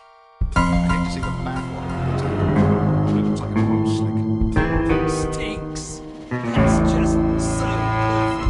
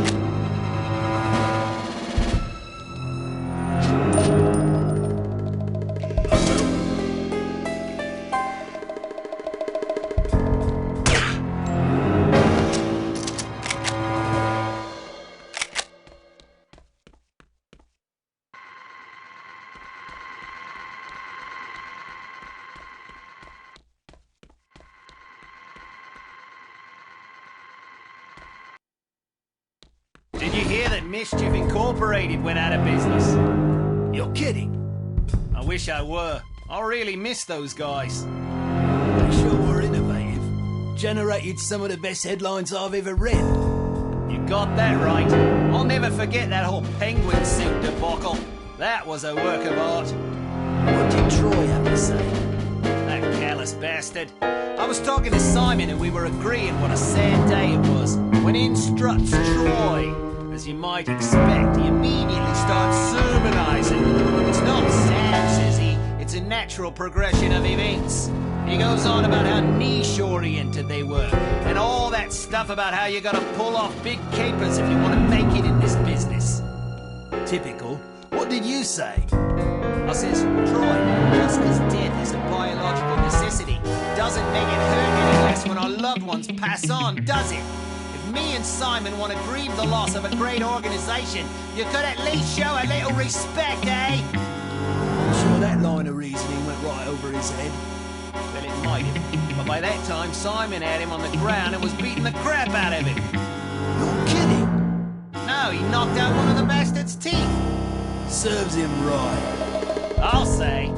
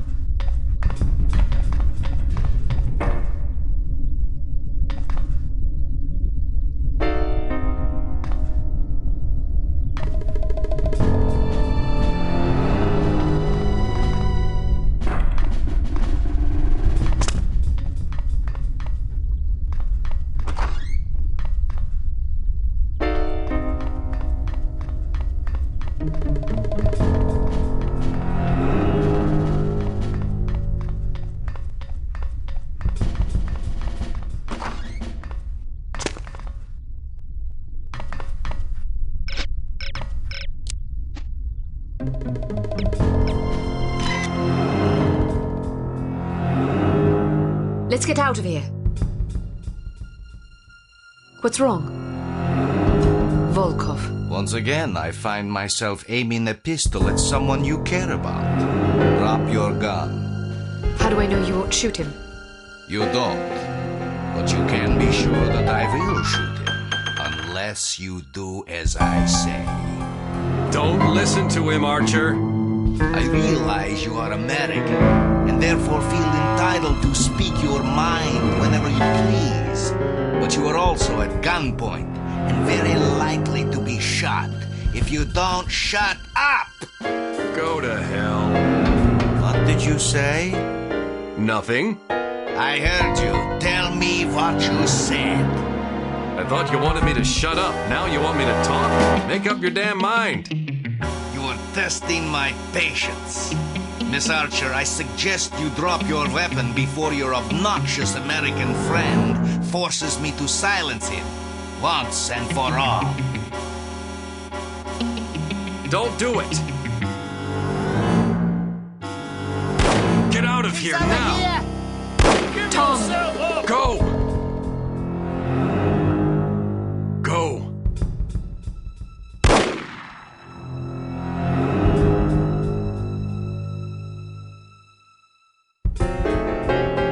After her! I hope you are pleased.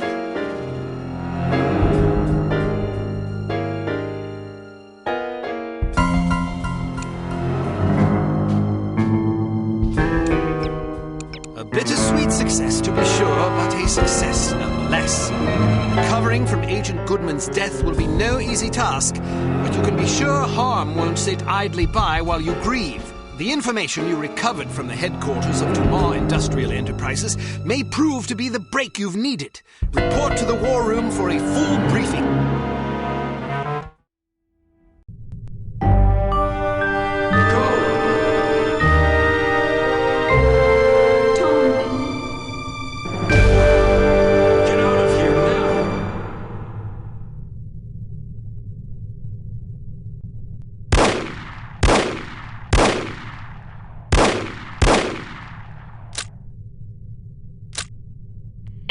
Archer, please report to the War Room. Thank you.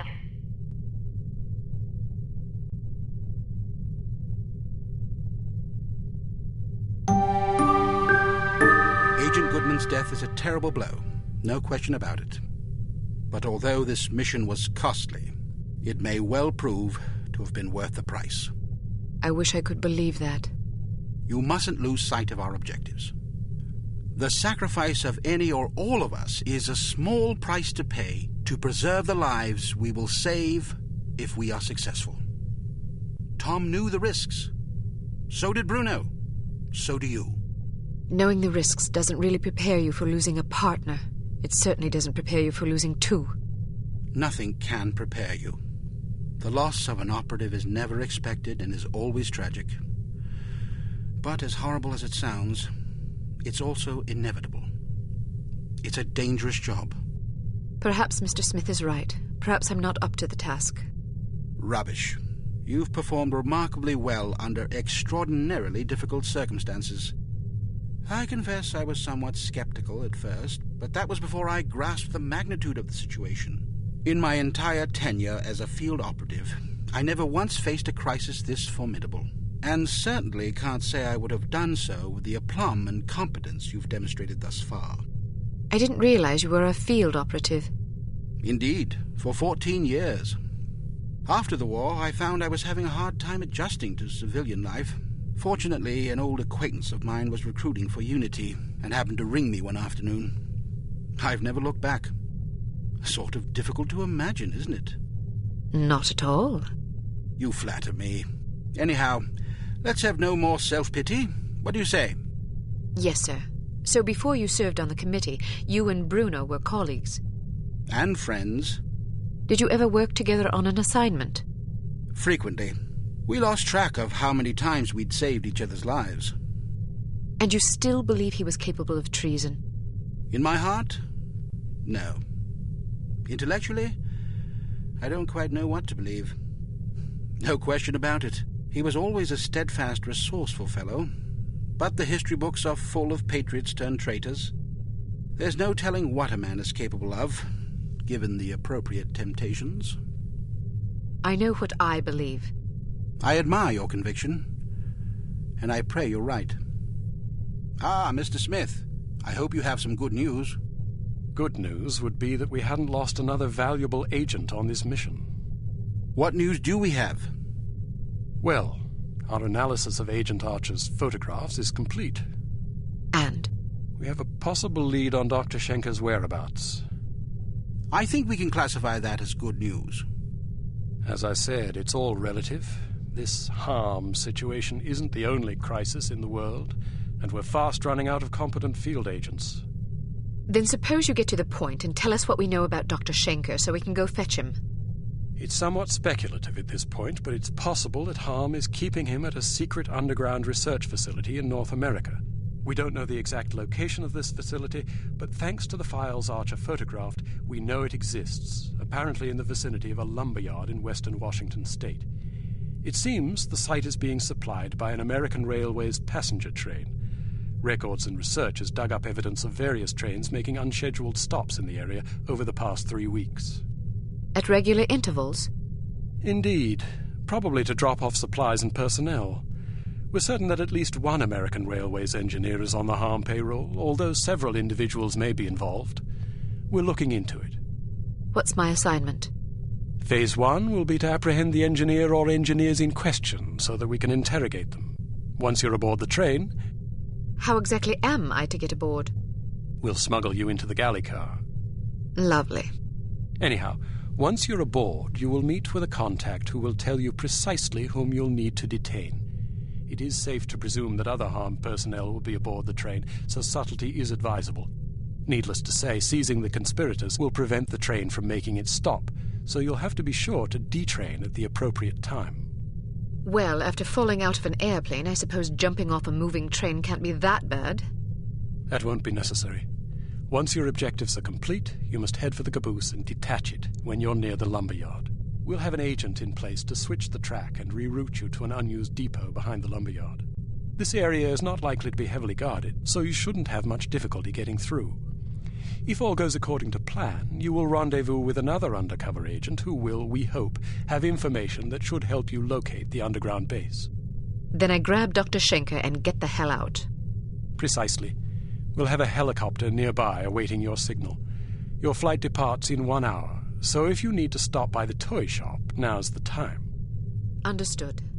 Thank you for putting things in perspective for me, sir. I promise you I will do everything in my power to destroy harm. Archer? Sir? Don't let anger cloud your judgment. Revenge is an understandable impulse, but it is also a contemptible one. Our job is not to avenge, but to protect. I can't just shut off my feelings like a tap. No, but you can bridle them and use them to fuel your resolve.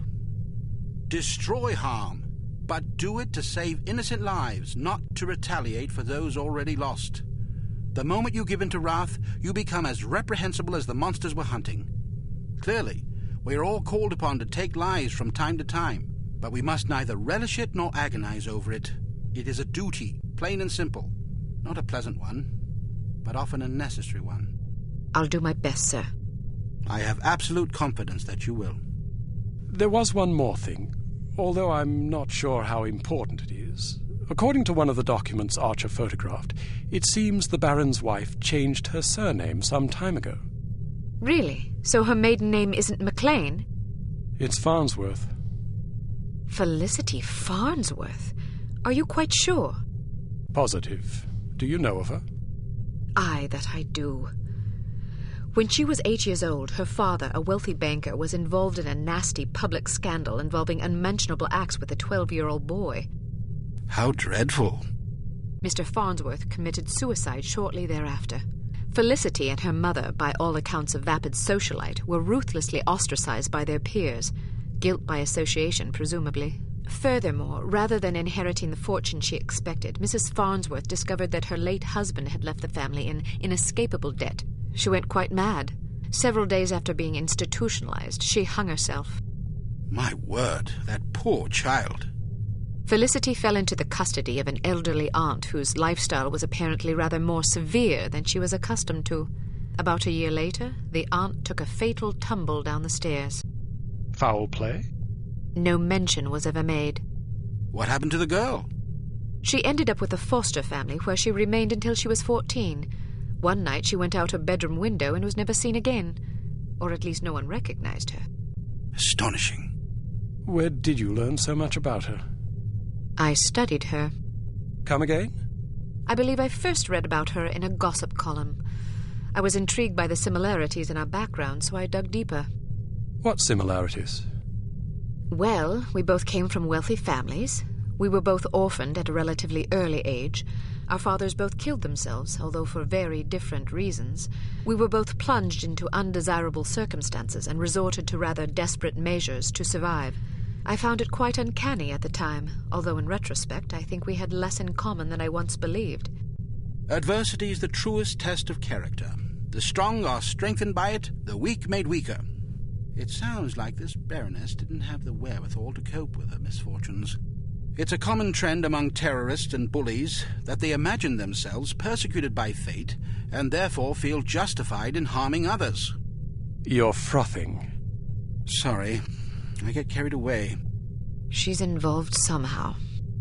The Baroness? Upon what unimpeachable evidence are you basing that supposition? I just have a feeling. Ah, then the case is as good as closed. I don't expect you to believe me, but I'll count on you to say something smug if I'm right. It's virtually guaranteed. I'm not smug. Acerbic, perhaps, maybe even sardonic, but not smug. Okay, sure. Whatever you need to tell yourself. I have to agree with her, Smith. Don't either of you have work to do? Aye, sir. Off I go. Good luck. Welcome to Advanced Field Tactics. We've a new perfume for you. This one's a real scorcher. It's a concentrated acid gas with a jelly base to make it sticky. You definitely don't want to get it on you. Here's a spiffy new device that should make dealing with security cameras less of an ordeal. When fastened to a camera, it generates a still image from the camera's viewport that should convince a casual watcher that he's seeing an empty room. Attach a camera disabler to this security camera.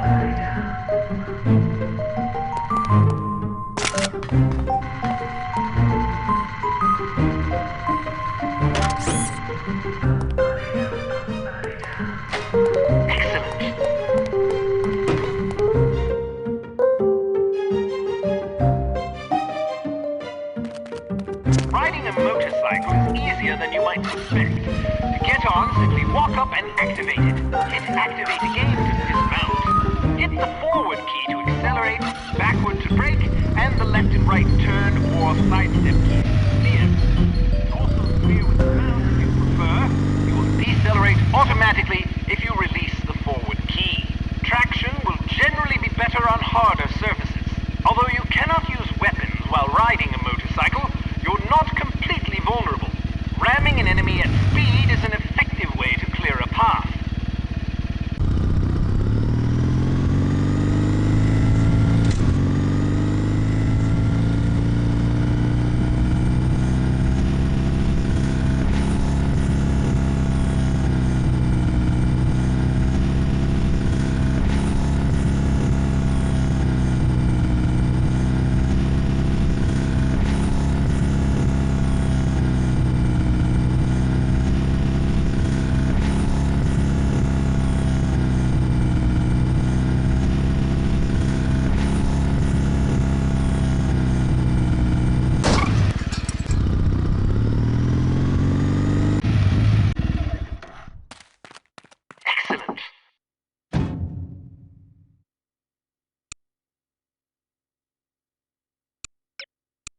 If Dr. Schenker is indeed being held in this secret underground research facility in North America, It's a safe bet he won't be there for long once Harm figures out what you're up to.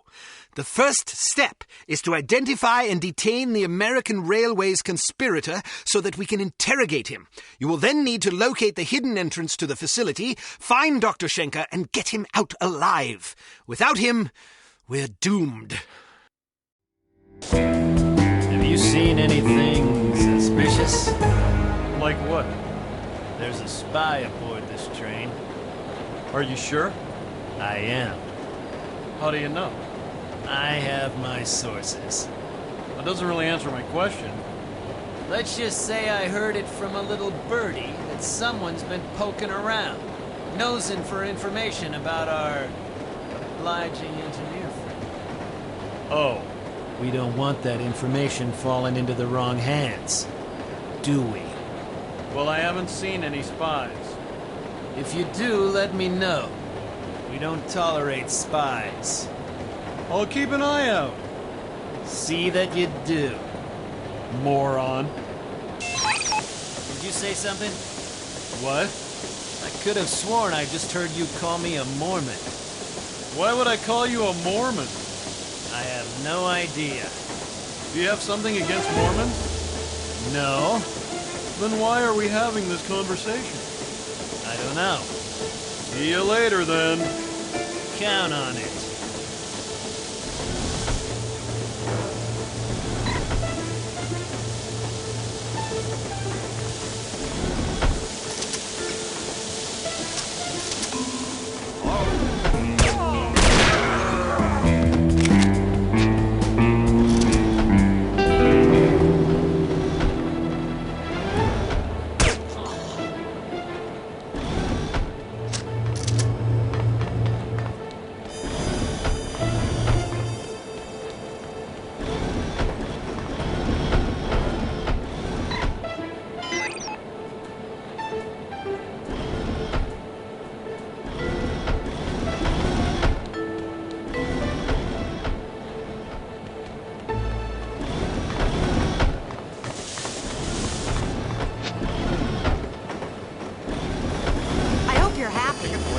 Why?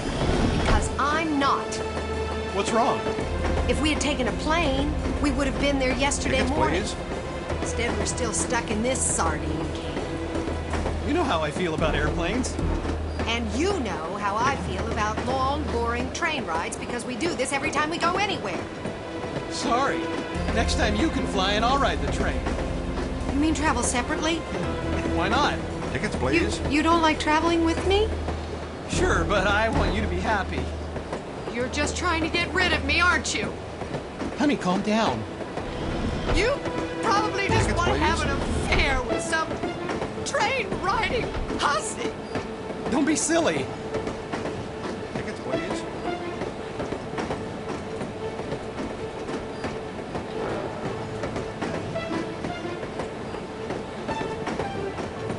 That was a great supper. Did you have the chicken or the fish?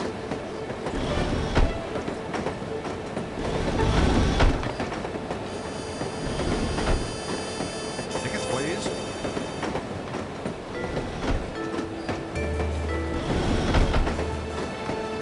I'm on my way to visit my mother in Tickets, Portland. please. I can't think of a better way to travel. Can you?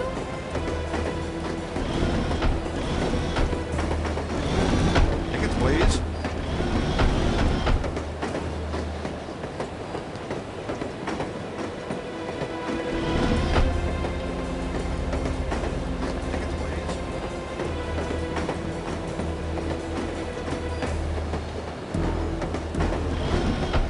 Tickets, please.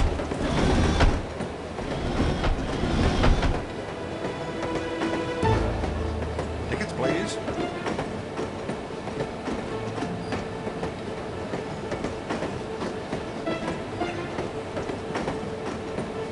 Tickets, please.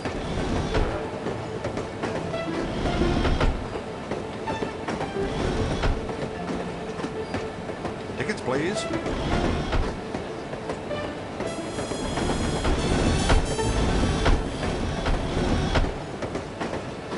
Tickets, please. I love riding the train.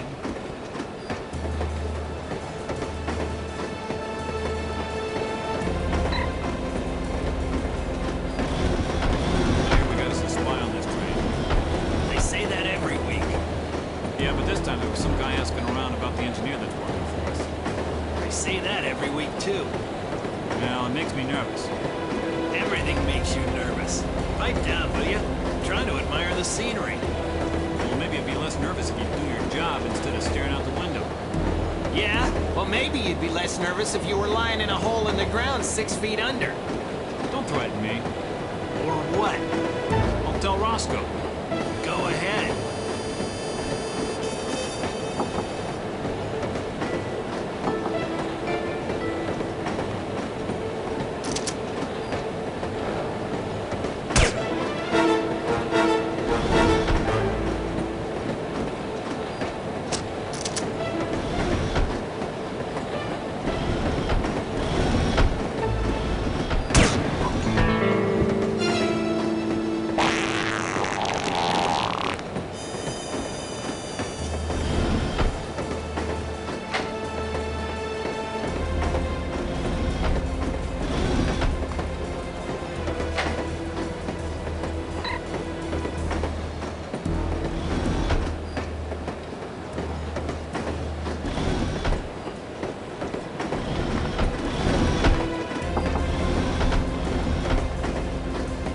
Just you, or is it hot in here? Either way, Tickets, please. you need a cold shower. Kind of halfwit comes up with these code phrases anyway. I know what you mean. What do you have for me? Looks like the assistant Tickets, engineer please. has been acting alone. Crew compartments are all the way at the front of the train. We should be able to find him there, since Tickets, his shift please. doesn't start for another half hour. Perfect.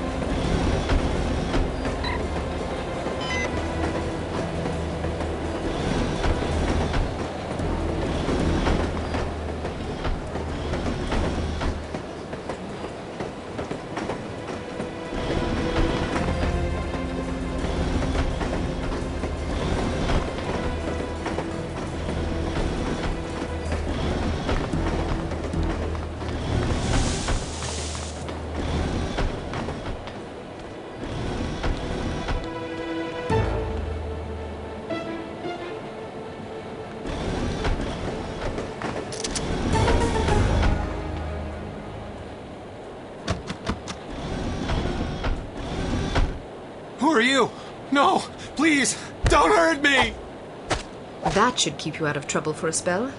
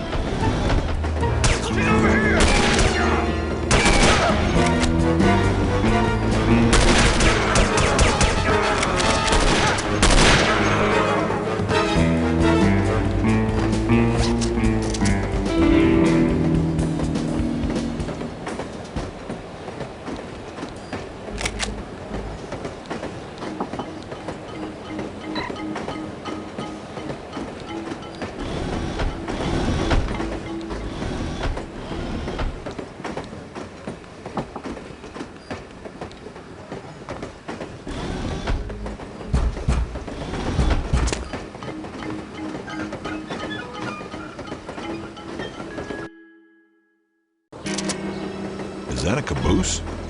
Yup. What do you think it's doing out here? Not sure. Should we report it? Probably. Maybe we should check it out first.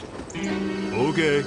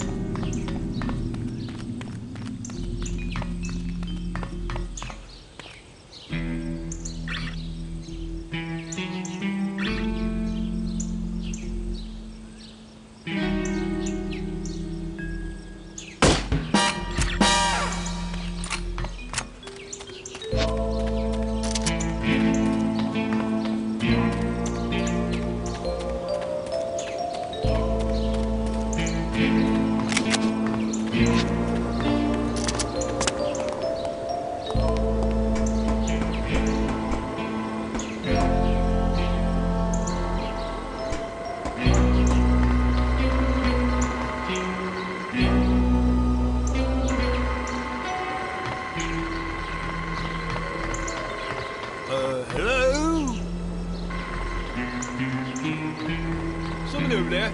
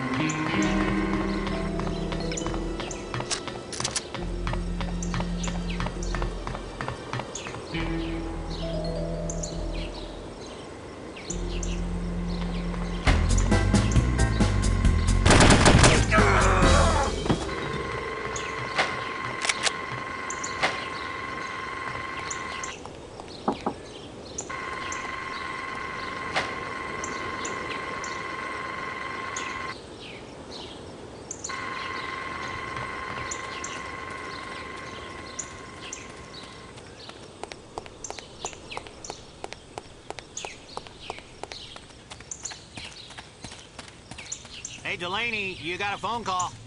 Who is it? Sounds like your girlfriend. Tell her I'm out on patrol.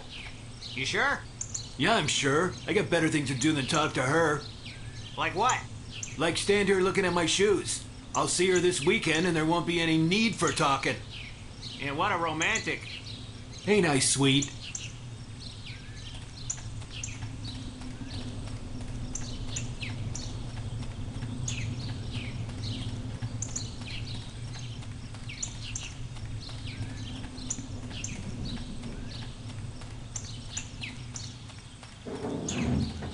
Where is the girl? I don't know. Then what use are you?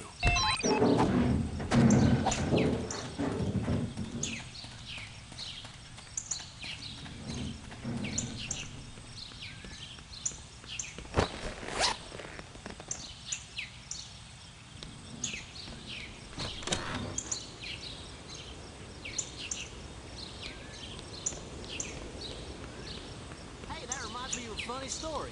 Back when I was in Korea, this guy got transferred into our unit. Green as hell. I mean, he'd never been out of his hometown before. I hate that guy. He's always shooting his mouth off. Hey, that reminds me of a funny story. Back when I was in Korea, this guy got transferred into our unit. Green as hell. I mean, he'd never been out of his hometown before. We had guys like that. They didn't tend to last long. Well, this guy didn't know what a sucker he was. He was a loudmouth little bastard, always acting tough and picking fights. Scrawny as a plucked chicken, too. So one day we're getting shelled and this big rock comes clanging down this little Marine's helmet. He takes it personal, right? Gets up and starts cussing and hollering. The lieutenant shouting at him to hug the dirt, but he's just on a roll. Probably figures he can cuss a whole North Korean army into submission. I guess you gotta admire his courage. Stupidity's more like it. Anyway, he's just going on and on and on, and the lieutenant tells me to get the idiot off his feet because he's marking our position for the mortars. So I start crawling over there, yelling at him to give it up, and he starts calling me chicken and saying how scared I am. I hope you knocked him on his butt. I was right about to when this rifle round comes zinging along and rips his lower jaw clean off his face. Jeez. He's just staring at me, and I'm staring at him, and all of a sudden I start laughing. I can't stop. I'm just choking on laughter. Of course, he finally figures out he ought to hit the dirt, but now he's bleeding all over and making these pathetic noises. How come you were laughing? Because it was just so perfect. He loved shooting off his mouth, but he wasn't too happy about having it shot off for him. It was unreal. What happened to the kid? Oh, he croaked. That's a hell of a story. It's got a good moral, too. Yep, I guess it does. I ought to tell Hanson that story. I doubt he'd get it.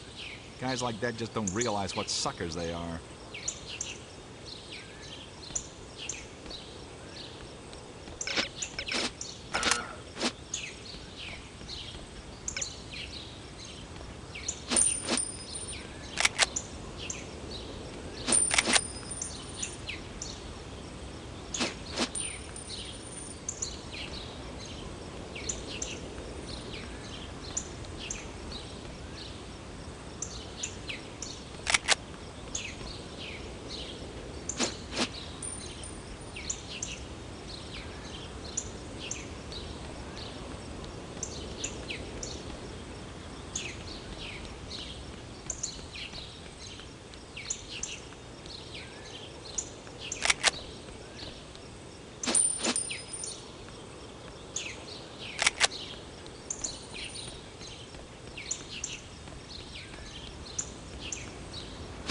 Huh?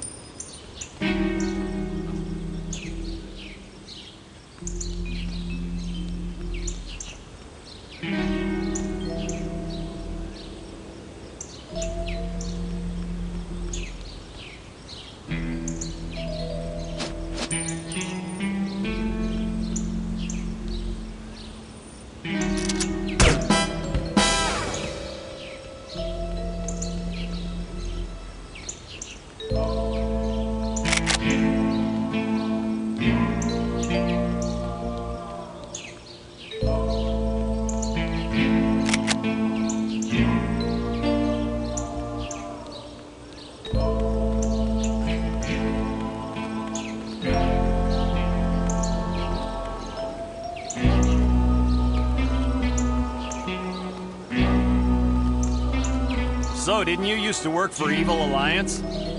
Yeah, for about a week. That bad, eh? You ever heard that saying about the banality of evil? About the Holocaust, yeah. Well, that definitely applies to Evil Alliance. Those guys are a bunch of idiots with huge entitlement issues. They really think the world owes them something. That's pretty common in this line of work. No kidding. I mean, I totally understand not wanting to have a legitimate job, but at least be honest about it. Some guys get so self-righteous, like it's okay to be evil because life is hard. Hell with that. Deal with it. Be a man. I always heard good things about Evil Alliance. I know a lot of guys that think they're this great little organization. Yeah, they have this weird credibility in the criminal industry for some reason. You notice the media doesn't take them seriously at all. I never really thought about it, but you're right. The guy that runs it is a total moron. He's the most conniving, ambivalent little bastard I ever met. One day he's anti-American, the next he loves America and he hates the Germans. Sounds like a real jerk. Sad thing is, those idiots will never realize how insignificant they are. It's kind of ironic. They're irritating because they're stupid, but they're too stupid to realize it, which makes them even more irritating. I don't mind them being stupid. I can tolerate stupid people. just can't stand smug, stupid people. Oh, well, what you gonna do? Ah, you just gotta vent every once in a while, you know? I guess so. Well, I better get back. See ya!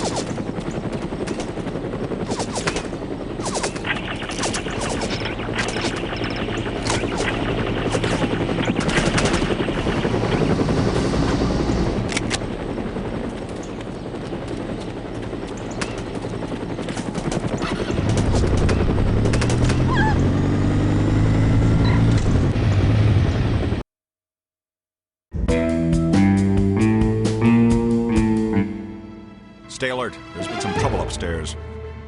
What kind of trouble? Spy trouble. How do you know? That's just what they told me. I'd like to see a spy try to get in here. Well, make sure you're ready just in case one does.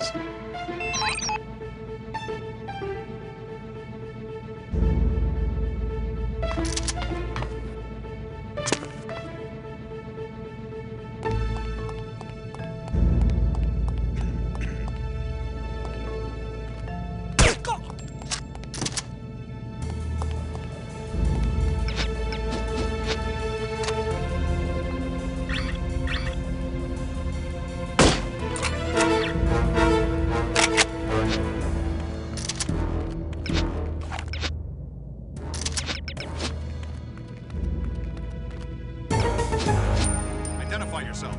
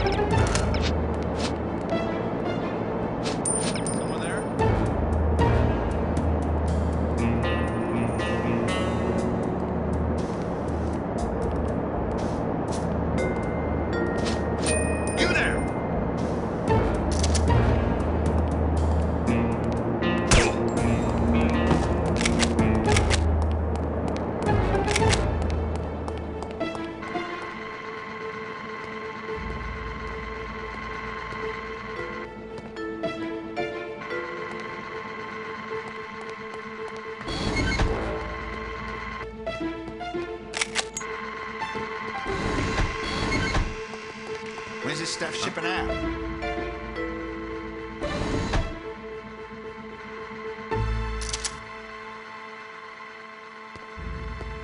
Who goes there?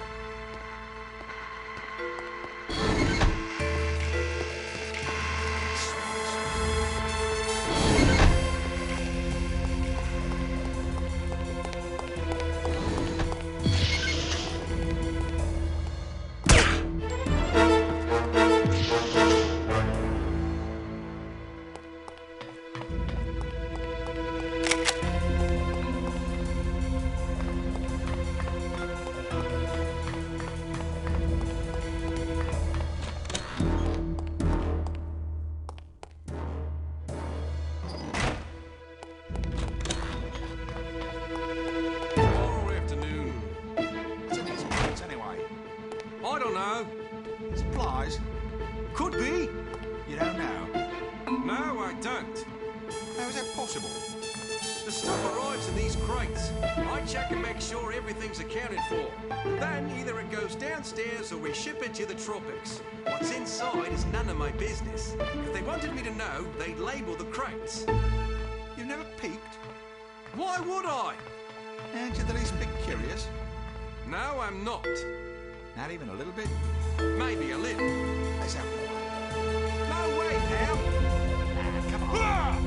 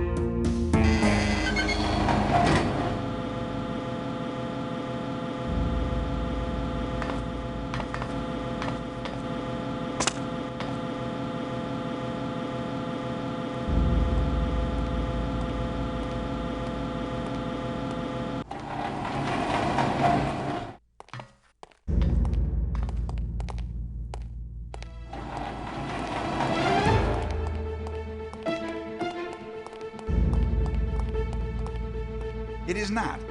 It is too. It is not. It is too. It is not.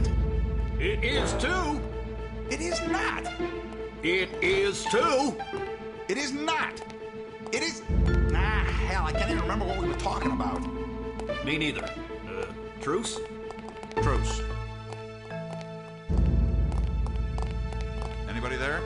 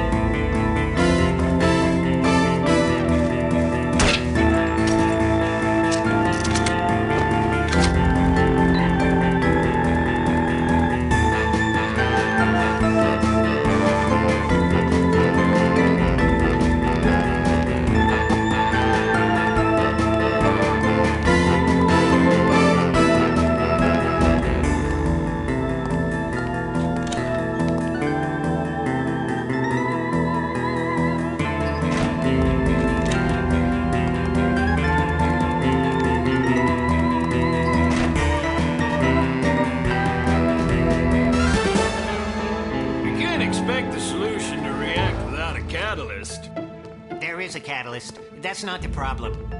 Are you sure your proportions are correct? Positive. I measured everything twice. You included all the ingredients? Yes, yes! Even the sodium nitrate? Oh, damn. I forgot about that. You can't hide for long. I know you're around here somewhere.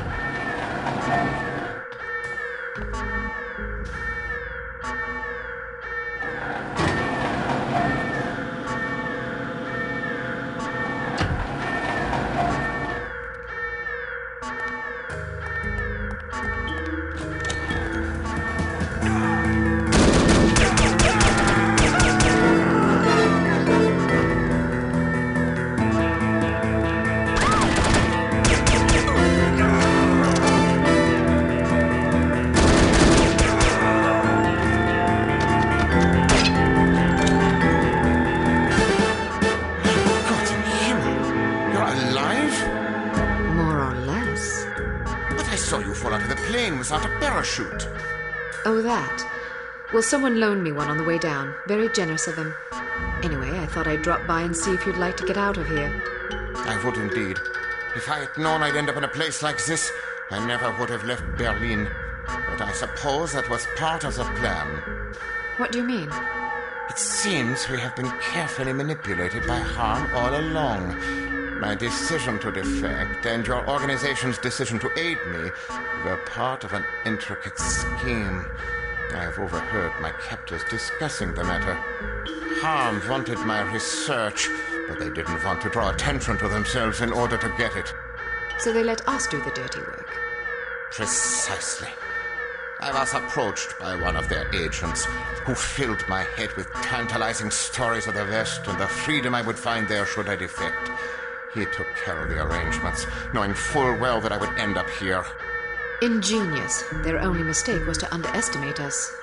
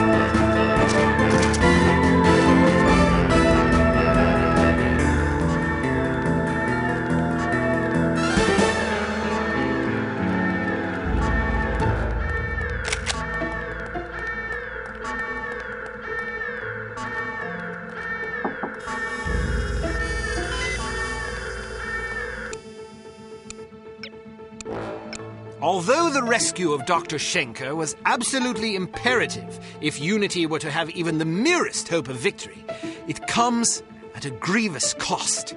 There is much still to accomplish, but very little time in which to do so.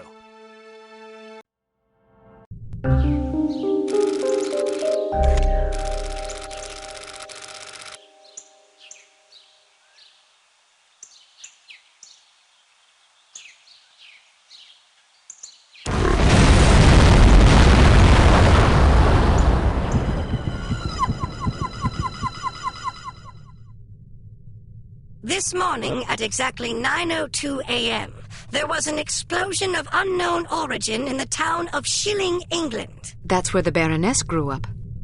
Well, case closed. Arrest her immediately. Scoff all you please.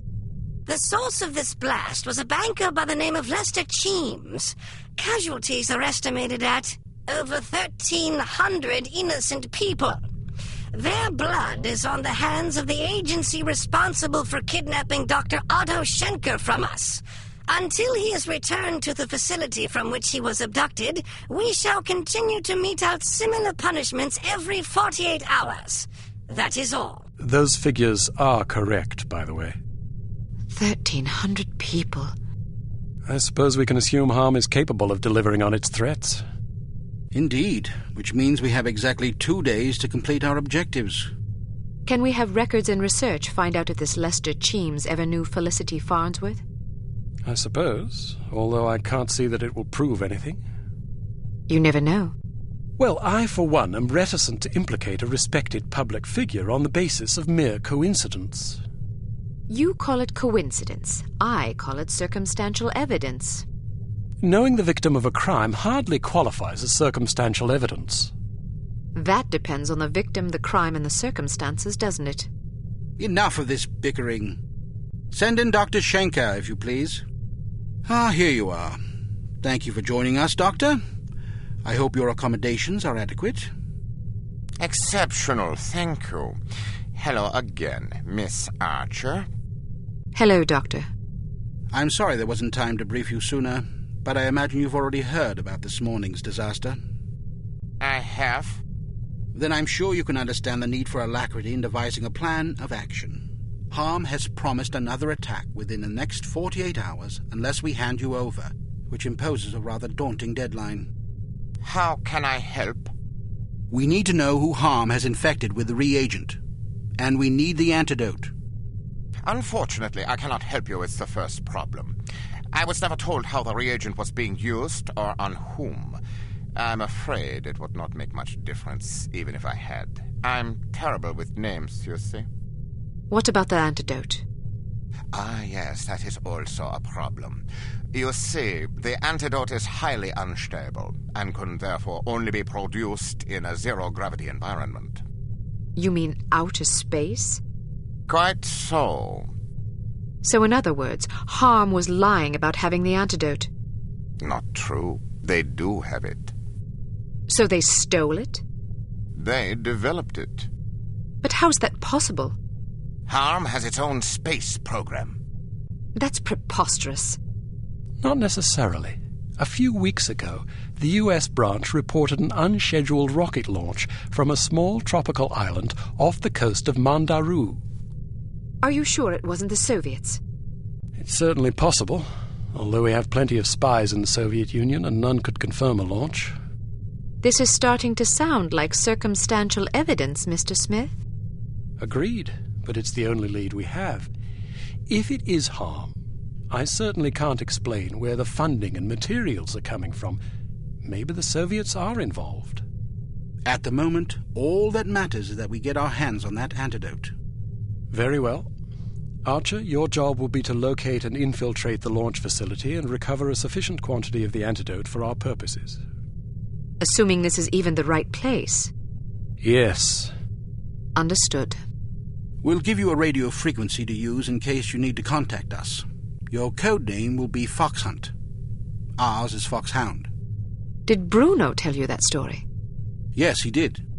What story? When Archer was a girl, her father took her on a fox hunt. The fox got away. Fascinating, but I fail to see the relevance. In her other occupation, Archer was known as the Fox. As Bruno told it, you were so impressed with the fox's escape from such a dire predicament, you adopted it as a personal symbol. Is that right? Something like that. That sort of resourcefulness would certainly serve us well right about now. What an amusing anecdote. Shall we take turns telling stories? Or shall we get back to the mission at hand? When do I leave? As soon as possible. Let's just hope I find myself in harm's way, if you take my meaning. If we're wrong about this, there will be hell to pay. Good luck, Archer. We're counting on you. Welcome to Advanced Field Tactics. It's likely that this island is heavily mined to discourage unwanted visitors. So we've equipped your sunglasses with a new scanner capable of detecting most proximity-triggered explosive devices. When you activate the mine detector function, these devices will become visible to you, enabling you to avoid them. Using the next function key, cycle to your sunglasses mine detector function and pick your way past these mines. They are live, so watch your step. Excellent.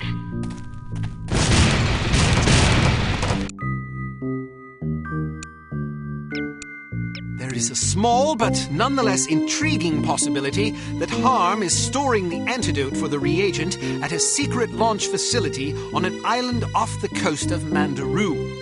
Your first objective will be to establish whether or not such a facility even exists. If it does, you must infiltrate it and retrieve a container of the antidote.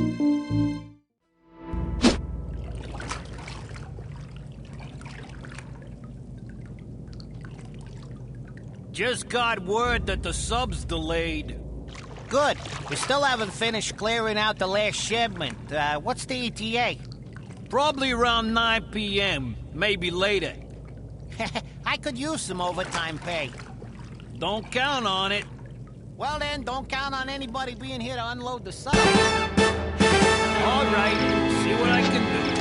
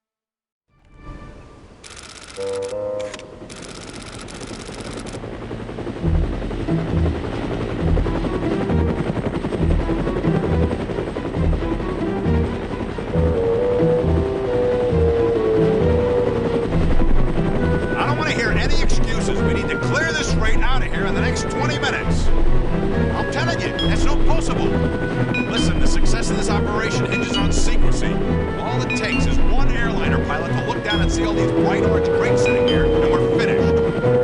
Understand then. We've only got one helicopter. We're doing the best we can. Figure out a way to do better. Get us more helicopters. Oh, sure. I just go make a couple out of soda cans and popsicle sticks. Sarcasm ain't gonna make this go any faster. Well, how about you airlift as much as you can and stick everything else back in the storage area? Well, I guess it's a possibility, but we're gonna have to move it at some point. We've got another shipment of stuff coming in for the station tomorrow afternoon. Wait till dark. Sure, if we can use floodlights. They didn't talk to me about a massive moonlight airlift. Whose idea was it to paint these damn crates orange anyway?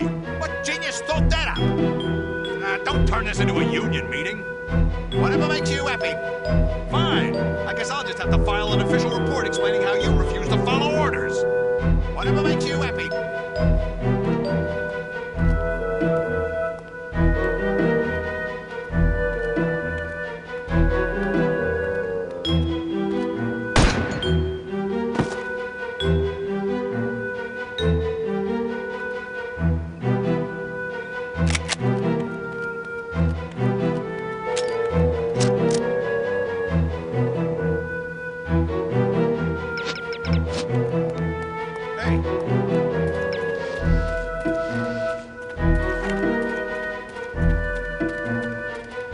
Yes.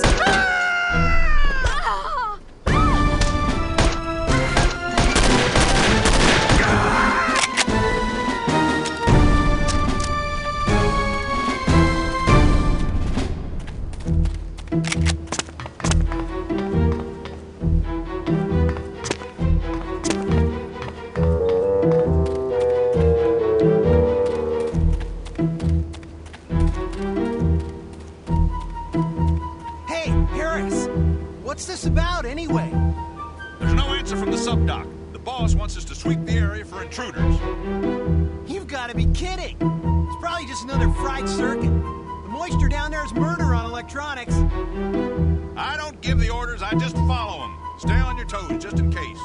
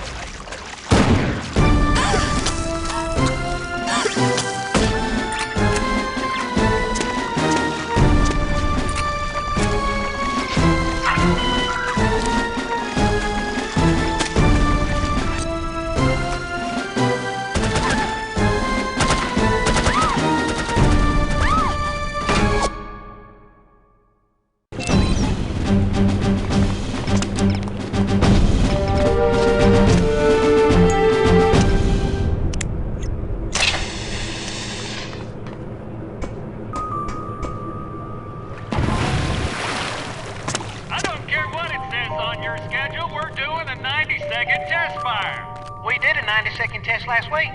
The results were inconclusive. Besides, we've adjusted the fuel-oxidant ratio since then.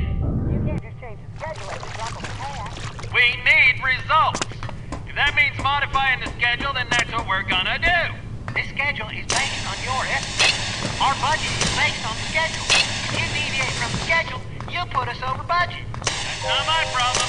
My job is to deliver a more efficient rocket engine. It is your problem because you signed off on the schedule. Maybe so, but if I stick to the schedule, I'm definitely gonna face the axe because there's no way I'm gonna be able to deliver what I promised. I'd rather take my chances. It's yourself, but I'm reporting this situation to the director. Be my guest. I have to find a way to sabotage this test fire, or I'm in big trouble. Test fire will commence in T-minus...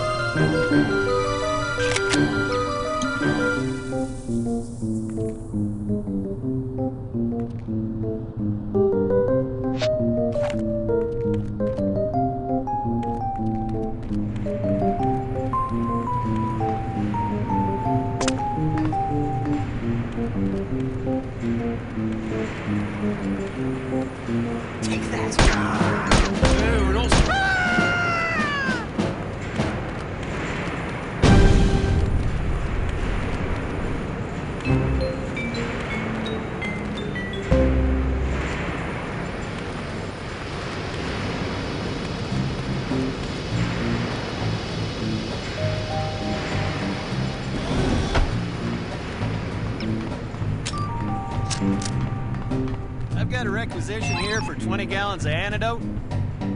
Sorry, we're out. What do you mean you're out? A shipment should be arriving on Monday.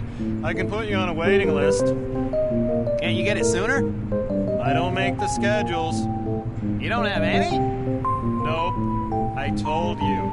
That stuff has a very limited shelf life. What am I supposed to tell my boss? Tell him to wait in line like everybody else. He doesn't like to wait in line. Is that supposed to scare me?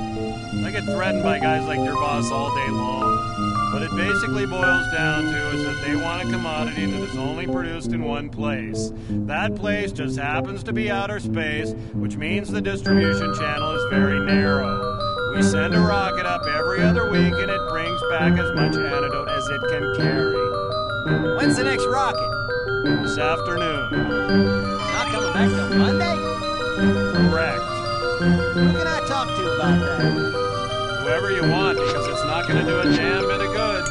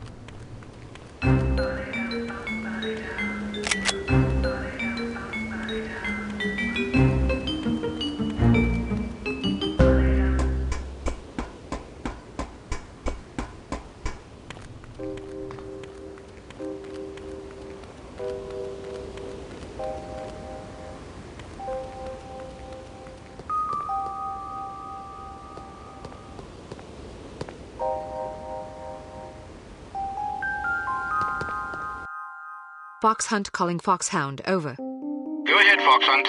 There are no antidote samples on the island. Repeat, no antidote samples. Damn. However, I think I may know where I can find one. Where? Outer space. Please repeat. Over.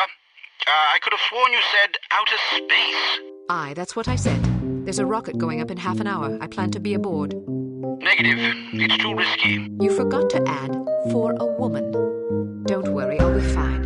I'm not about to let thousands of people die because I was afraid to risk my neck. Very well. Proceed as planned. Just be sure to come back in one piece. Count on it.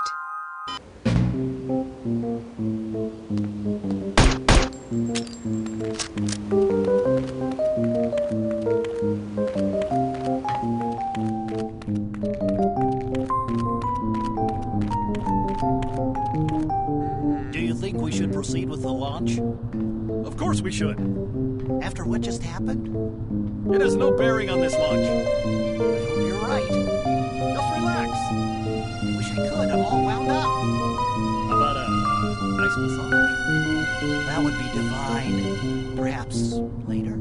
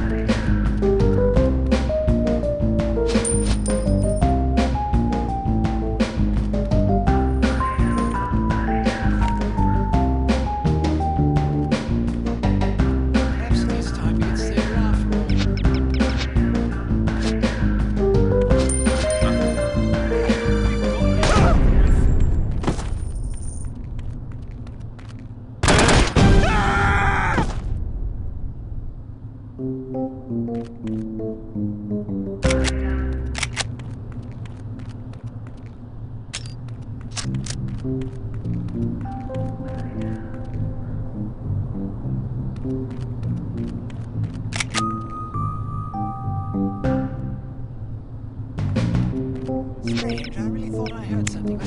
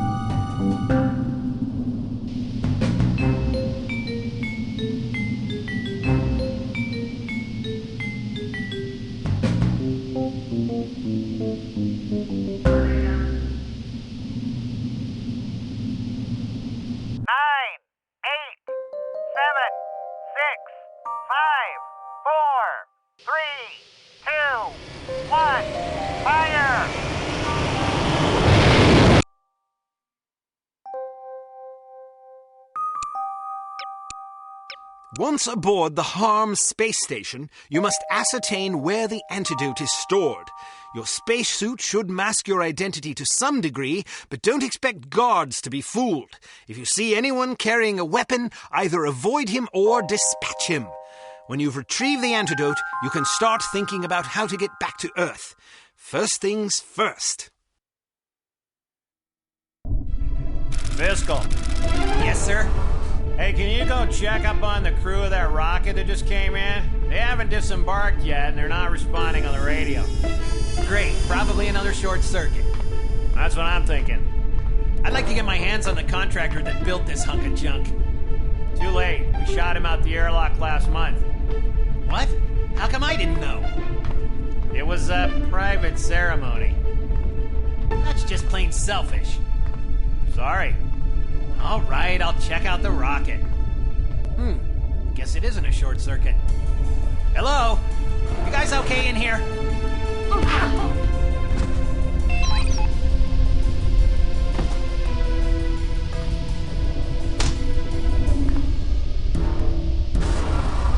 Thank God that rocket is finally here. I can't wait to get back to Earth. Really? I kind of like it up here. You're crazy. This place is a drag. Oh, come on. It's not bad once you get used to it. Well, maybe I just haven't gotten used to it. Because I'd rather be locked in an outhouse for a week than spend another day on this floating death trap. Death trap? We've only had 6 fatalities this month. See what I mean? You've been up here way too long. It's not normal for healthy adults to die off at that rate. Sure it is. No, it's not. You're wrong. No, you're wrong. Oh, who cares? Go back to Earth if you're scared. I plan to. Good.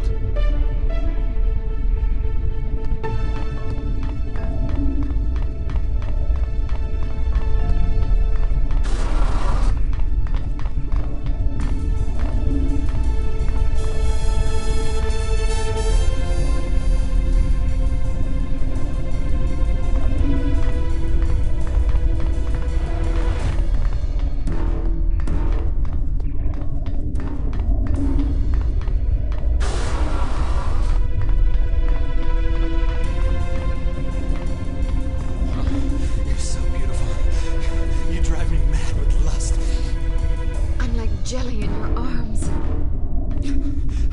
How can I resist you? I want you now. Please ravage me.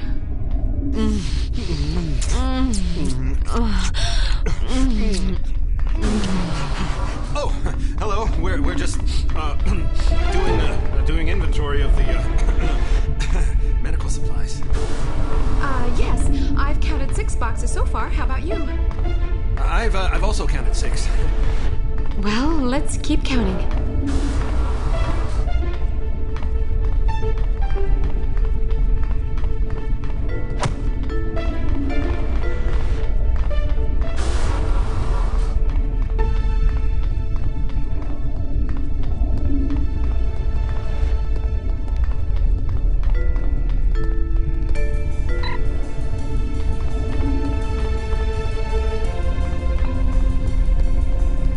I need another drink.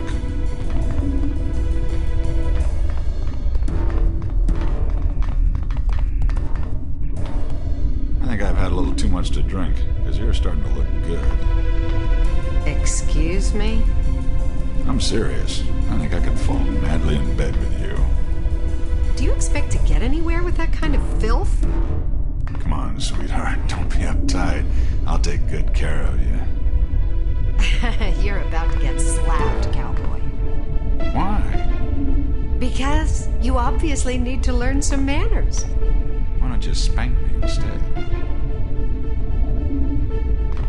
Uh-oh. Huh?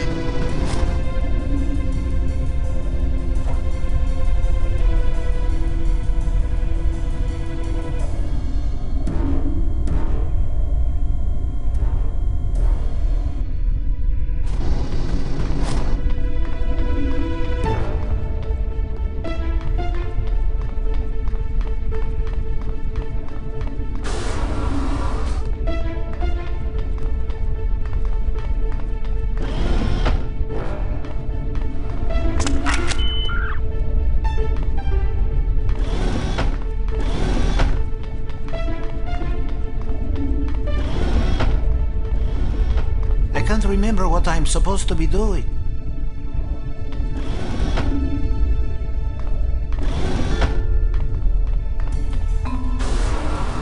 This is a restricted area, you goon. We've got you, it's over with.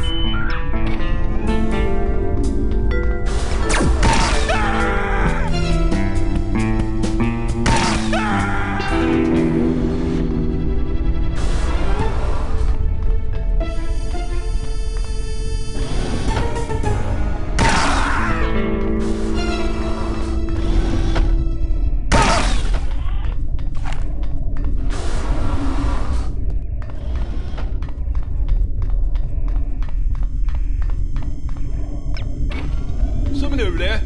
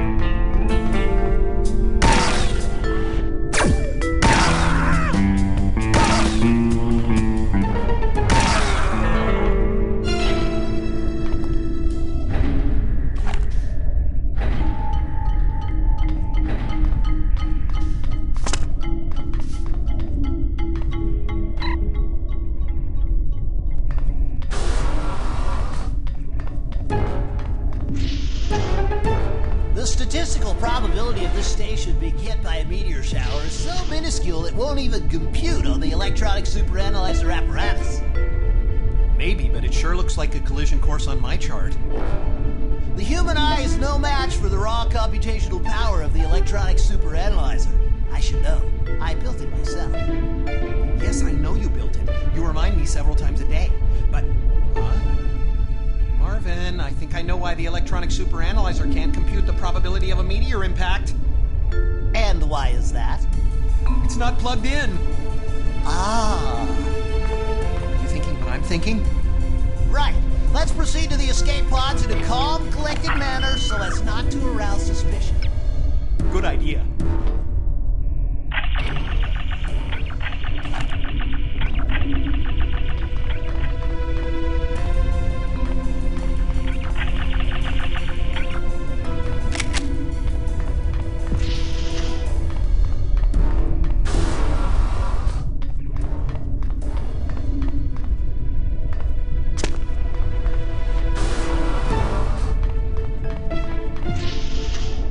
Meteor shower?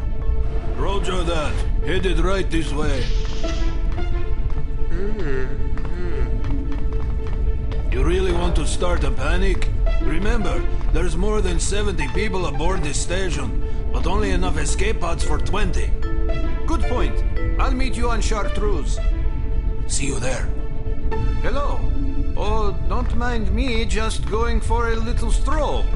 Ah, what a relaxing day it is so far, eh?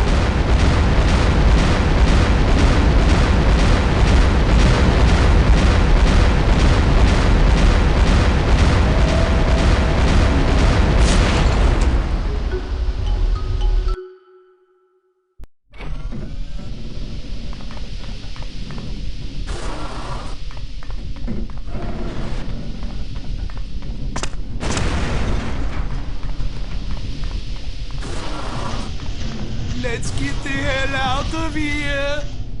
Wait for me!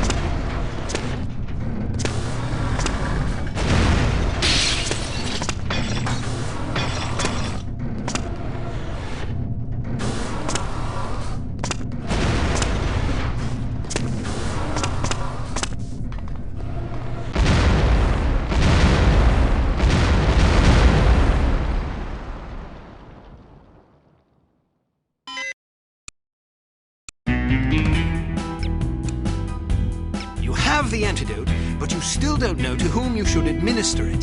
The next step will be the most uncertain so far. It will also be the most critical.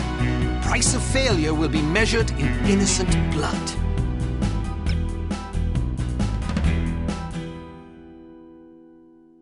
You look tired.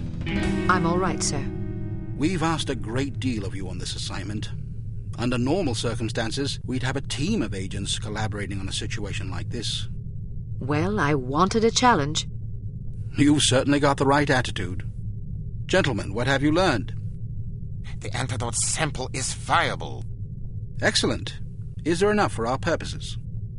I should think so. Of course, it depends on how many people have been infected. We need that list of names, and we need it before harm sets another example. Where's the Baroness now? She and the Baron are on holiday at their chateau in the German Alps. Then that's where I'm going. Need I remind you that Harm's next victim will detonate less than 20 hours from now? That's assuming they don't retaliate for Agent Archer blowing up their space station. Relax, Smithy. It'll take them that long to figure out what happened. I wrecked their communications, remember? Besides, a meteor shower blew up that station, not me. Regardless, this hardly seems the time for wild goose chases. Well, what do you recommend? Look, I know the Baroness is behind this mess, and I know she keeps that list of names close to her. She's not doing this just for the money. She wants to blow these people to bits. She wants revenge.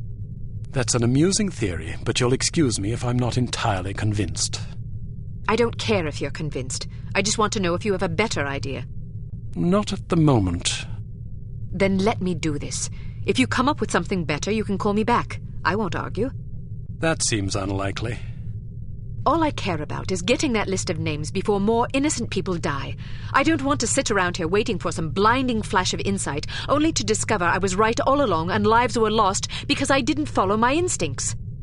If you receive a signal from us, I expect you to drop everything and get in touch immediately. Am I understood? You can count on it. I hope you have a plan. Sure I do. I'm going to get inside that chateau, find the list, and get out. I see. And how exactly do you intend to do that? I'll improvise. Brilliant. Why didn't I think of that? What about the fellow that's been keeping an eye on the Baroness for us? He's just a spy. Some poor chap willing to risk his neck for a pittance and a bit of adventure.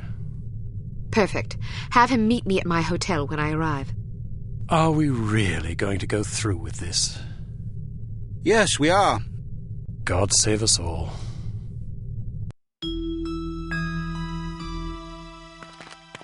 Since snowmobiles are a common method of transportation at this time of year in the Alps, we figured you might as well use this opportunity to practice with one.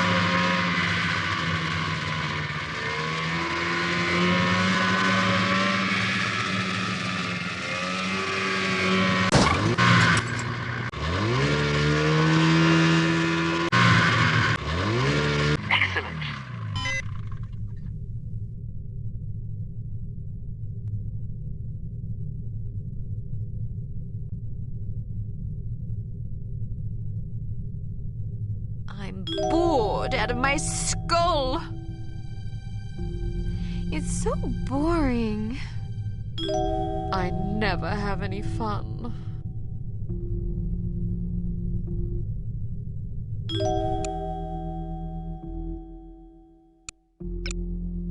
If your theories are correct, the Baroness will lead you right to the list of harm's intended victims. You must retrieve that list and put an end to harm before more innocent people die. Time is short, Archer. You must succeed. What can you tell me? Every afternoon she has lunch at a different cafe, then spends an hour or two window shopping. Afterwards, she rides the gondola back up the mountain. Does she come alone or with an escort? There are always plenty of dangerous-looking men with her. What do you know about the chateau? Only that you have to ride the gondola to get there. I've heard that there's a middle landing, and you have to take another gondola up to the chateau itself. Perfect. I have a mission for you, but I should warn you that it could be dangerous. I'm not afraid. Good. Sneak aboard the gondola and ride it up to the middle landing. Scout around and find out what you can. I'll meet up with you in 2 hours. How will you find me? Leave a sign. Marks in the snow should suffice. Where are you going now? I want to do some window shopping. Hello, Baroness Dumas. Any sign of trouble? Well, McCoy got into a snowball fight with some kids and somebody hit him in the face. He got a bloody nose. What's your name?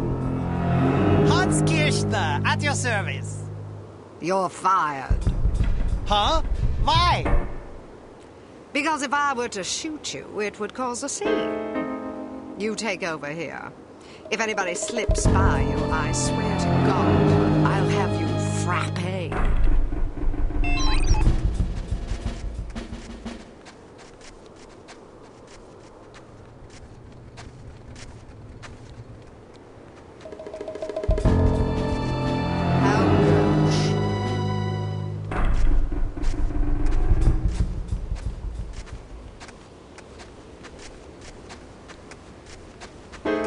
Dreadful. I thought I heard something.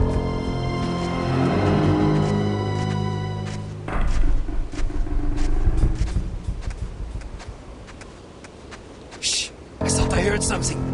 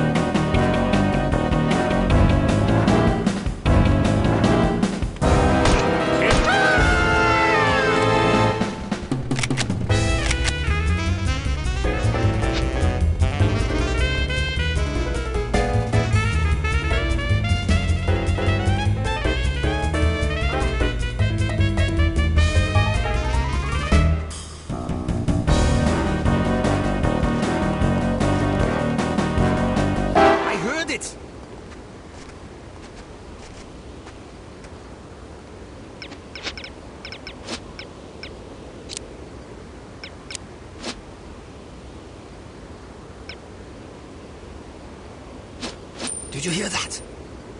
Maybe I'm just hearing things.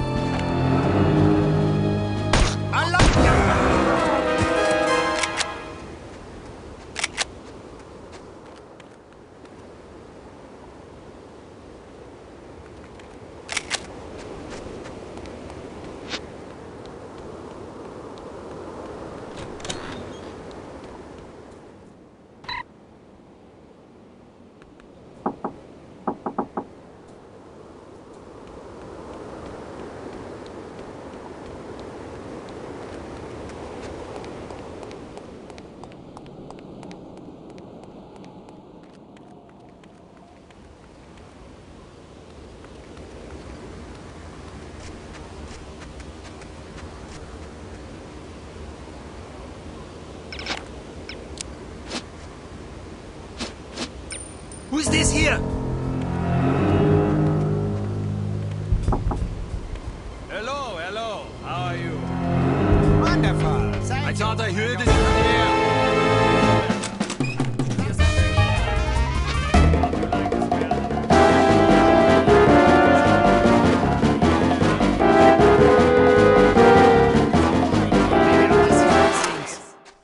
Certainly not at this time of year. Well, good day. Good day to you too.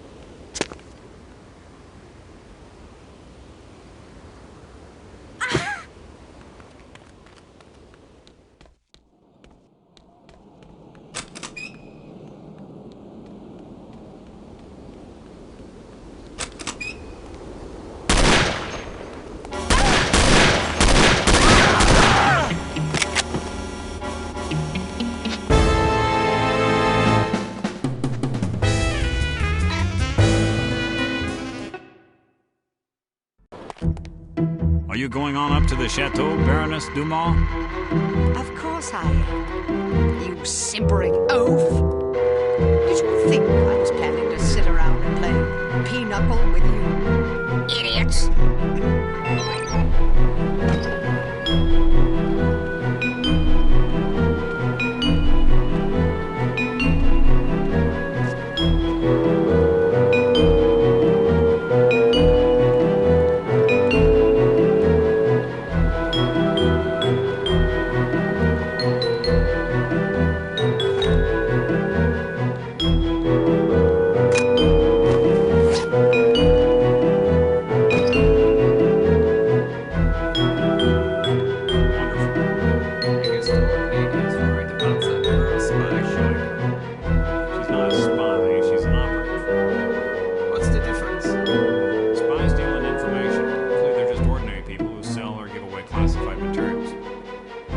Basically what she does? No, you see, an operative is more like a commando.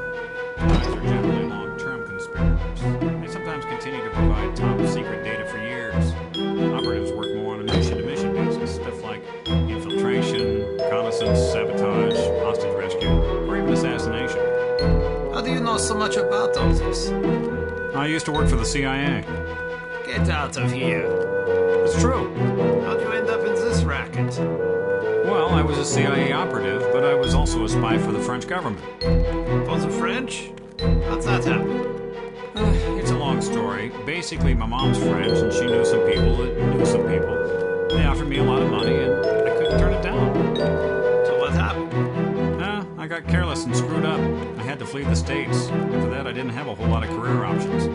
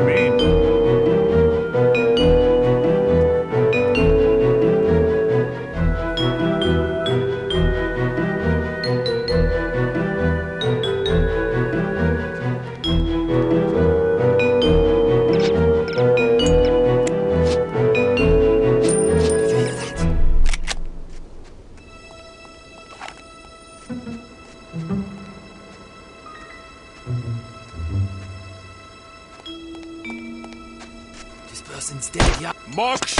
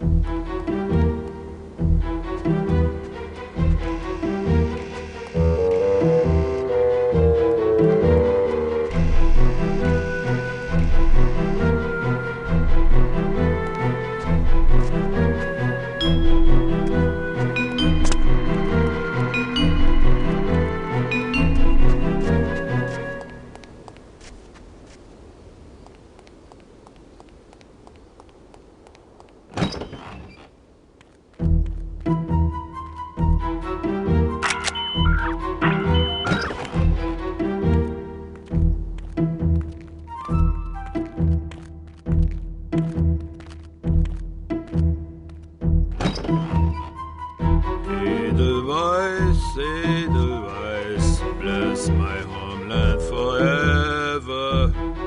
Will you please shut up? Why, don't you like singing? Sure, just not yours. Hugo never complains. Hugo is an idiot. Whose singing do you like? Oh, I prefer women singers. Edith Piaf, Shirley Bassey, Ella Fitzgerald, Nancy Sinatra. I like to pretend they're singing to me. Maybe you need a girlfriend. I have a girlfriend. That's not the point. Anyway, I don't need to hear your yodeling. Fine.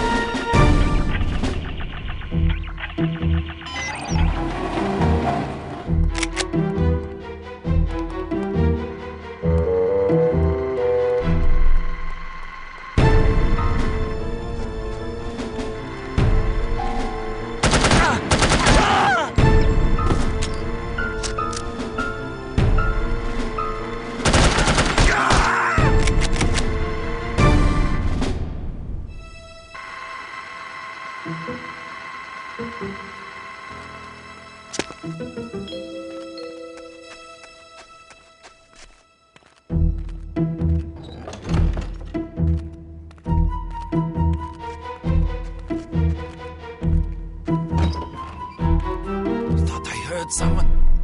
Stay where you are!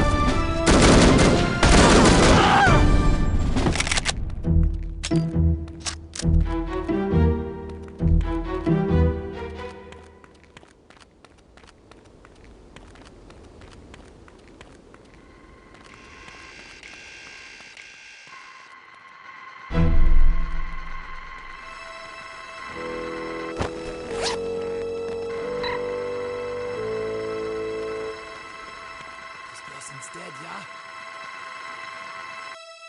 You alright?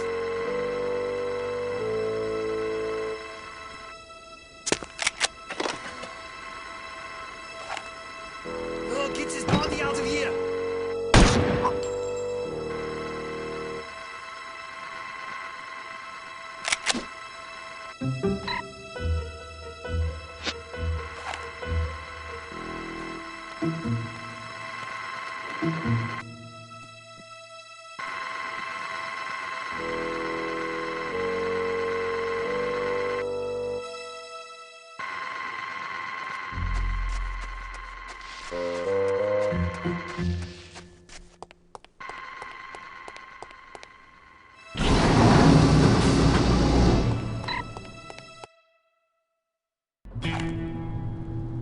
What did you find out?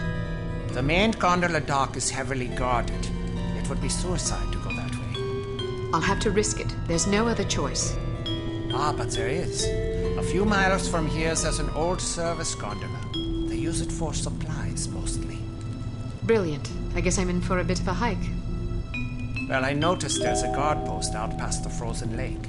There's a snowmobile sitting outside. You've done well. What's your name? Tom. What's wrong? Nothing. Just reminds me of an old friend. Thank you, Tom. Good luck.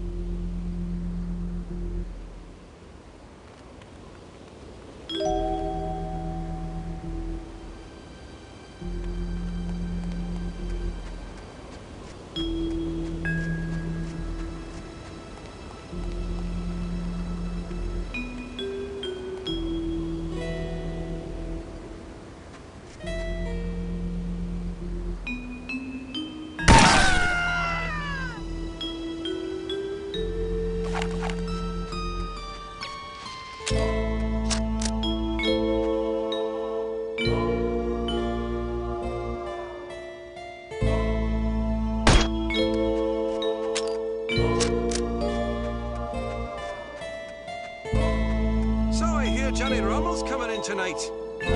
Really? I thought he was too good for us grunts. Travis tell you about that mess in Greece? The hostage thing? Yeah, sounded ugly. Yeah, well now Johnny's saying it wasn't his fault. It was the Greeks. The Greeks? That's crazy. It was a dumb plan to begin with. Not according to Johnny. He says the plan was flawless. He says everything would have gone off without a hitch if it wasn't for the Greeks screwing up. I've worked with a Greek before. He doesn't screw up. I know. So does everybody else. Not only that, Travis showed me a telegram he got from Johnny 2 days before the thing went down. It outlined the whole plan. Really? Yeah, and let me tell you, it was a bad plan. How bad is bad? Well, obviously the situation was about as bad as it gets. You got that right. The only reason it was even that good is because the Greek wasn't following orders. Otherwise, they wouldn't have been alive long enough to mess up that bad. And he's got the nerve to blame the Greek. You don't understand. Johnny thinks he's this great mastermind. If something goes wrong, he blames somebody else. If something goes right, even if he had nothing to do with it, he takes all the credit. Wait till the Greek finds out what he's been saying. I just hope I'm around to see it. You know the worst part? It took him 4 years to cook up that plan. Are you serious? That's pathetic.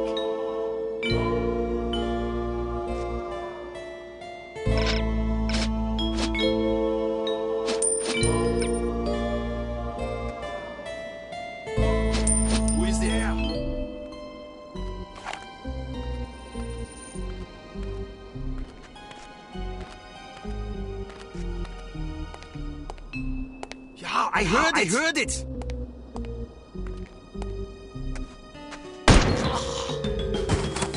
This person's dead, yeah?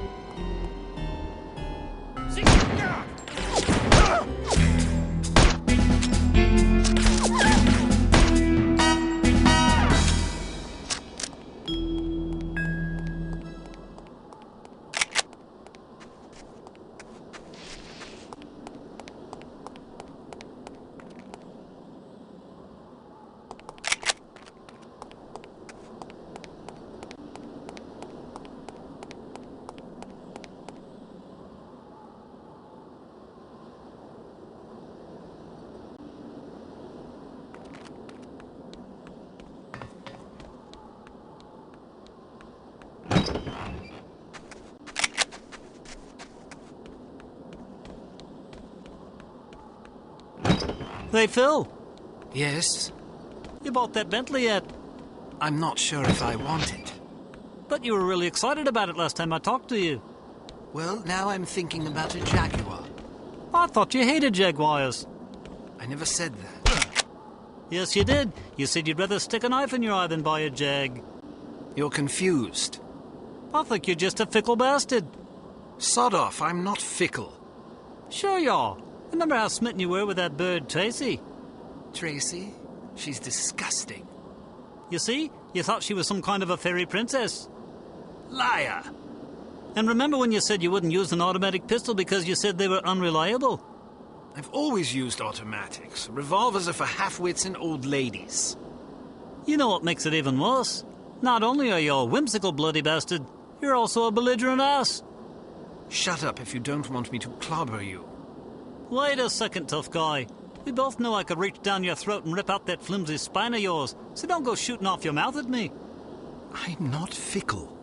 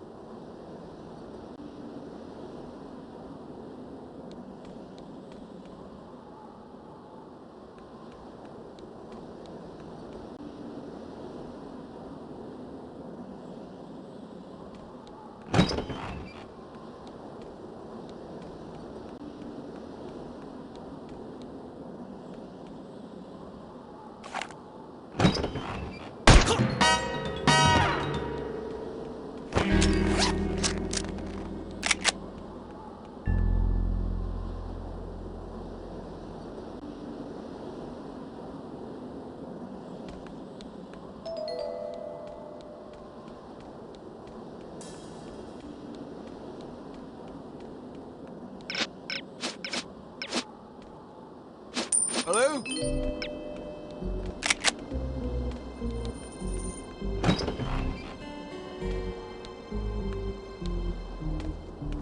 A bit of imagination, eh?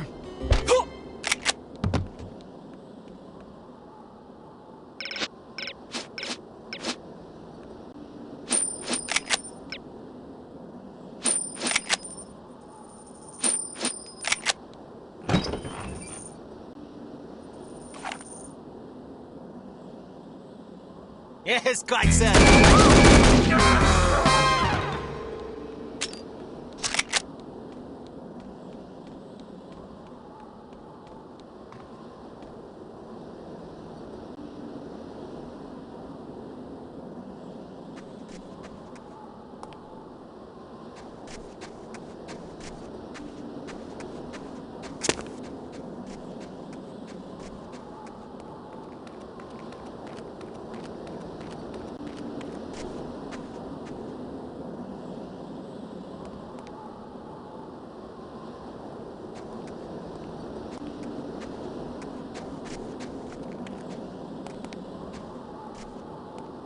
Who's over there?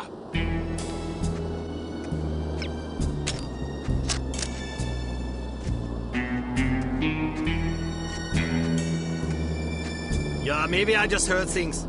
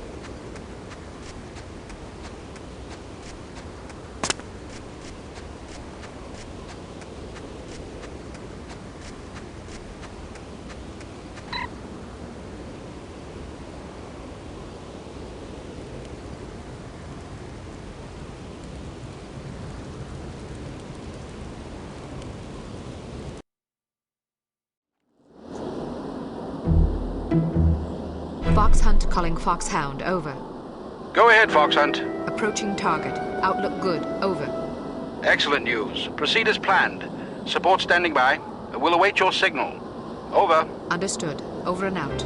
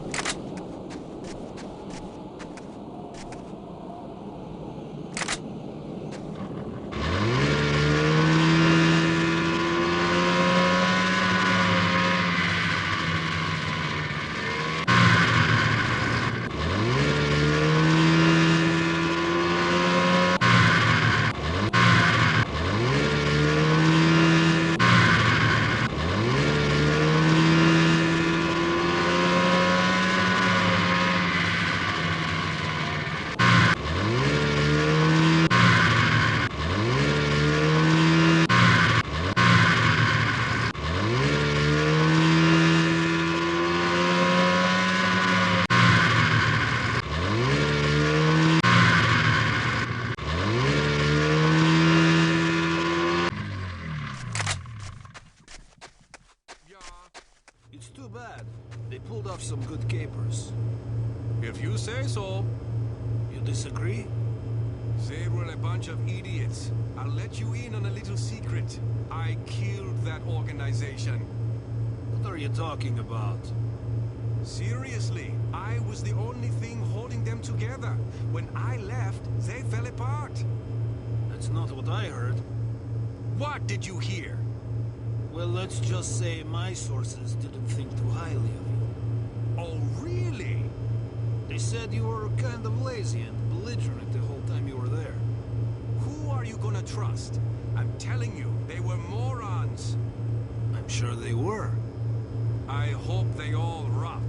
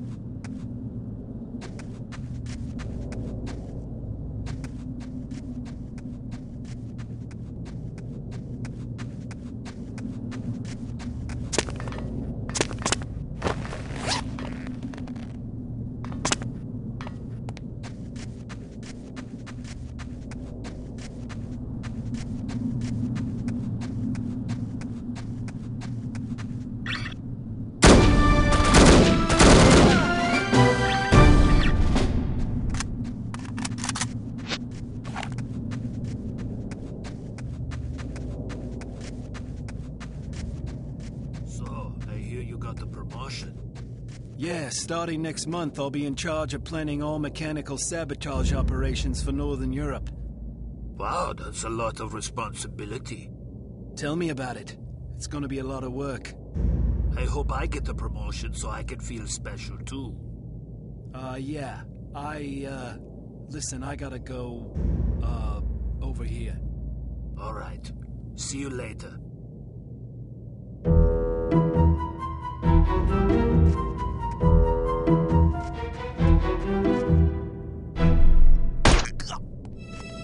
Yeah!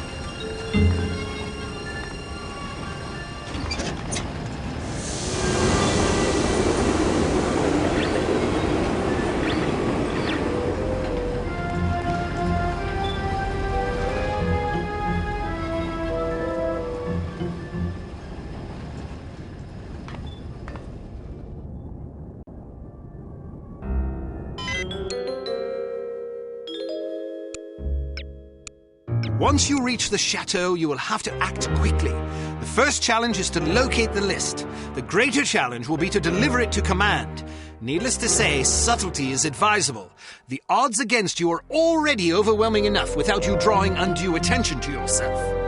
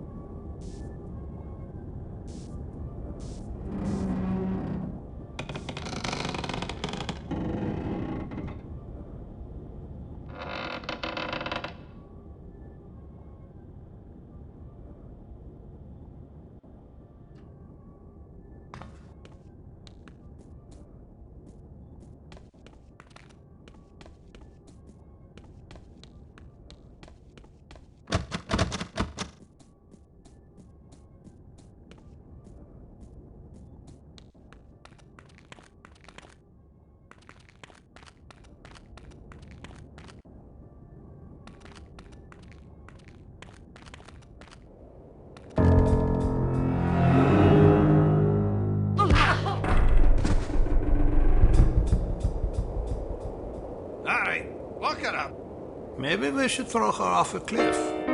Did I ask for your opinion? No, but I was just thinking. Oh, you were you? Yes, I think keeping her alive is a bad idea. Is that so? You know how in spy shows the hero always gets away? Well, that just sets a considerable precedent, don't you think?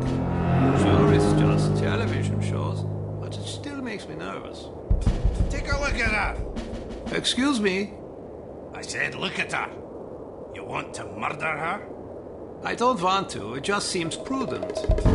Prudent, eh? If you don't mind my saying so, you seem rather moralistic for a man who earns his living as a criminal. We've already killed thousands of people. What's one more? It wasn't me that killed them. You work for the organizations that did. Doesn't that implicate you as well? They didn't ask me what I thought about it. Perhaps not, but you knew there was a possibility that such things could happen. Okay, maybe you're right. But that doesn't mean I want this girl's blood on my hands. Truth be told, I'd sooner kill you than her. Then I'll stop trying to convince you to throw her off the cliff. That's prudent of you. I must confess, I haven't been able to sleep since that explosion in England. Me neither, lad. Can I ask you a question? What would you do if I began walking towards a gondola dock with the intention of leaving this organization? I might give you a piece of advice. What would that be? Don't get yourself killed. The thought had occurred to me.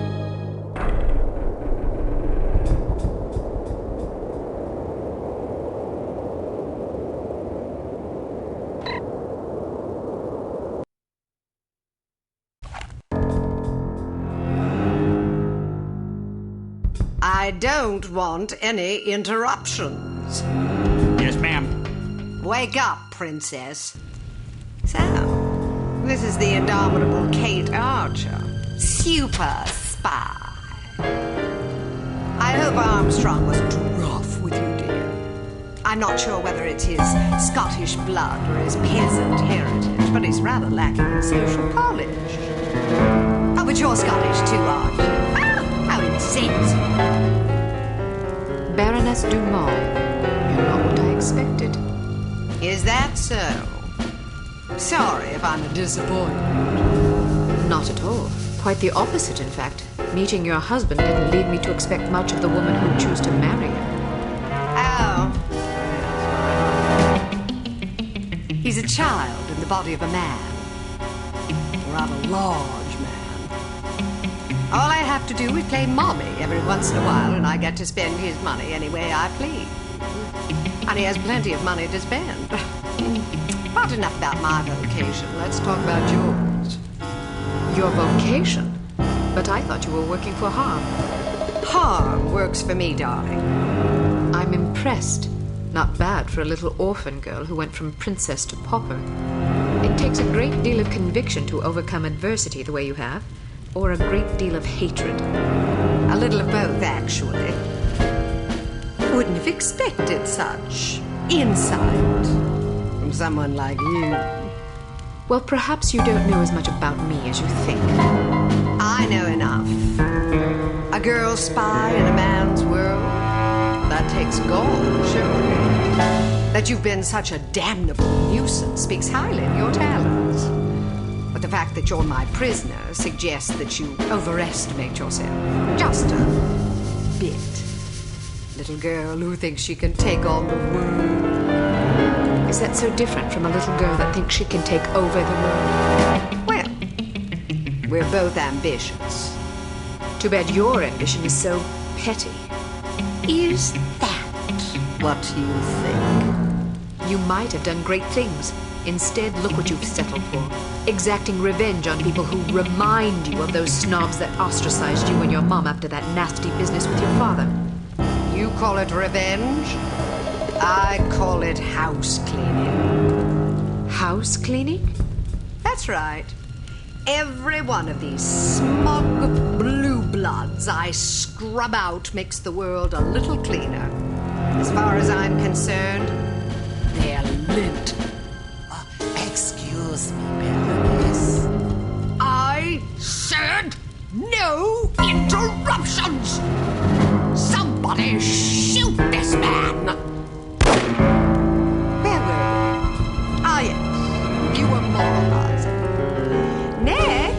suppose you'll tell me that I can't possibly succeed.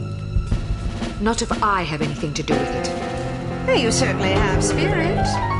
Unfortunately, you won't have anything to do with it. Not unless you can rise from the grave, that is. Are you afraid to die? I haven't given it much thought.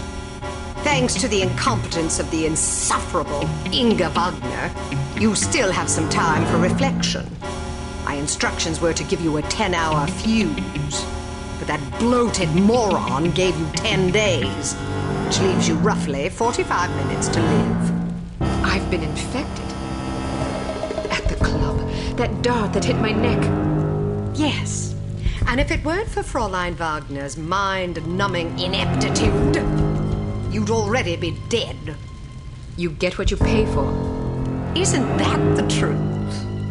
You have no idea how hard it is to find qualified criminals these days. Nothing but misfits, mutants. I hope you don't expect sympathy. Not from a judgmental goody-two-shoes like you. To you, I'm just a villain. Those pretty eyes of yours see only black and white. Well, sister, the world is a crueler mistress than I. Believe me, I would have gladly kept my dollhouses and fairy tales rather than suffering through what I did. But I didn't have a choice in the matter. You had a choice. You were just too weak to make the right one. You don't know anything about me, girl. You don't know what I went through. Those genteel bastards disowned my mother and me before the headlines even hit the papers. Now I'm going to show my gratitude by raining fire and destruction down upon their pedigree heads. Poor Felicity. The world spat upon her, so now she's going to show them all. Is that it? I didn't give you permission to use my Christian name. We've more in common than I like to admit. The difference is that I stopped taking my misfortunes personally. Everybody suffers, Baroness, but only cowards take it out on other people. Well, aren't you a righteous little bitch? Maybe it will get you into heaven. I suppose you'll find out soon enough. Get Armstrong up here. I want someone competent guarding this door. That's not a very nice thing to say. Is that so? Well, after you fetch him, how would you like to take yourself outside and have yourself shot? That'll give you something to complain about. Looks like you got yourself in a heap of trouble this time, eh, lass? How about a fight? What are you yapping about? A fight. You and me. Mano a mano.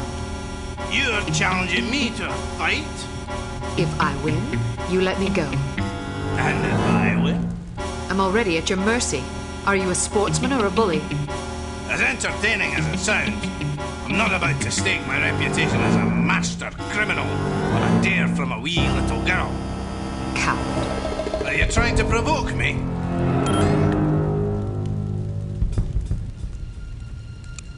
You're just afraid I'd clobber you. Ha! I'd be more afraid of an angry chipmunk.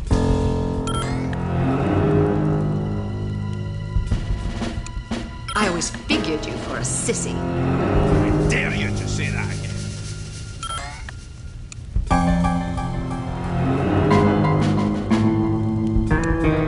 Maybe you should trade your kilt for a skirt. Maybe you should shut your damn cake before I put my fist in it.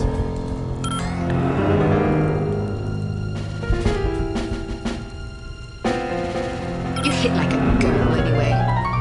If you're not careful, I'll fold you across my knee and thrash you till you shriek.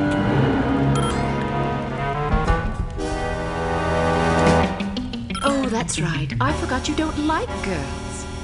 Say that again and I'll wash your mouth out with soap.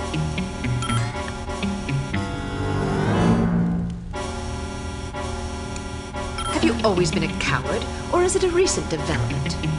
Don't provoke me, missy. That's it! You pushed me too far, girlie!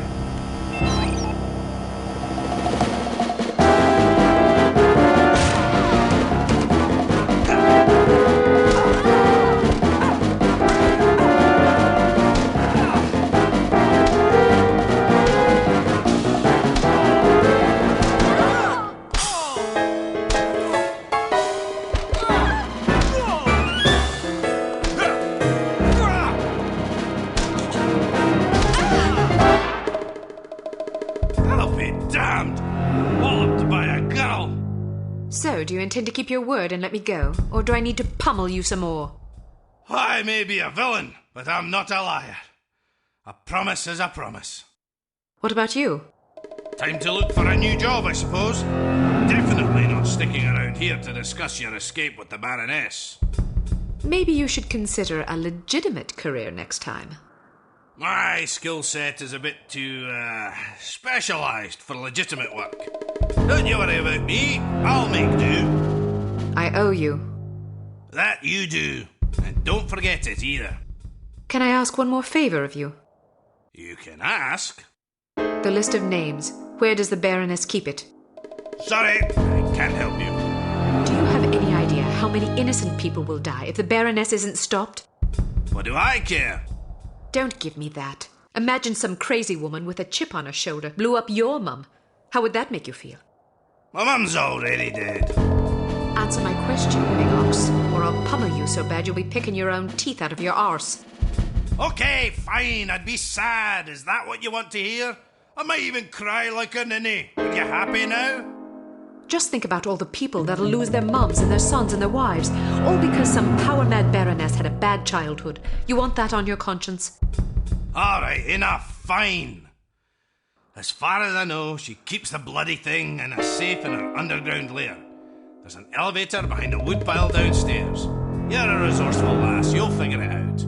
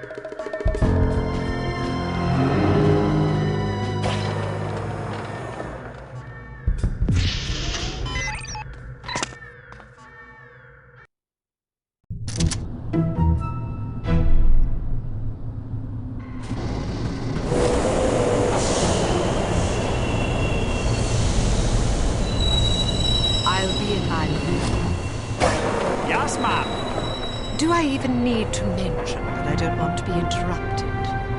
No, ma'am. Good.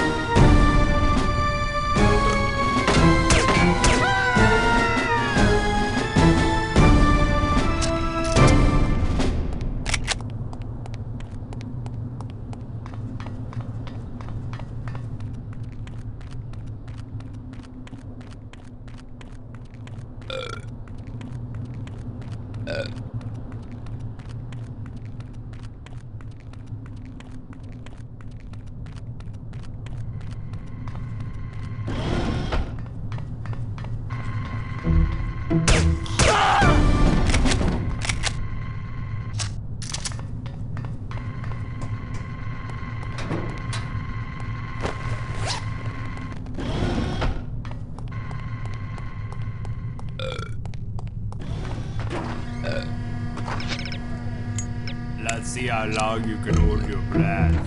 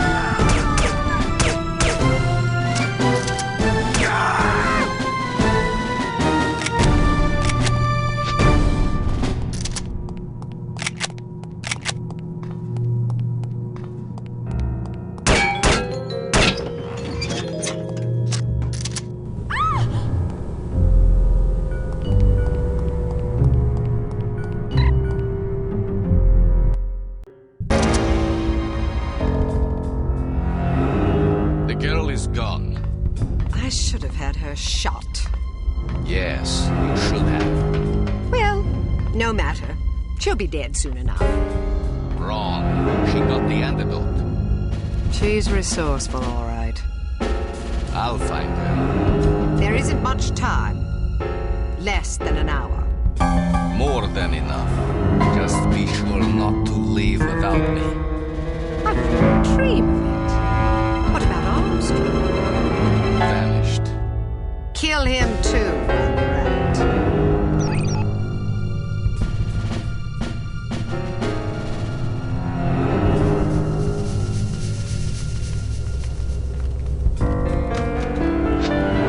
Who's there? This way!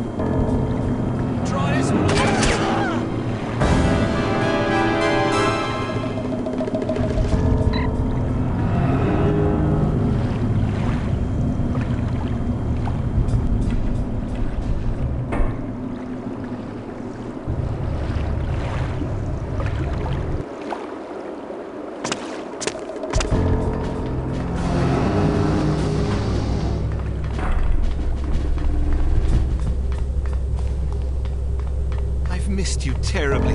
Every moment I'm away from you is pure torture. How I've longed to take you in my arms and whisper words of love into your ear. Now, where's that damn slugger bridge? How does Goat get in here?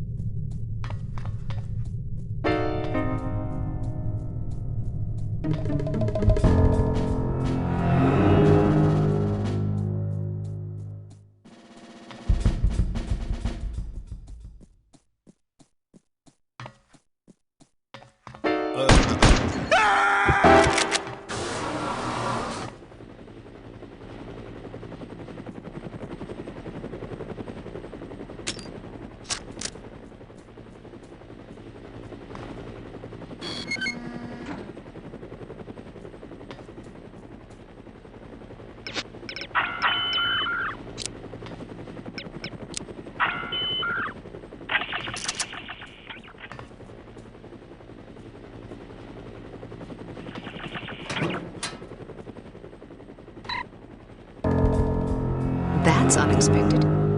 You meddlesome imp. Guards, kill her!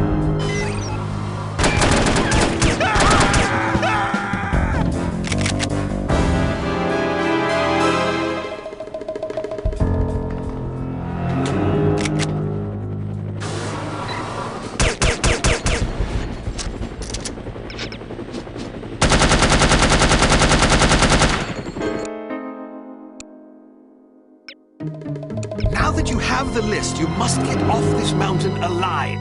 You should expect heavy opposition. It's what you don't expect that you should be afraid of.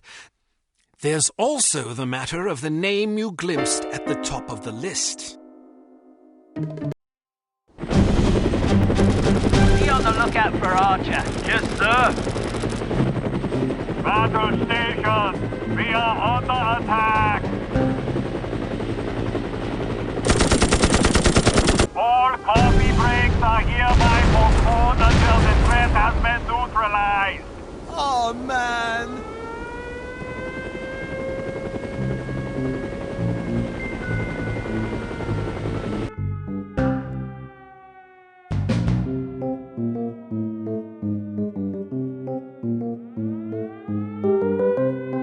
Finally, some excitement.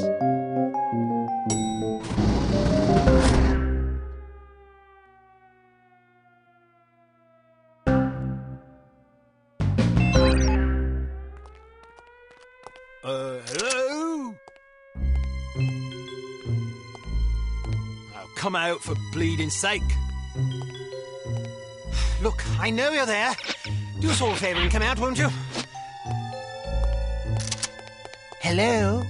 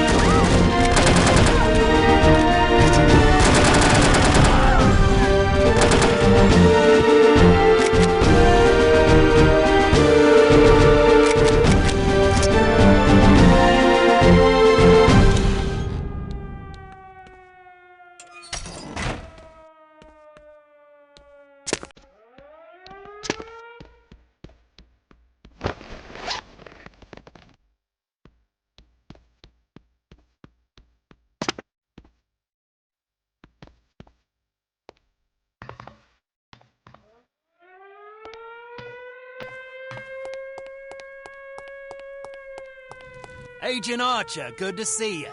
Head for the helicopter in the courtyard. We'll cover you. All right, but make sure you're off this mountain in the next 15 minutes. Why? There's going to be a very large explosion.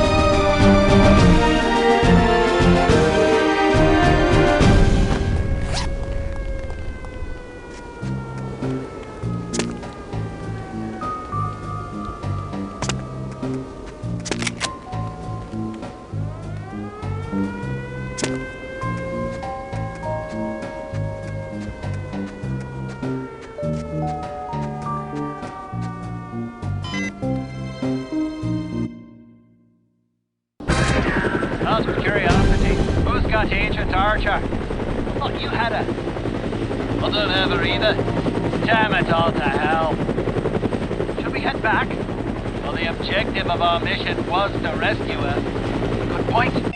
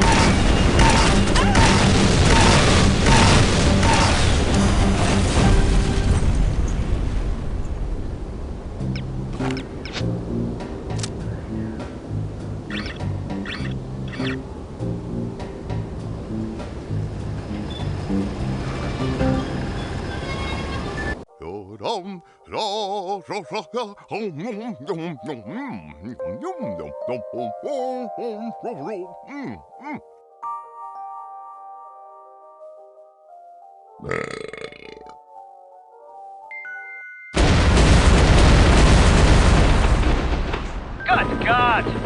Do you think Agent Archer is okay? Not bloody likely. How are we going to explain this to command?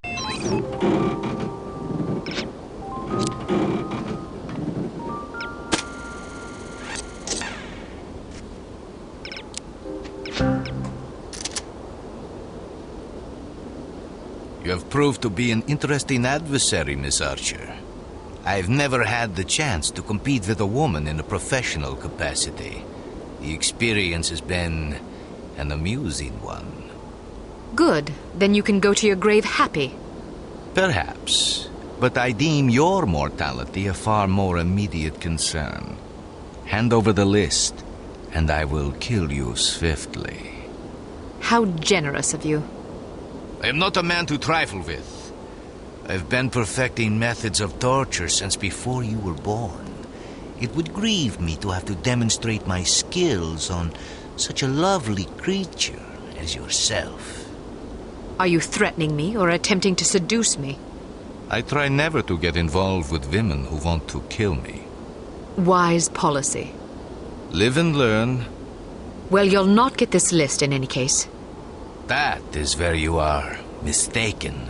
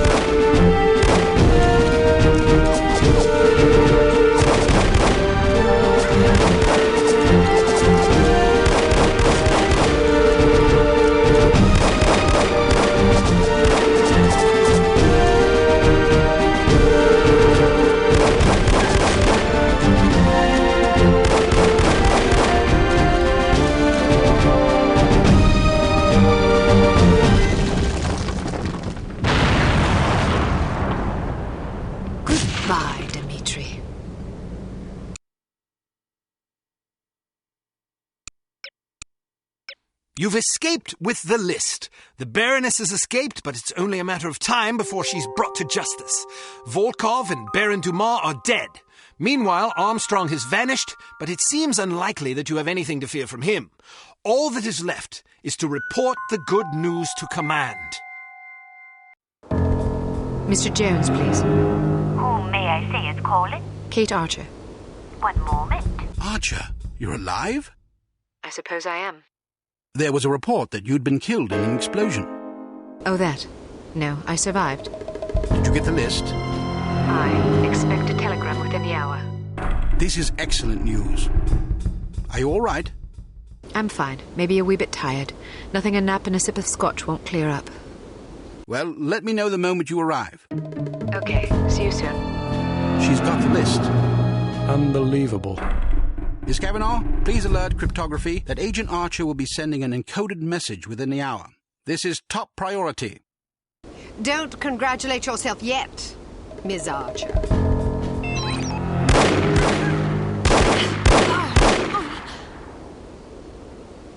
You've won nothing. Yes, well, you've lost everything. Again. Not true, Agent Archer. I still have the satisfaction of knowing that you have failed. But I haven't. We have Dr. Schenker, we have the antidote, and most importantly, we have the names of your intended victims. You still have to deliver the list. Which I shall, just as I shall deliver you to prison where you can accustom yourself to a slightly less opulent lifestyle. Ah, what a sweet fantasy. But it's not meant to be, I'm afraid. Know this, little girl. Harm does not die with me. I think you'll survive your wounds. It's not my wounds you should be worried about. Pardon me. I've got to get everybody off the streets.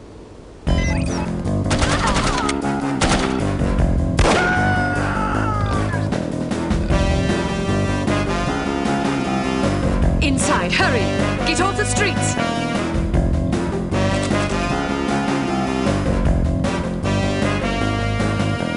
Get inside, now! Get inside! Get off the streets!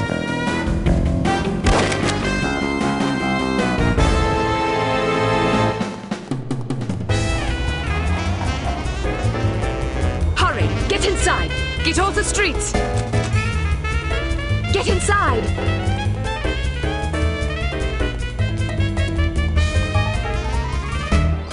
Get inside, now!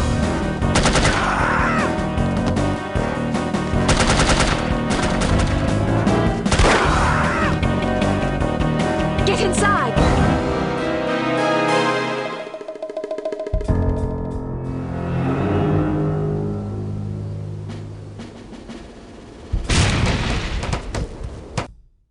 Poor, pathetic creature.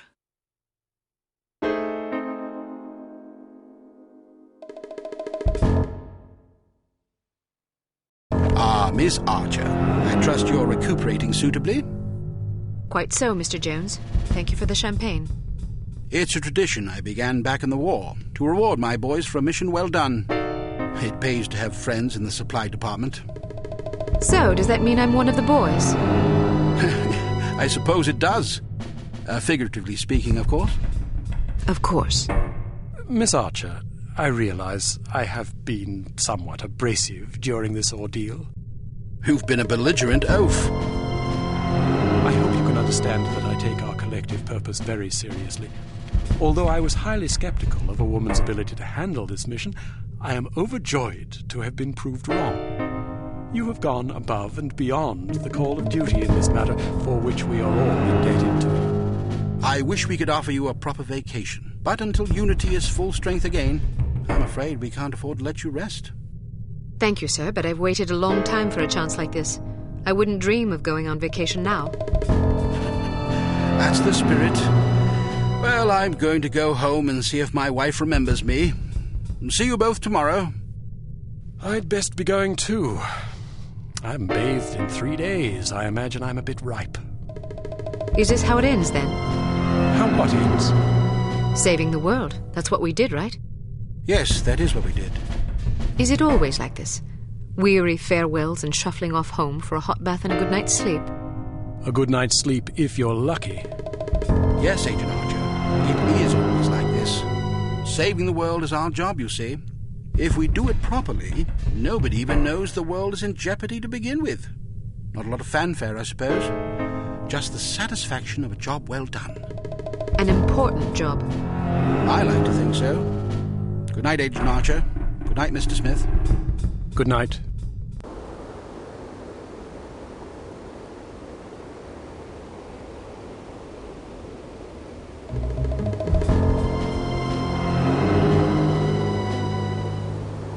You were right.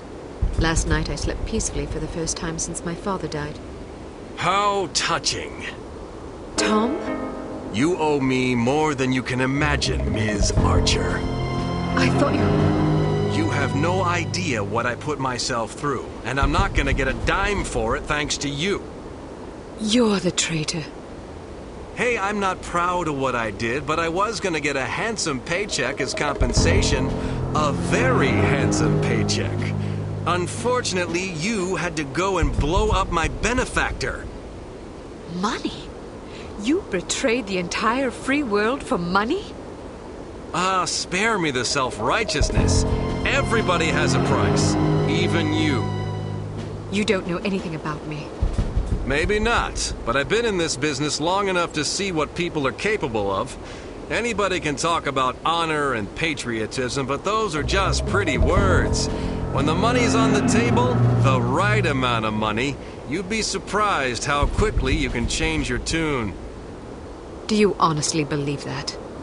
Of course I do. You know what a spy is? It's just some ordinary Joe who's willing to risk his life to sell out his country for a few measly bucks. We rely on these people. That's where most of our information comes from. The difference between them and us, other than our training as operatives, of course, is a price tag. Mine just happened to be about 100 times as much money. And now I get nothing thanks to you. You're forgetting something, Tom. Those spies we recruit aren't patriots, they're cowards. We seek out selfish, hateful little people who place themselves above everyone else. We choose them because they're weak and greedy and arrogant, like you. Touché. Don't you understand what you did? People died because of you. Bruno died because of you. Hey, Volkov killed him, not me. All I did was supply some information. I'm not responsible for how that information was used. We'll see what the court thinks about that. I didn't come here to surrender. Pity for you.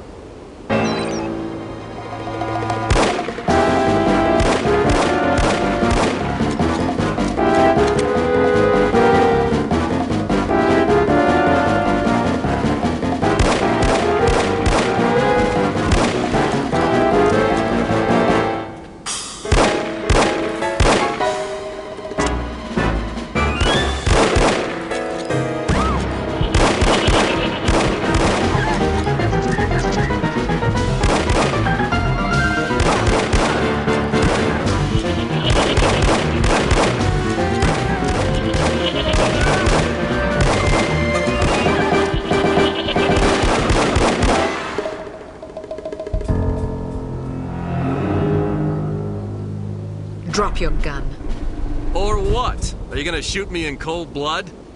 If I have to. That's mighty tough talk for a little girl.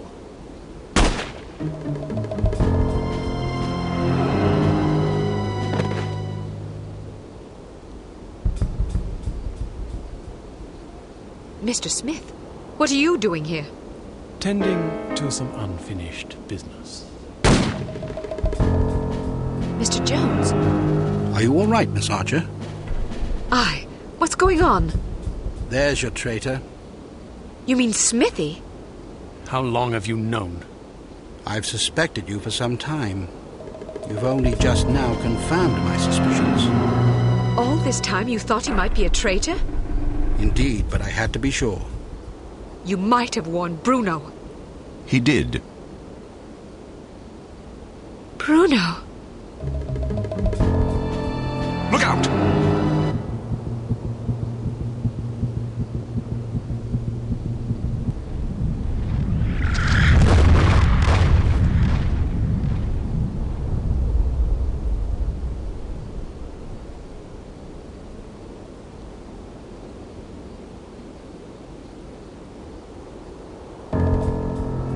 Everyone okay?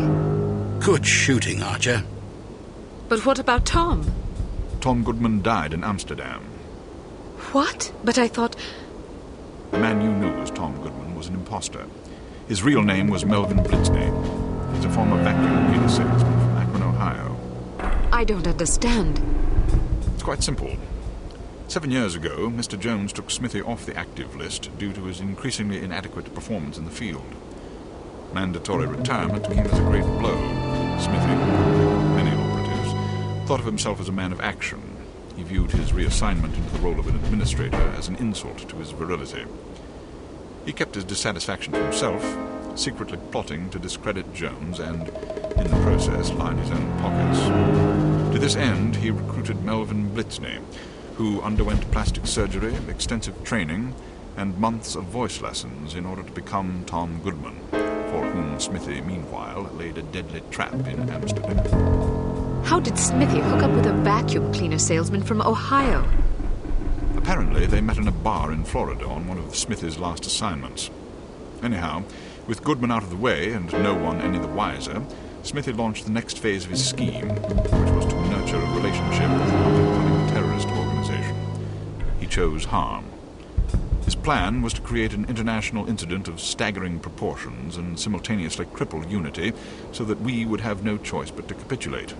Such an unmitigated failure would force Mr. Jones to step down, giving Smithy control of Unity, and also a handsome payoff in a secret bank account in Zurich.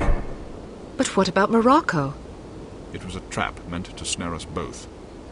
Mr. Jones and I agreed that it would serve as a perfect opportunity for me to disappear for a while. You might have warned me, you know. We couldn't risk tipping our hand. You mean you didn't think I could keep a secret? Keeping a secret wasn't enough. Smithy had to believe I was dead, which meant that you had to believe it as well. I'm truly sorry, Kate. Oh, you will be. But there are still some things I don't understand. Smithy was extremely forthcoming with information for someone who wanted us to fail. Every mission he sent you on was a trap. Eventually it occurred to him that you were far more competent than he had anticipated. But it was already too late by then. You'd outwitted him. Besides, if he'd attempted to conceal information, he would have drawn suspicion to himself, which he couldn't afford. But why did Tom, or Melvin, whatever his name is, blow up the cargo freighter? To get rid of you, of course. But Inga Wagner and Magnus Armstrong were aboard the ship. They were expendable. If you knew all this, why didn't you just arrest Smithy and be done with it? Because we didn't know all this until very recently. Your investigations revealed much of the information we needed. But the final piece of the puzzle fell into place yesterday afternoon, when I found this in Smithy's flat. The puppet? Indeed. Unbelievable. I'm sorry I had to deceive you, Kate. Sorry's not good enough. Do you have any idea how devastated I was? I should leave you two alone. I'm sure you've plenty of catching up to do. You certainly looked sad. What do you mean? Well, I was watching when you came to pay your respects. You were spying on me? Not intentionally. I ought to kill you myself. Who's buried here anyway? No one. It's an empty casket. An empty casket? Calm down. Don't run away from me. Come back and take what's coming to you. Kate, please. You're overreacting. I'll show you overreacting, you bastard.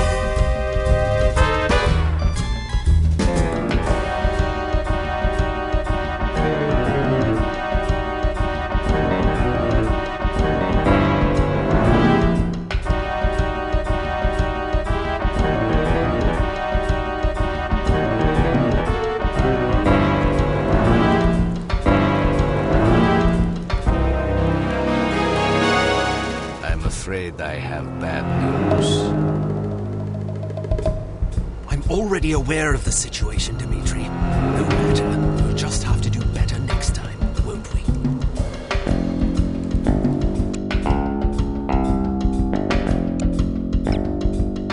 We're sending you to a remote island paradise for a well-deserved vacation. You'll have plenty of peace and quiet without distractions. In fact, we can't contact you even if we want to. The only communication to the outside world is through the weekly boat that brings supplies and vacationers from the mainland. Enjoy yourself, Kate. You've earned it.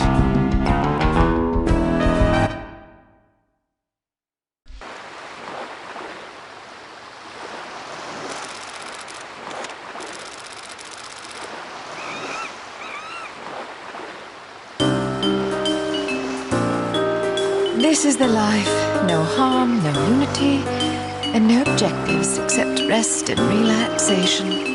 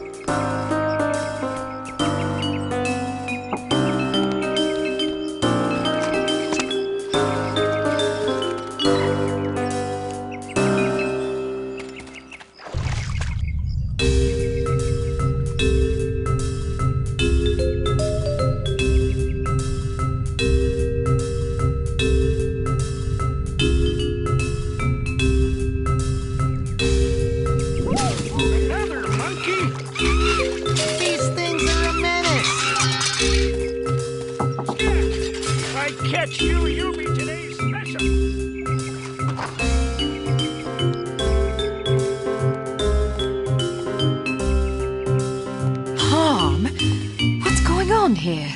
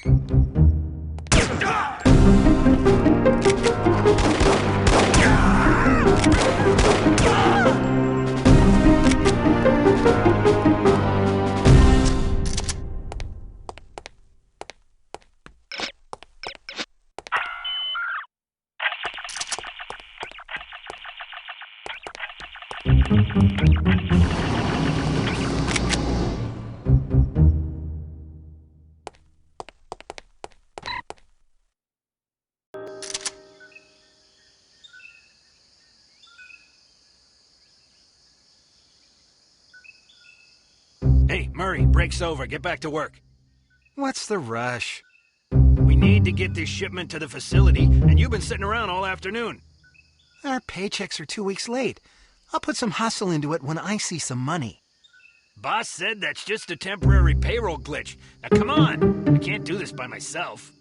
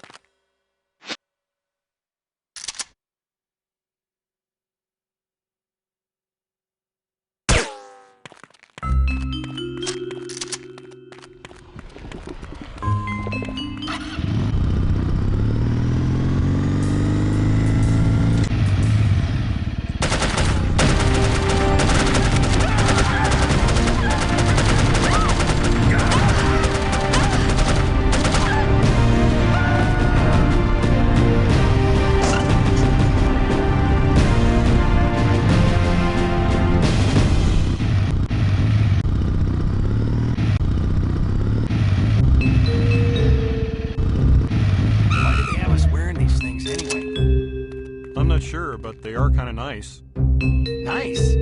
Because they remind you of your mom? Very funny. Back to work, smart guy.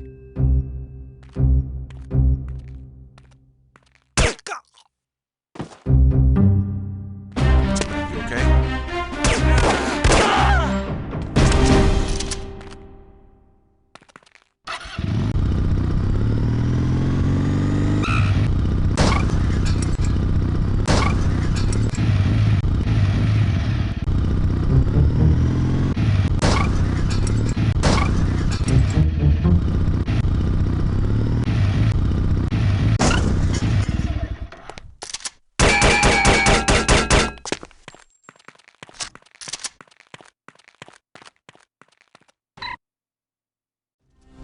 As much as I dislike writing up reprimands, you forced me to do just that.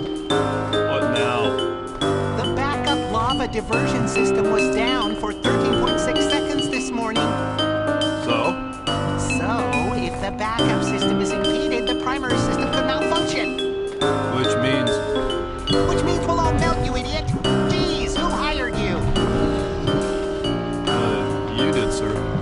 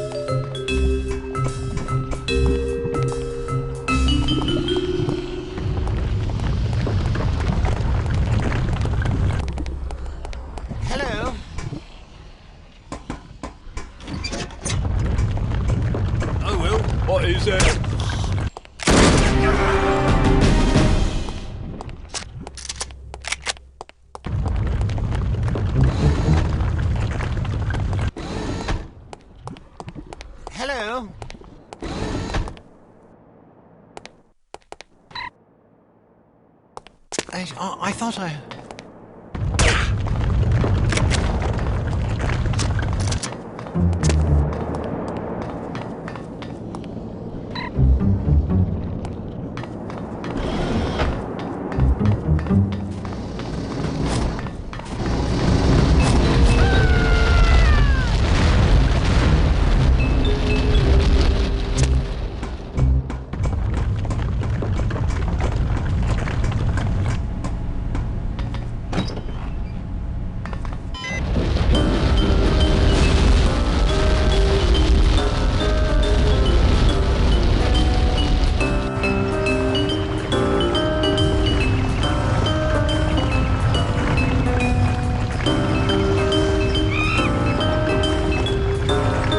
Monkey needs a good spanking.